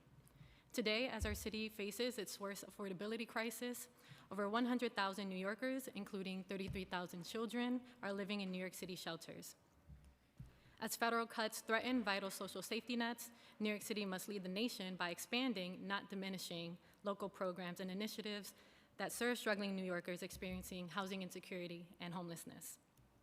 To address this crisis, last fall, WIN published our action plan to end family homelessness, which urges the city to prioritize funding in the following areas. 1, implement city FEPS reform. Council must allocate sufficient funds to begin implementing the 2023 reform package, which would extend rental assistance to low-income households in the community, expand to households earning 50% of the city's area median income, and remove burdensome work requirements.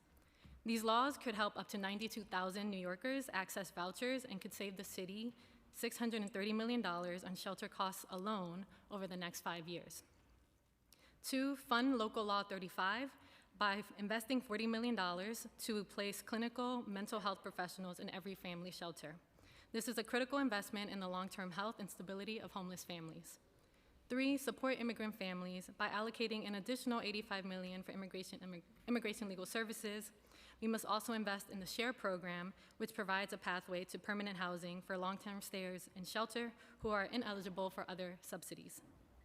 4, expand workforce development by increasing funding for shelter-based programs like WIN's income building program. Shelters need dedicated job developers and youth income building specialists to help residents secure stable employment and educational opportunities. 5, uphold the city's COLA commitment by maintaining the 3% cost of living adjustment for human services workers to ensure a dedicated workforce can afford to live in the city they serve. With federal funding uncertain, the city must step up.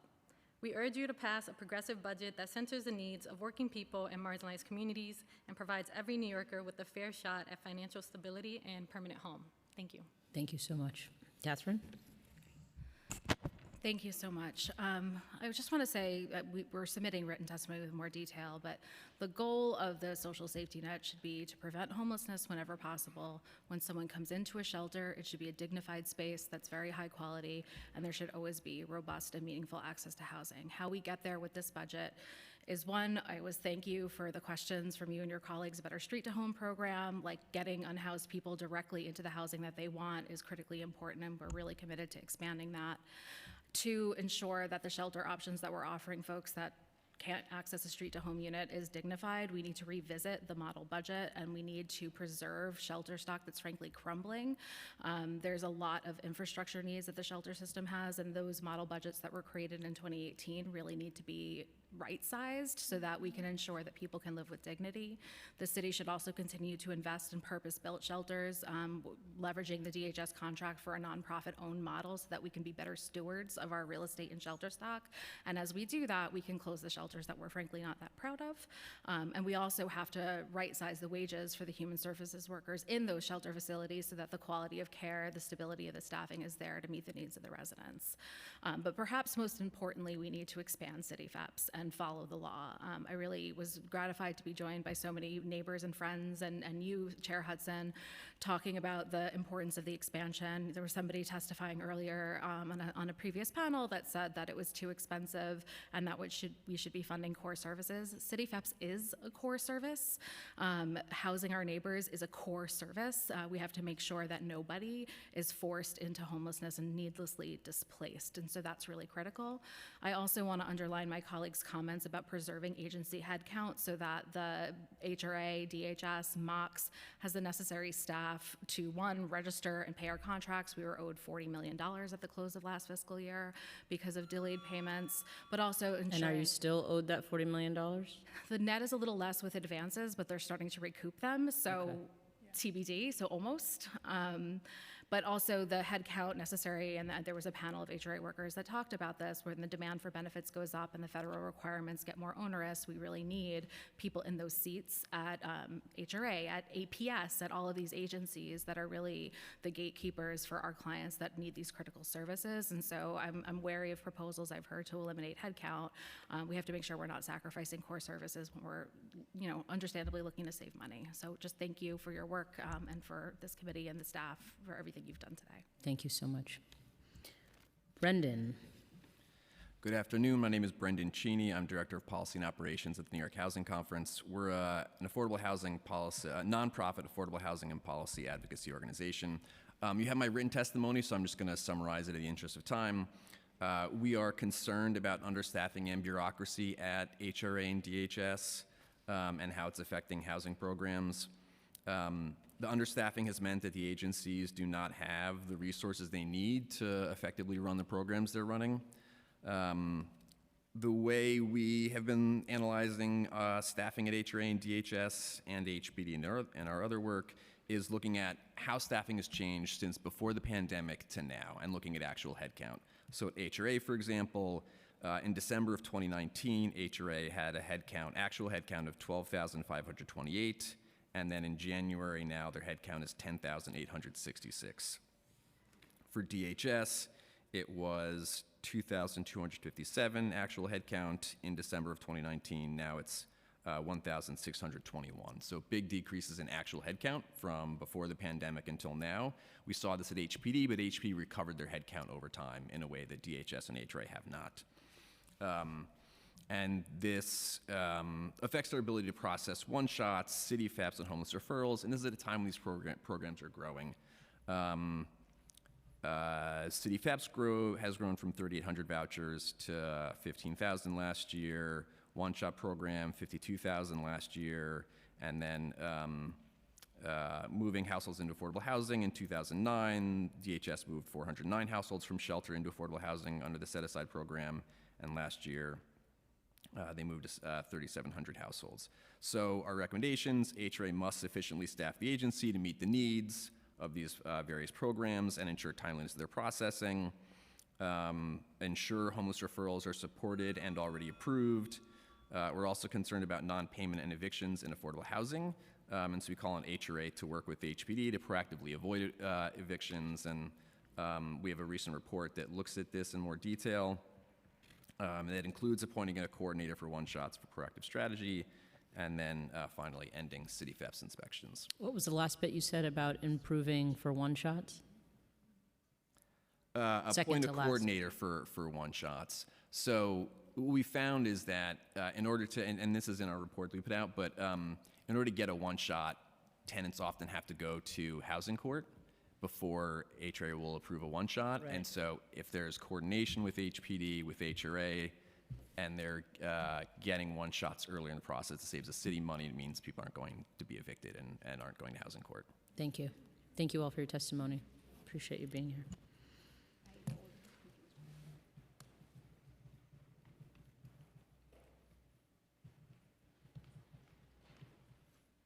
Okay, the next panel is Shania Ramsey, Maria Diaz, Reham Bader, Meg Espy, Katie Mui, and Richard Flores. Richard Flores.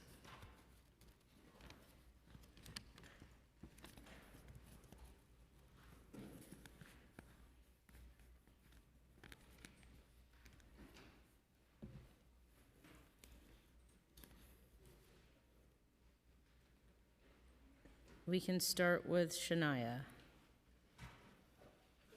Just press the button on there. Yep. Good afternoon, Chair Hudson and the other members of the Committee on General Welfare. Thank you for the opportunity to testify today on the preliminary budget. My name is Shania Ramsey. I have been a New Yorker for over 40 years and a mom of 3 children and a special needs mom. I am also a member of the Anthos Home Speakers Bureau, a program helping community members with lived experience of housing insecurities and homelessness to share their stories and advocate for change. I am here today to speak about my housing journey and advocate for housing navigation services for families and changes to the city's FEPS process. I have lived in my apartment for over 14 years. It wasn't the best neighborhood, and there were a lot of uncertainties due to the management, but that was my home. During COVID, the bathroom ceiling began breaking. I called the supers for help, but no one came. When the bathroom ceiling fell in, our apartment was deemed unsafe, and that's when we entered the shelter system.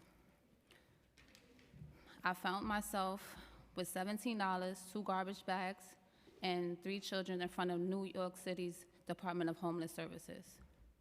In 9 months, I lived in 3 different shelters. The whole time, I have had a housing voucher and couldn't find an apartment of my own. My genuine tears of frustration were met without sympathy. A caseworker at the shelter told me about Anthos Home. One of the workers explained to me about the program and I didn't believe it. After so many months of being told no, I finally was told yes. I looked for a few apartments with Anthos Home. I fell in love with the second apartment I saw. I didn't believe it. It was real. I signed my lease. I didn't tell my daughter until we were moving into the apartment because there had been so many times that we didn't work out. The support didn't end in moving day. Anthos Home set my family up with essential furniture like beds. We had a safe and comfortable place to sleep from day one. From the first year, housing support specialist checked in with me every month to make sure that I knew my rights as a tenant and I could renew my voucher and my lease on my own. Anthos Home has been the glue filling the gaps between valuable resources from the city, like housing vouchers and homes. Without a program like Anthos Home, I believe I'll still be in a shelter somewhere, really wouldn't have, I would be somewhere I really wouldn't even thought City FEPS is a available resource many families like mine can use. Due to discrimination and bureaucracy, families need additional support to navigate the housing process at Anthos Home program. Model has demonstrated the extra support and advocacy makes all the difference. Thank you very much for the opportunity to speak. I'm sorry for my nervousness. No, we, take the time and the deep breaths that you need to. We always appreciate hearing from folks who've had direct lived experience. So thank you very much for being here and for testifying. Thank you. Maria? Good afternoon, Chair Hudson and members of the Committee of the General Welfare. Thank you for the opportunity to testify today on the preliminary budget. My name is Maria Ruiz-Diaz, and I am an aftercare specialist at Anthos Home, a nonprofit that helps New Yorkers with housing vouchers move out of shelter and into permanent housing as quickly as possible. We are also a member of the Family Homelessness Coalition, Homeless Services United, and the Homes Can't Wait Coalition. Today, I'd like to speak about how we can move people out of shelter and into homes faster and help them stay housed long-term. In our work, we see both the severity of New York City's homelessness crisis and the impact of targeted housing solutions and process changes. The city has the opportunity and the obligation to better serve its most vulnerable residents, both by reallocating existing funds to more effectively address the crisis and by streamlining the voucher process. WIN's report, More Than a Moral Choice, shows that the cost of housing a family in shelter costs 35% than doing so via City FEPS. At the same time, many eligible households cannot use the voucher due to discrimination, bureaucracy, and competition for units. In 2024, the state comptroller reported that only 21% of households with shopping letters got their voucher approved. Families need— Sorry, you said 21%? 21%. Families need support to navigate the housing process, as Anthos Home's model shows. We provide housing navigation services and at least 1 year of post-move-in support. Since September 2023, we'd have over 1,100 people move into homes, engage over 600 property providers, and maintain 100% housing stability. By providing targeted funding, the city can move more New Yorkers into permanent housing, engage more property providers, and reduce shelter returns, all while saving money. There are also opportunities for impactful, low-cost voucher process changes, including streamlining the package approval process, simplifying income reporting requirements, and allowing CBOs to perform inspection for all units. Together, these solutions will help more people move out of shelter faster while reducing costs.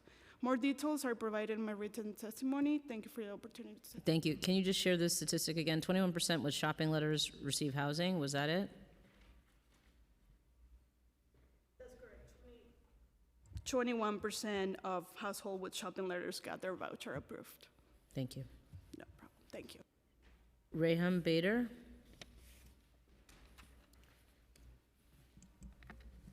Good afternoon. Good afternoon, Chair Hudson and members of the Committee on General Welfare. My name is Reham Bader, and I am the Director of Community Health and Wellbeing at the Arab American Family Support Center, also known as AAFSC. At AAFSC, we help immigrant and refugee families enroll in health insurance to address urgent health and food security needs.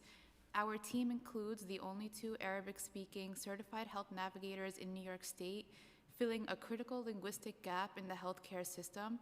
As a result, our services are in extremely high demand. In 2025 alone, our team supported 3,320 clients in securing health insurance coverage.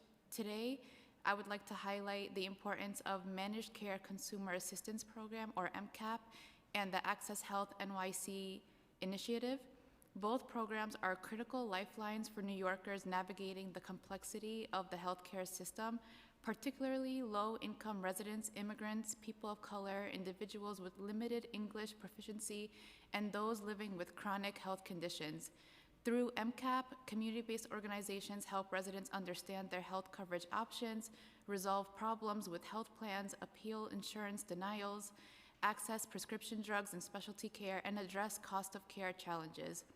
For many families, this support is the difference between having meaningful access to care and going without the services they need. Access Health NYC is a citywide initiative that funds 37 community-based organizations across all 5 boroughs to provide education, outreach, and direct assistance to New Yorkers seeking health coverage. This work is especially important in the current policy environment. Programs like MCAP and Access Health NYC ensure that New Yorkers are not left to navigate the system alone. By investing in community-based organizations with deep cultural and linguistic ties to the communities that they serve, the city can ensure that all residents are able to access the healthcare coverage and services they need to stay healthy.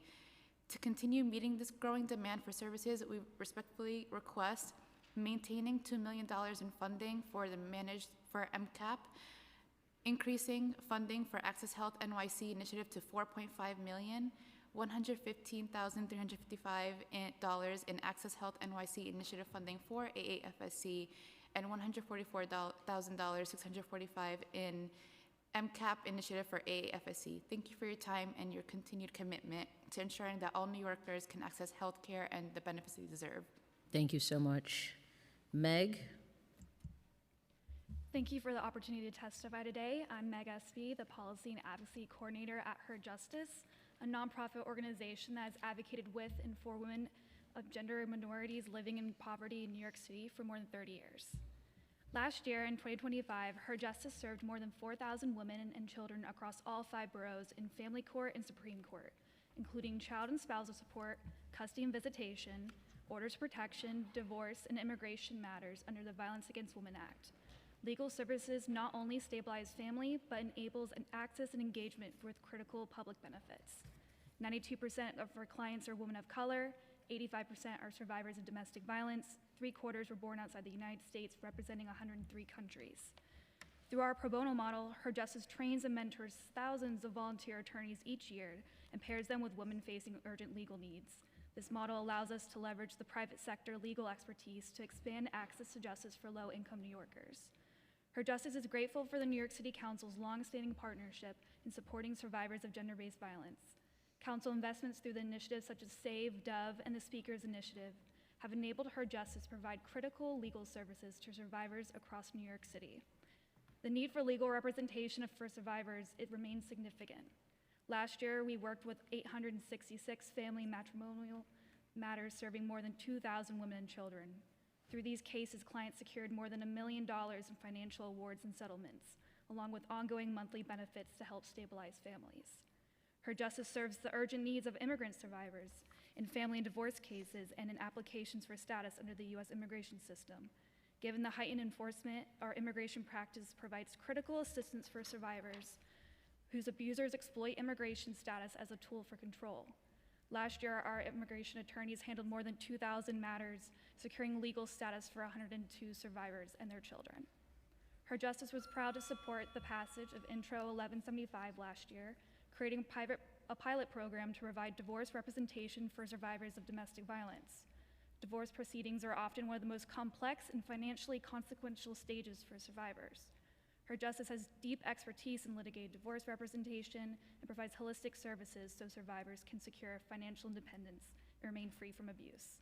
We urge the Council to continue its investment in civil legal services that are essential in ensuring that survivors can securely access safety, financial stability, and independence. Thank you for the opportunity to testify. Thank you so much. Katie? Good afternoon, Chair Hudson. I'm Katie Moy, the Policy and Programs Manager at The Network, a membership organization representing over 200 nonprofits that develop and operate supportive housing across the state. As you know, supportive housing is one of the most effective tools to ending homelessness and strengthening our communities. However, the model faces mounting challenges as ongoing federal uncertainty, rising costs, and workforce challenges place increasing pressure on our providers. We are here today to discuss the need for targeted investments to preserve the state's existing supportive housing stock, advancing the goal of 1,300 units preserved by 2030 in alignment with the NYC 1515 reallocation plan, which the Council is in support of. Now it's time to put that plan into action. We are asking the city to invest $44 million in capital funding and $21.3 million in the expense budget to preserve 325 supportive housing units in fiscal year 27. Our data shows that at least 7,600 units are primed for preservation. All these units are at least 15 years old and use a combination of federal rental assistance and NYSHIP HRA SRO support services funding, putting them at significant risk of closure. The federal cuts to continuing care are imminent, as you know, meaning nonprofits will lose their operating subsidy for thousands of units, destabilizing programs and tenants alike. By investing in preservation now, the city can mitigate this loss. On the services side, the units we've identified are currently operating service contracts through NYSHIP HRA SRO support services. This is the lowest funded service contract in existence. While the network was successful in securing a $17.8 million increase in last year's state budget, this still falls short. Allowing nonprofits to claim NYC 1515 service contracts will address the significant gap in funding, so the providers can adequately serve their tenants. The $44 million in capital funding will preserve at least 325 units that are 15 years old or older to complete necessary renovations, meet energy efficiency standards, and offset rising maintenance and operating costs. If the city does not address the significant preservation needs now, we will have to contend with the reality of programs closing, residences shutting down, and tenants losing their homes. Proactive investment in preservation is crucial to the stability of nonprofits and formerly homeless New Yorkers. We also fully support the continuation of the 3% COLA, the passage of Intro 452 sponsored by Councilmember Stevens, and raising the baseline funding for the peer behavioral workforce to $6 million. Thank you for your time. Thank you so much. Richard. Thanks for giving me the opportunity to testify today, along with everyone who's testified, and thank you for your assistance. At the last meeting at City Hall, there was a message that was being sent. How or why did 13 people die as a result of being homeless, either not receiving basic services, emergency shelter, and medical treatment? Were these deaths a case of mismanagement, neglect, or something else? Despite current Mayor Zorhan Mamdani's reporting that more than 1,100 people were placed in shelter or safe havens during the cold snap, more alarming to me is the factors regarding why 1,100 people needed this type of assistance to begin with. Is it economic? Is it social factors? Everything that everyone's testified today about what the organizations need, how much money they need to help people to work effectively as an organization. Seems to me that are the de facto definitions as to why these individuals are in this position to begin with, including myself. Dealing with the Department of Homeless Services, dealing with HRA, and having them actually perform the tasks regarding housing, regarding vouchers, regarding city FEPS, regarding Section 8, to all New Yorkers who qualified for this assistance. Again, I've stated that trying to open a case just for myself in regards to the judicial system in this country regarding how I became homeless to begin with has been mired with corruption, discrimination, fraud.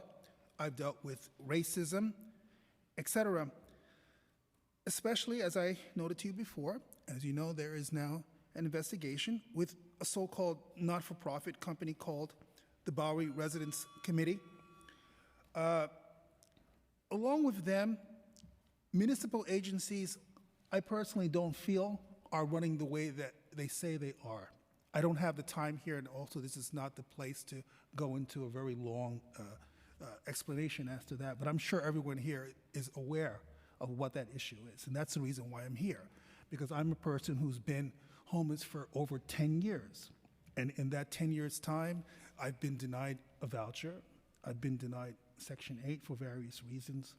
The last company that I worked for was actually a company that gave Mayor Bill de Blasio money that he used to run his campaign, which I find a very serious matter insofar as how that's been handled by the city. So that's the reason why I came here to testify.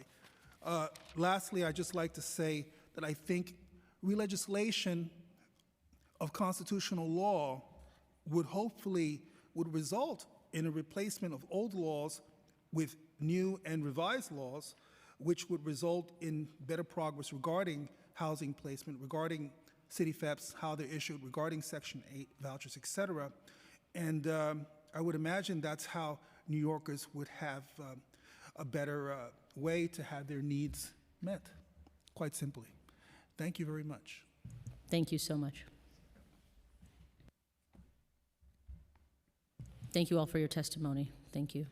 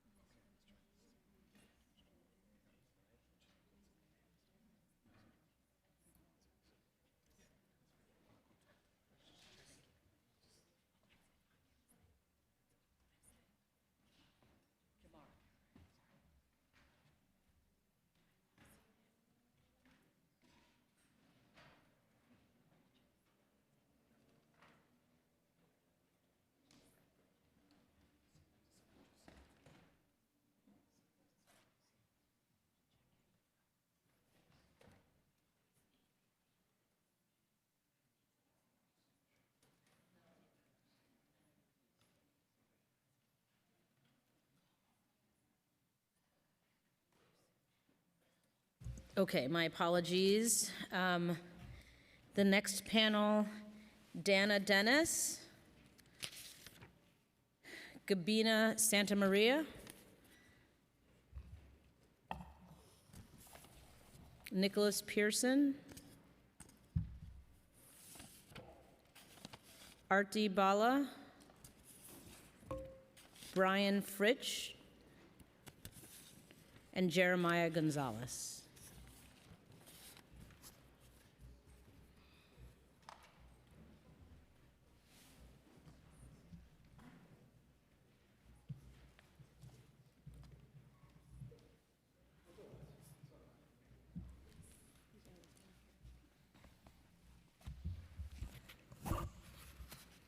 We can start with Dana. Just press the button. Good afternoon, everyone. Thank you, Chair Hudson. I have testimony prepared, and I'm sending it up to you, and I know my 2 minutes has started. But I will say that I come here year after year, and I know this is your first time chairing this committee, but I'm always at General Welfare Committee every year. And I do feel thankful today that you asked a lot of the heads of the agencies to stay, but I'm just interested in how we can get that formally implemented outside of like personal preference, because it's always hard as an advocate, and specifically as an organizer, someone who's organized people with lived experience, to stay here and tell their story and how these systems and policies almost disrupt their individual lives, versus like protect them in the way that they're supposed to. And I have so many folks here who are just taking time out, unpaid, unlike the rest of us here who may be staff, and consider this work throughout our day. So I'm thankful to the volunteers of Riders Alliance that joined me today, and thankful for you all for hearing us, and to the gentleman that stayed. I forget his name. Yeah. With that being said, my name is Deanna Dennis. I'm the senior organizer of Riders Alliance. We're a grassroots group that fights for better transit.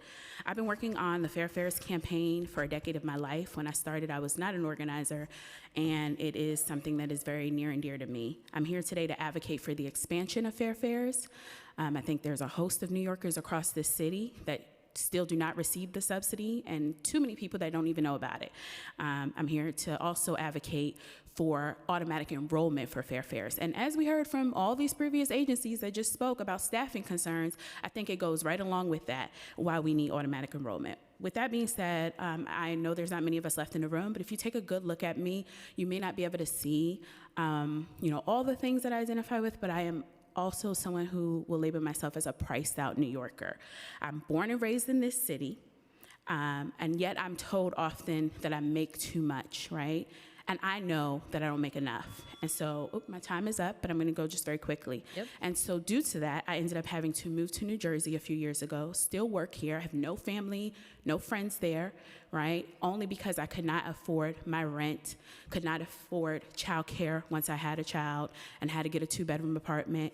Myself and my husband just could not afford this city. And so it's really, painful even to sit in this room and hear these things. I'm from Bed-Stuy, Brooklyn, as many of us know. Bed-Stuy and Crown Heights has experienced so much gentrification.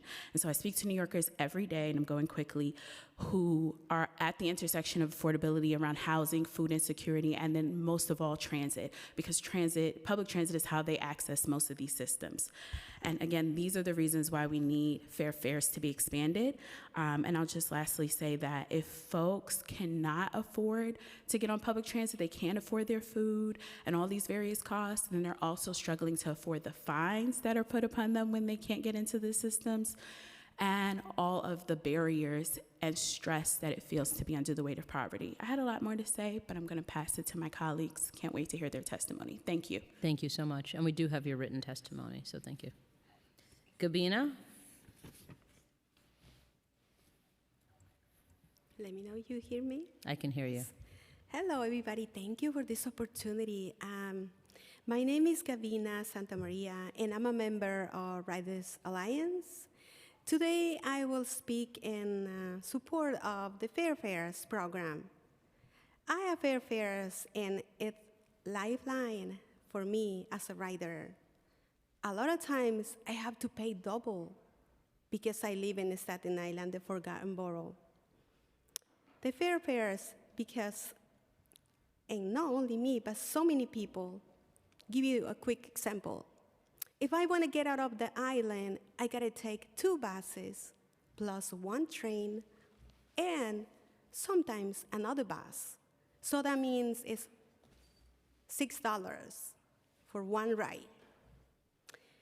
There are working people in Staten Island who spend a lot of commuting every day because they cannot afford $7.25 it takes to get an express bus. It should not be difficult for people to have access to affordable public transportation. Is a human right. And we should not have to make a choice between our food every day and our transportation. We should not have to risk a ticket or arrest when we cannot afford the ride. And if we spend, let me give you another example. If you spend a lot of money on those guardians on the doors and security to watch you, if you pay your fare or not, I think we have enough money to spend on Fair Fares. I fight for public transportation, but also for immigrants' rights. ICE have detained a lot of people in Staten Island unfair because there are no eligibility for the program. It's so low, unfair. So many people don't qualify. My Staten Island people, I'm sorry, struggling. They cannot afford it. They're planning to move. We want them here. We need here our neighbors. It is time for the city to invest in making transit more affordable and expand the Fair Fares programs. I don't want to lose my neighbors. I don't want them to leave New York. It's one of the most effective ways. And it's time to Staten Island raise their voices. Staten Island excluded no more. Sí se puede. Thank you. Thank you so much. Nicholas? New Yorkers, working people believe in one simple truth. Transit is the way. Transit is New York, and New York is transit. Because the hands that built this city should never be the feet left stranded in it. When we talk about subways, when we talk about buses, we have to think about working families and their commutes. Because too many politicians forget what it really means to get around this city.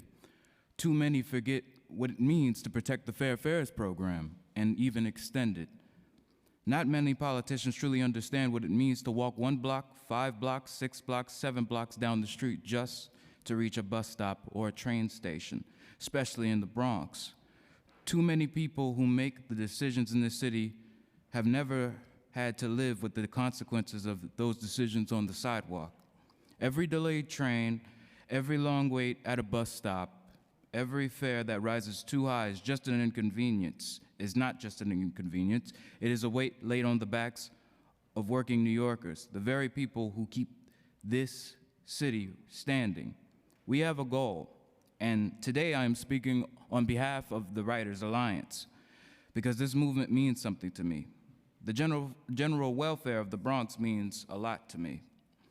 A better transit system is better for working families. A better transit system is better for the average Joes and the average Janes. A better transit system is better for the mother counting every dollar and every dime. And yes, a better transit system is better for even the transit workers themselves, the proud members of the Transport Workers Union Local 100, who keep this city moving every single day. Because when fares are reduced, when fares make sense for the dollars and dimes people have in their pockets, the city works better for everyone. This matters, transit matters, working people matter. And the future of New York depends on whether we choose to stand on business for the general welfare, for the people who keep this city alive. Thank you. Arti?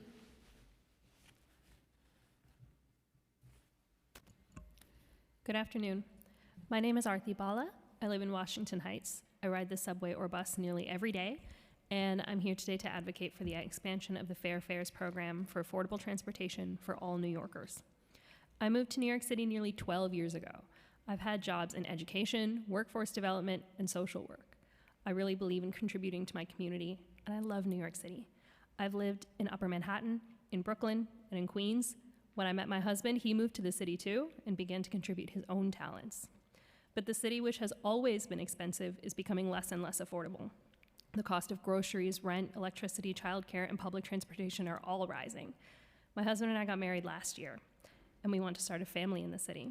But between all these rising expenses, we don't know if we can afford to. The expansion of the Fair Fares program could save hundreds of dollars every month for families like us who are being locked out of their own city by the $3 fare that prevents them from paying their bills, getting to school or to a job, accessing city services, receiving health care, and so much more. We need the council to treat transportation and other basic needs such as housing and food as rights, not privileges, or we risk people moving away and losing the contributions and skills of so many people who love this city. We will continue to fight for a New York where everyone can afford to move, live, and thrive. Thank you for listening to riders like me. Thank you. Brian? Good afternoon, Chair Hudson. I'm Brian Fritsch, Associate Director of the Permanent Citizens Advisory Committee to the MTA, PCAC. For nearly 50 years, PCAC has served as the official voice of riders on the MTA system. Wonderful to be up here with so many of my Riders Alliance colleagues today. We've heard a lot today from New Yorkers, delivering a clear call to city government to do everything they can to fight our affordability crisis, a daunting job. But sometimes the right tool to do that work doesn't need to be bought. It's right in your toolbox waiting to be used. The Fair Fares program is that tool, but it's been overlooked. Currently, an estimated 35% of the over 1 million eligible New Yorkers are enrolled in the program, and as a result, it's been chronically underused and underfunded. This means hundreds of thousands of New Yorkers who could be saving up to $910 a year in transit costs are instead getting nothing at all. HRA needs to step up and develop a plan to reduce the hurdles for low-income New Yorkers that they face in getting enrolled. After all, how many residents are already in the HRA Connect system, are known to be eligible based on income verification for another program, yet are not receiving fair fares? Too many. We believe now is the time to pursue automatic enrollment in this program, which could double enrollment and give New Yorkers a much more affordable way to get to jobs, education, appointments, and more. Use the tools you already have in your toolbox. We'd also love to see more data released on existing enrollees, including demographics, locations by council districts, and more. Just over a month ago, we organized a letter from a broad range of unions, transit and disability rights advocates, social and immigrant service organizations, and more who believe City Hall can make transit affordability a reality in this year's budget by transforming the Fair Fares program.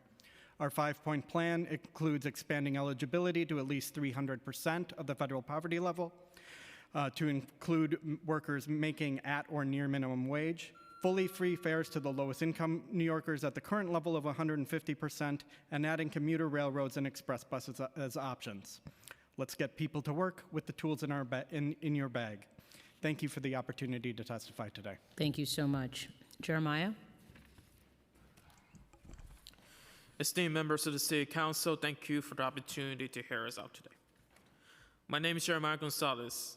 Since November 2024, I've been a member of the Fair Fares program, which has been essential to my ability to access job workshops, recruitment opportunities, and other related activities that this city offers.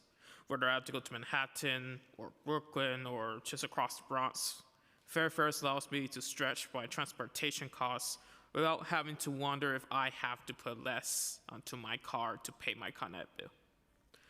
Unfortunately, many do not have the opportunity to use Fair Fares because they are not eligible, even though they would absolutely benefit from this program just like me.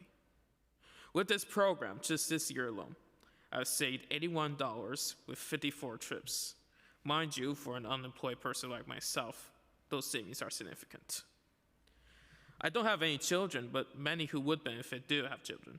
With childcare costs and inflation higher than pre-COVID, less money is in families' budgets to afford the $6 or more they need to get where they need to go. This is not to mention the increases in rents and Con Ed bills, etc. Saving for those costs will really help the purse strings hold firm a little while longer. Esteemed members of the City Council, riders are facing a general welfare crisis. We do not ask for handouts, we ask for a hand up, that we can contribute to the biggest city in the largest economy in the world is something we should not be begging for. Transportation, childcare, housing, they are not privileges to be handed to the few, they are rights. If we treat them as rights, the Big Apple and its residents and its guests will notice it, and they will love it. On behalf of the Riders Alliance, we ask for this. Because I want to have enough money to pay bills and to contribute to the city. I was born here. I would rather have this city and his people prosper. They cannot do that if at every turn their finances say no. Expanding services like Fair Fares, making transit accessible to everyone, especially those who rely on it every single day, is something that will help the 5 boroughs in the short and the long run. It has helped me immensely. I want to see those benefits given to many, many people. It will help them immensely too. Esteemed members of the City Council, thank you for your time for having us today. Thank you so much. Thank you all for your testimony.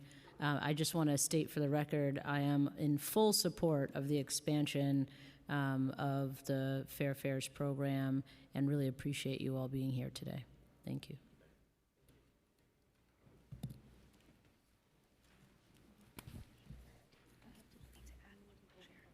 Okay. Sergeants, can we add one more chair? Thank you. Calvin Michael.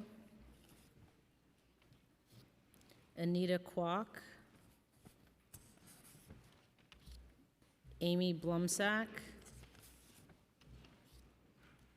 Shanna McCormick.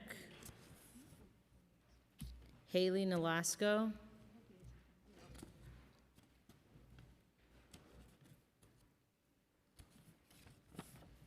Marcos Reyes. And Michaela Perry. Maybe we don't need the extra chair, I don't know, let's see.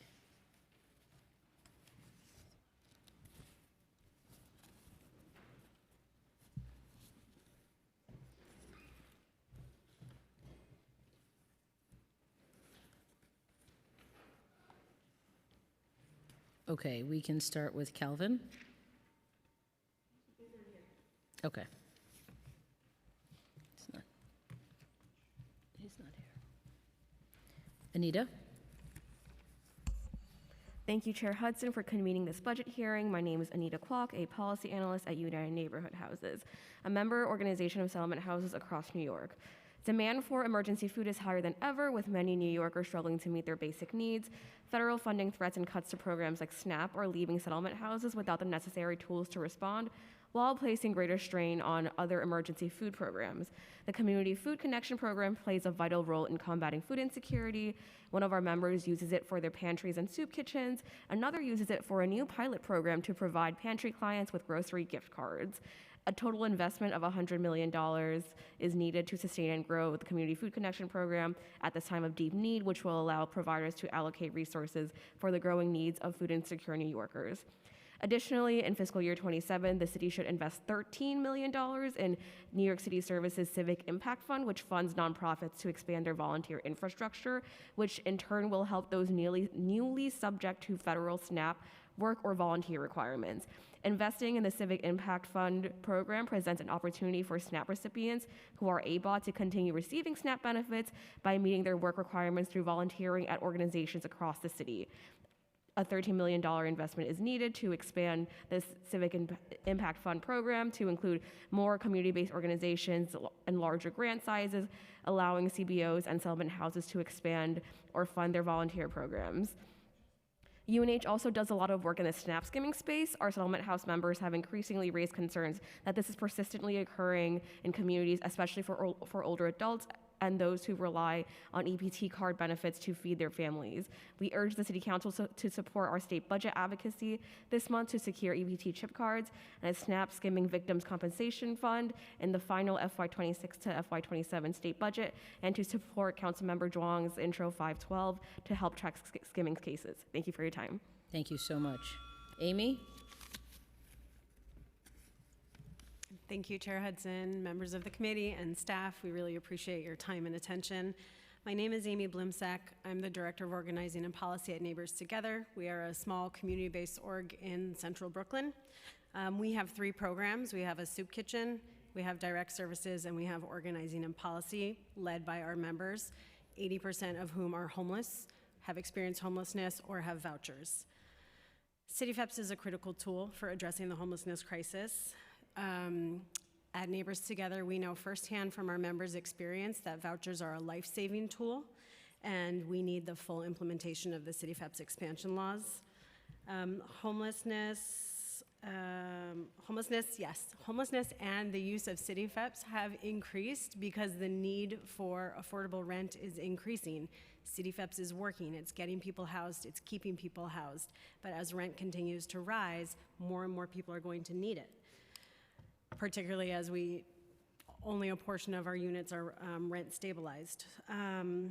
So I think it's really important to say that expanding CityFEPS in the community will not only keep families in their home, but it will also preserve affordable housing. right? If those families become homeless, enter the shelter system, cycle through the shelter system, and then if they're lucky, get a voucher, they're gonna use that voucher to rent an apartment that costs way more money than the affordable units that they're in now. In addition to the full implementation of the CityFEP's expansion laws, it's really critically important that we address and fix the administrative barriers in the CityFEP's program. We need to increase the staffing at DHS and HRA. We should also expand the number of community-based organizations that can submit CityFEP's applications in order to help alleviate the delays that our members experience at home base. Thank you for asking about source of income discrimination. We also need to have DHS and HRA coordinate with CCHR around source of income discrimination. It's a massive barrier to people with vouchers finding housing. And last but not least, we need to build housing that is targeted to the people who need it most, which is extremely low income and homeless New Yorkers. The many, like most of the units built in the last few administrations have been called affordable housing, but they haven't been at the AMI levels for people who are in the shelter or who are falling into homelessness. So we need the city to make a commitment there as well. And yeah, if a dam has multiple holes, you can't plug just one hole. We have to address holistically the crisis of homelessness in the city. And we give more details in our written testimony, which we'll be submitting soon. Thank you very much. Thank you so much. Shanna? Hi, good afternoon, Chair Hudson and members of the General Welfare Committee. Thank you for convening this. My name is Shana McCormick, and I'm here on behalf of Rethink Food, a chef-led nonprofit that has spent the past 6 years ensuring quality meals make it to those in most need. We believe that every New Yorker, regardless of their circumstance, deserves a meal that nourishes them, not just nutritionally, but also culturally. For the over 100,000 plus of our neighbors living in public shelters, food is more than sustenance. It is dignity. It is belonging. It is a signal that this city sees them. Right now, that signal is too often missing. At Rethink Food, we've built a model that works. We partner with small, independent restaurants and food businesses across the city, many of them women and minority-owned, to prepare and deliver meals that are fresh, chef-crafted, and reflective of the communities being served. We've delivered over 35 million meals through this model, and we've kept some small businesses alive through the hardest seasons the city has faced. And as we're discussing budgeting, we've done it at a cost that is competitive, sustainable, and proven. New York City does not need to invent a new solution. The solution exists. It's operating right now in the kitchens and the communities of this city. What we're asking for is simple: to just ensure nonprofits like ours and others have opportunities to do what we do best. And for us, that's creating quality meals at scale. When public dollars flow through mission-driven organizations, they don't disappear, they recirculate. They fuel more meals, more partnerships, and more impact. The diverse, inventive, resilient fabric of this city is one of our greatest assets. Let's use it. And separately, on a personal note, navigators within the on the housing note, navigators to help successfully place people with vouchers is needed. We have to give them the assistance and help that they need to successfully get placed. Many of them are in critical positions and need that extra hand, so thank you. Thank you so much. Haley? Good afternoon, Chair Hudson. My name is Haley Nolasco, Senior Director of Government Relations at the Center for Justice Innovation. Thank you so much for the opportunity to testify today. As New York City confronts fiscal challenges, we must continue to invest strategically, prioritizing prevention alongside crisis response. Too often, systems engage New Yorkers only after challenges already have escalated. So when individuals are food insecure, when they're facing eviction, entering the justice system, or experiencing homelessness. This highlights the need for earlier community-based interventions. We thank the Council for its support and humbly request sustained investment in community-based solutions that stabilize our most vulnerable New Yorkers before crises really deepen. Just some of our programs, our community justice centers, just as those in Harlem, Midtown, and Red Hook, provide holistic support connecting New Yorkers to social services and housing assistance, mental health care, workforce development, and legal services. In Harlem, the Housing Help Center works directly with tenants to prevent eviction and maintain stable housing, having 3,000 visits in just 2025, helping navigate housing court, access rental assistance, and address unsafe living conditions. In Midtown, our Community First program reaches people experiencing street homelessness through street outreach and mobile case management, building trust and connecting individuals to care early. Our Community Justice Connect program, which is in Crown Heights, Crown Heights, Jamaica, and South Bronx, trains volunteers to help neighbors navigate housing and public benefits issues, preventing legal problems from escalating. And finally, our Strong Starts Court initiative supports young children and families in family court by integrating early childhood expertise to improve long-term outcomes. Across these efforts, the goal is clear.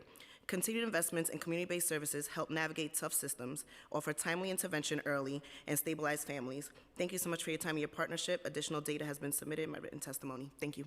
Thank you so much. Marcos? Hello, everyone. Thank you, Chair Hudson, for having me today, for having me testify today. My name is Marcos Reyes, and I'm a CBC youth advocate, and it is a great honor to be given this opportunity to give this speech. On September 13th, 2023, I lost my home in a brutal apartment fire that almost cost me and my family our lives. And we escaped, but we couldn't escape hardship. And without house vouchers and EBT to help ease our tragedy, I would not be here today. With the looming anxiety and uncertainty of SNAP benefits and the ongoing federal budget cuts with SNAP, it has thrown my family into panic. No parent should have to be forced to choose cheaper alternatives and nutrient-deficient foods. No child should have to eat foods that would not nurture them or empower them. As a brother of two little girls, I feel a clear duty to speak because their well-being and future are at risk with these cuts.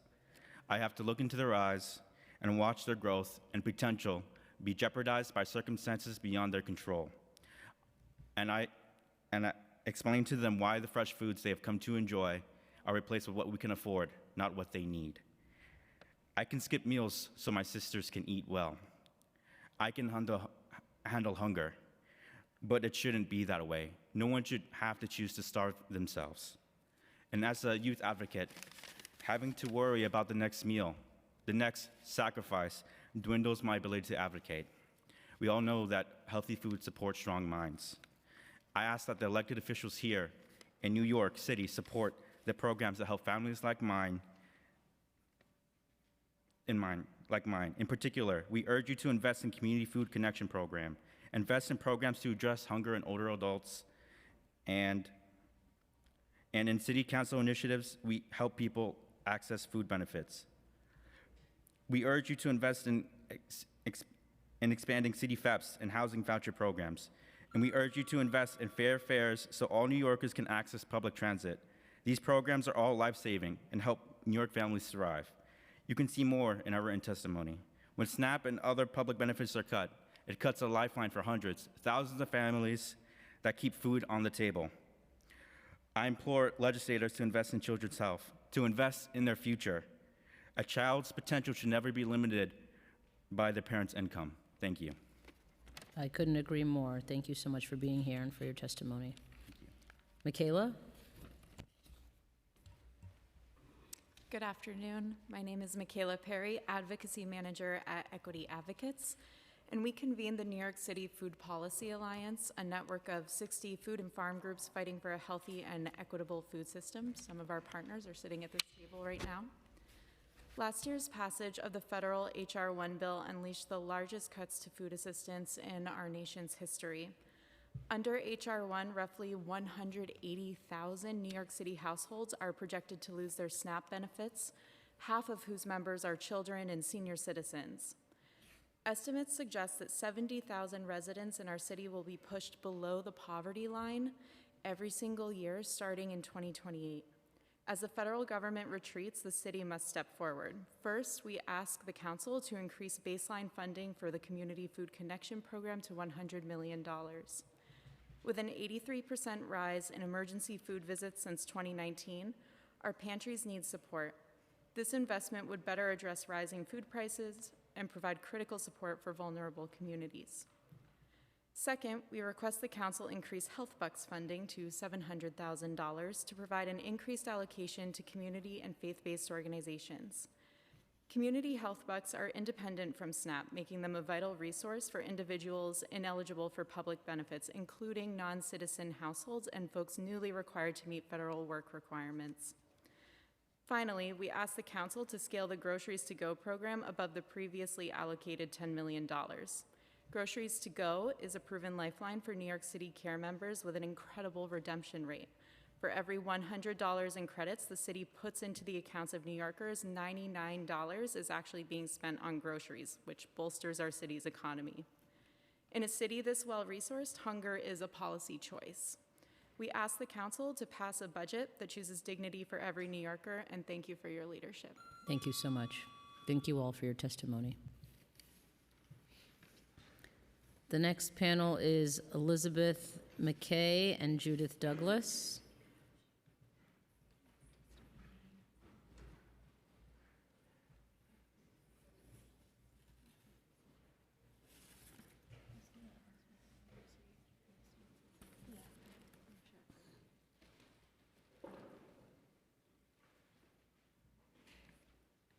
Thank you. Elizabeth?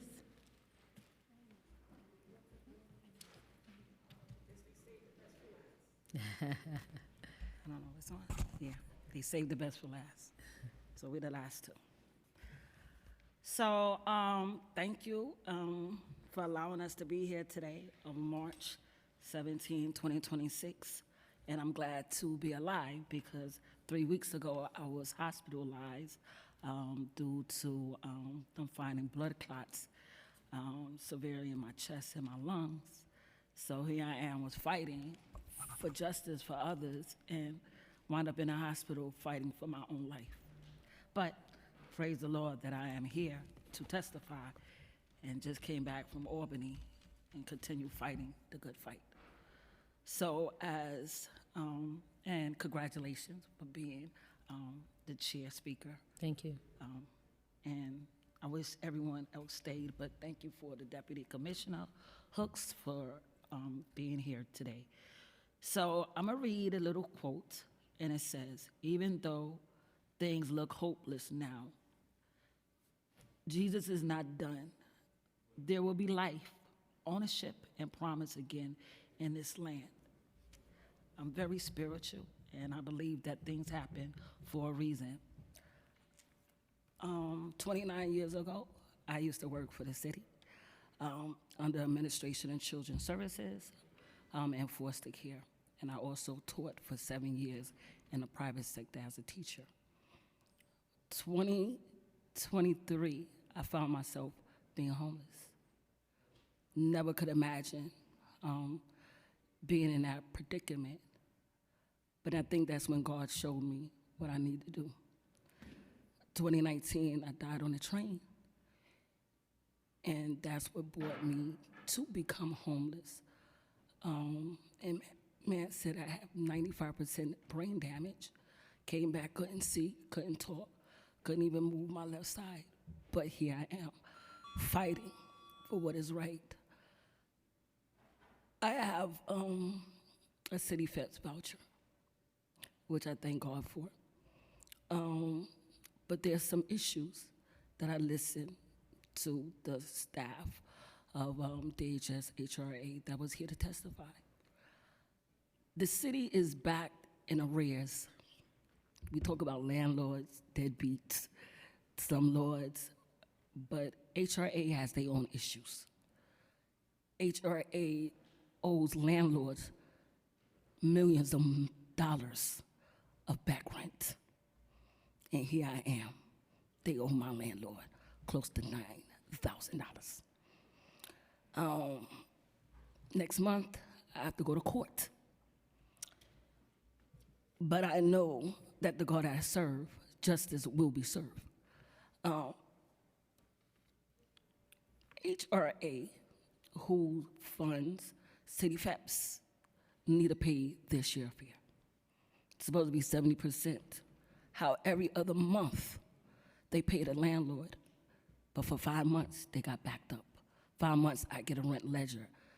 So as I'm not knowing that I'm becoming sick back and forth to HRA, because now I have to stop doing my advocacy because I have to advocate for myself. They have to do better. So many people is in that city FEP's office demanding, even the landlords, demanding, where's the money at? So we look at homelessness, look at a voucher that they say, which it does help people like myself, but why they're not paying the landlord? So the landlord looking to evict us, to become right back in a shelter system where it's a revolving door. Now they said it costs about close to $4,600 for one person, an individual, to be in a shelter, but that's not true. It went up close to $6,000, right? The shelter that I was in, $11.2 million that they was providing 200 women to be in the shelter, the city shelter. Is it right? No. We become collateral for all these systems. These systematic systems that keep us bounded, keep us chained, home base. I've been trying to get emergency transfer. They treat me like if I'm still in a shelter. The IL report, I have to do that. Why? I'm not in a shelter no more. It takes so long to get help, to get assistance. But then the panel was here, and they make it seem like everything is good as what they want y'all to see. But we here, and they need to be in here, to hear all the things that we go through with their systems. So I do hope and pray that Commissioner Hooks will go back and tell their people what we go through. I really hope and pray that HRA pays my landlord his back rent, because I forbid to go back to the shelter system, because y'all don't know what I went through. I'm out here fighting for expansions, for this, for that. While the city, the most expensive city of rent going up, but also the most city that I was born and raised in. We'll make sure that we get your contact information so we can follow up with you directly to see about your particular case. And also, I'll say that this is exactly why we encourage people, particularly those with lived experiences in all of these systems, to come and testify, because it is important to hear directly from folks with direct experience. And also, many times, it is, the testimony that we hear from you is in direct contradiction to what the administration is sharing. So again, though, I do want to thank Deputy Commissioner Hooks for being here and listening intently. And so thank you. Thank you for your testimony. Thank you for having me. Judith? Just press the button, please, at the bottom. Hi, good afternoon. My name is Judith Douglas. I am a tenant. I'm also a member of the HOPE, Housing Organizing for People Empowerment, and part of East New York Community Land Trust, which is helping the community to maintain their property without anyone coming in to steal it from them. So I'm glad to be a part of those. And learning to know my rights as a HOPE organizer. So I'm here because I have seen so many programs that are here to help the community.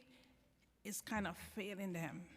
And I say that because when I hear some of the speakers talk about the organization, the agencies, and I'm like, wait a second, maybe that's a new, maybe I'm not aware of it.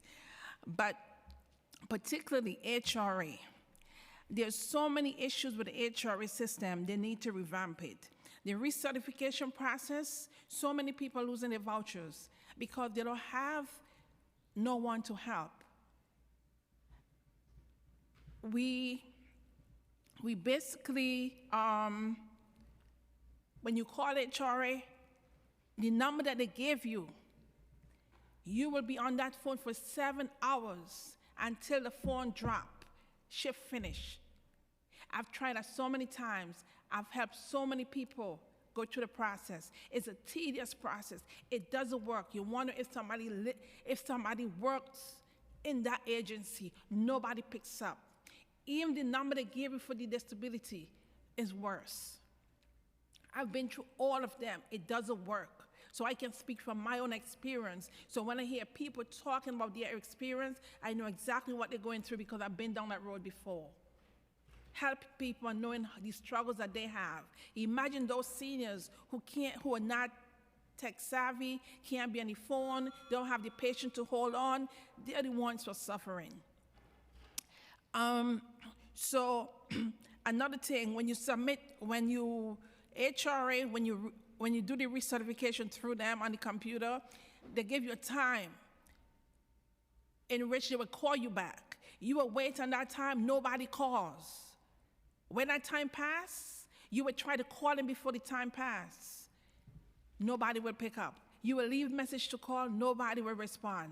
But they will discontinue until you have to start all over again because you missed the appointment. You didn't call me. I put in my application. You're supposed to call me back and tell me, go through my paperwork. You never did that. All of a sudden, I have to go through the whole process again. The entire process. Take about an hour. It's about 8 or 9 pages you got to go through individually. It's real painful when you have to do that. Imagine the senior, how they feel to do that because they can't do it. And when they go down to the office, they give them the time to sit at the computer and they stay all day, nothing gets done. They're not helpful. So that system has to be more friendly, client friendly, because right now it's not. When tenants get a voucher and they're ready to move out and they put in their money, they put in the application to get the one-shot deal, 1 month's rent, all those things, the landlord's tired of waiting. They're so tired of waiting, somebody say, I don't want the client anymore. I don't want to be bothered with anymore. Give me somebody else. They will go and take the cash. The process is too lengthy. They have to work on it. I was speaking to the guy from HRA. I was telling him the same thing. We are failing the client. It makes sense we have a system in place, and we're failing them because it's not working. How are you going to take 3 months to do to cut a check for somebody? You're saying you give a voucher, then speed up the process. It cannot be 2 and 3 months. Landlords don't have time, they have bills. Right. And they don't want to work with the city.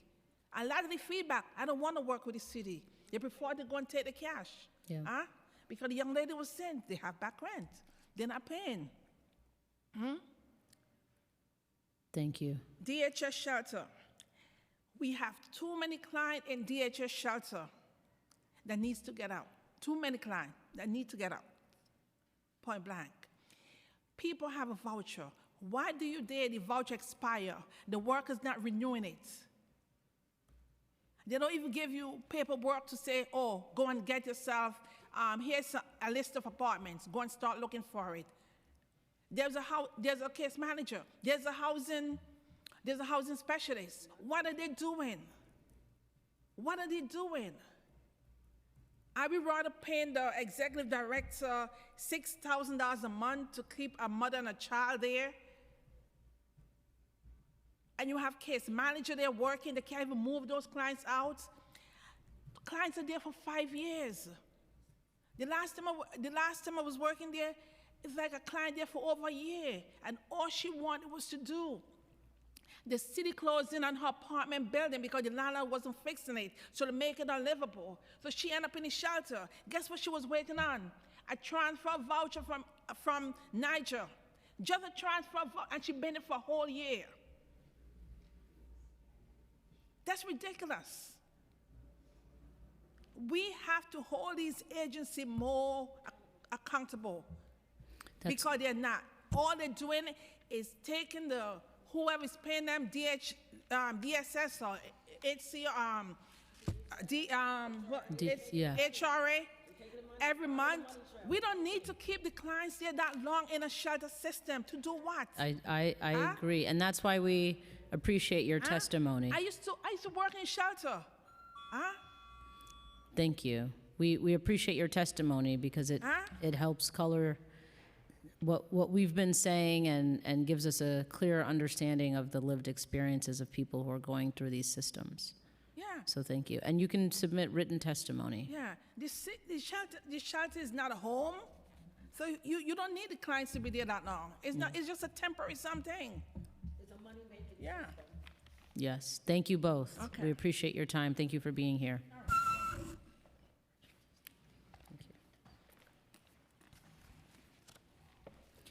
We will now move to virtual testimony. Please wait for your name to be called to testify, and please select unmute when prompted. Jason Chanchaudo. You may begin.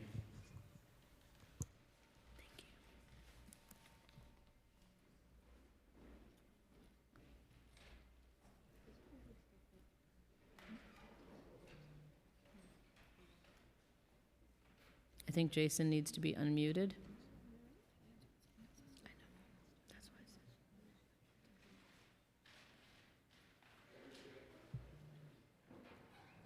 There we go. There it is. Okay. Hello, Chair Hudson. It's nice to see you again. Thanks to you and members of the General Welfare Committee for the opportunity to testify. I'm Jason Sanciato. My pronouns are he, him, his, and I'm the Vice President of Public Policy and External Affairs at GMHC, founded in 1982 as the world's first HIV and AIDS services organization. In 2025, GMHC served over 7,600 clients who lived throughout all 5 boroughs of NYC and who represented NYC's poorest and most vulnerable residents. In 2025, GMHC provided supportive housing services to 424 unique clients with histories of chronic homelessness through our connections with HUD and the Housing Opportunities for People with AIDS program. I'm here to update you on 2 issues of import to this committee and the communities we serve. First, an issue for which the Council does not have direct control, but is important for you and HASA to be aware of. Over the past few years, we have been supporting clients in distress after receiving a letter from HASA indicating that they will lose their HASA housing subsidy in 30 days because of an increase in their income from a Social Security cost of living adjustment, or COLA. For example, one client, a 72-year-old Hispanic man, was $1 over the HASA ceiling of $376. Another received an SSI COLA that caused his income to be $16.26 above the ceiling. GMHC supports the submission of an appeal for these clients, which is almost always denied. And while the appeals process is happening, these clients face having to pay back the subsidy they receive if the ruling is not in their favor. As a member of the statewide and in the epidemic coalition, GMHC supports a solution to this issue that is incorporated into the HIV Housing for New York plan, which would extend a 30% rent cap that has supported New York City residents to people living with HIV statewide. This plan includes an increase in the income ceiling to 200% of federal poverty level. This is the solution preferred by OTDA. HIV Housing for New York is included in the State Assembly's One House bill. Thank you for your testimony. Time has expired. Actively support its inclusion in the final FY27 state budget. I'm sorry, was my time up? It's up, but you can wrap up if you're towards the end. All right, last is that, we support the committee's concerns that the impact of HR1 will have, particularly on SNAP benefits. In 2025, we served 1,340 clients, over 26,170 congregate, and 24,840 pantry bag meals. And when SNAP benefits were halted briefly in December, we saw an increase in demand of 10%. So I just want to thank you all for your support, for helping to feed and house our clients and people living with HIV and AIDS. Thank you so much, and sorry for butchering your name there. Don't worry about it. Annie Minguez. You may begin.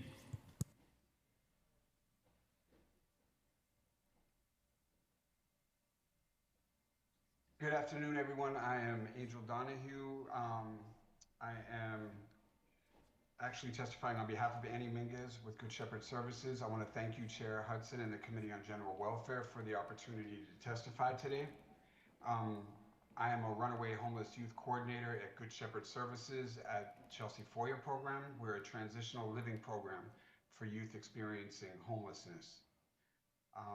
Good Shepherd Services continues to advocate to expand City FEP's eligibility for runaway and homeless youth transitioning out of foster care or youth transitioning out of foster care by counting their time spent in the Department of Youth and Community Development, also known as DYCD, and the Administration of Children's Services, also known as ACS. towards the 90-day shelter requirement. In 2021, we joined in celebrating that the council passed 2 pieces of legislation to expand the eligibility criteria for the CFEP's rental assistance program to include runaway and homeless youth and young people aging out of foster care. Everyday youth are aging out of the DYCD RHY system and into the adult shelter system. Today, as you know, I was accompanied by LaJoy Clark to City Hall. LaJoy is a resident of the foyer and spoke in support of the expansion of CityFEP's vouchers for youth. LaJoy has been living in a DYCD RHY program, ours, for 2 years with no access to a voucher. She did not qualify for these Section 8 voucher due to an administrative error at the Section 8 level. LaJoy stated today that it is unfair, and I'm quoting her, it is unfair that young people don't receive CityFEP's vouchers as much as adults.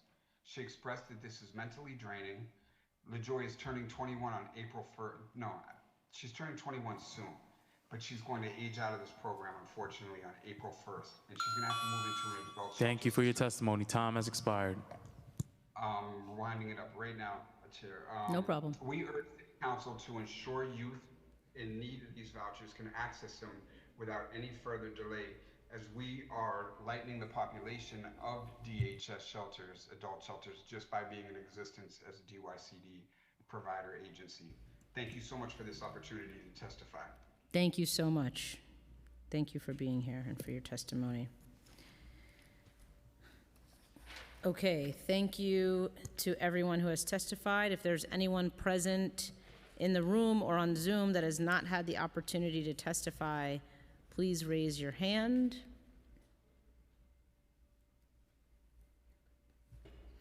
Seeing no one else, I would like to note that written testimony, which will be reviewed in full by committee staff, may be submitted to the record up to 72 hours after the close of this hearing by emailing it to testimony@council.nyc.gov. We very much appreciate everyone's time and patience today. The testimony provided is incredibly important to the work that we do advocating to ensure we have all of the full funding and resources needed to address all of these issues pertaining to Department of Social Services. So thank you again to everybody, including the staff. This hearing is now adjourned.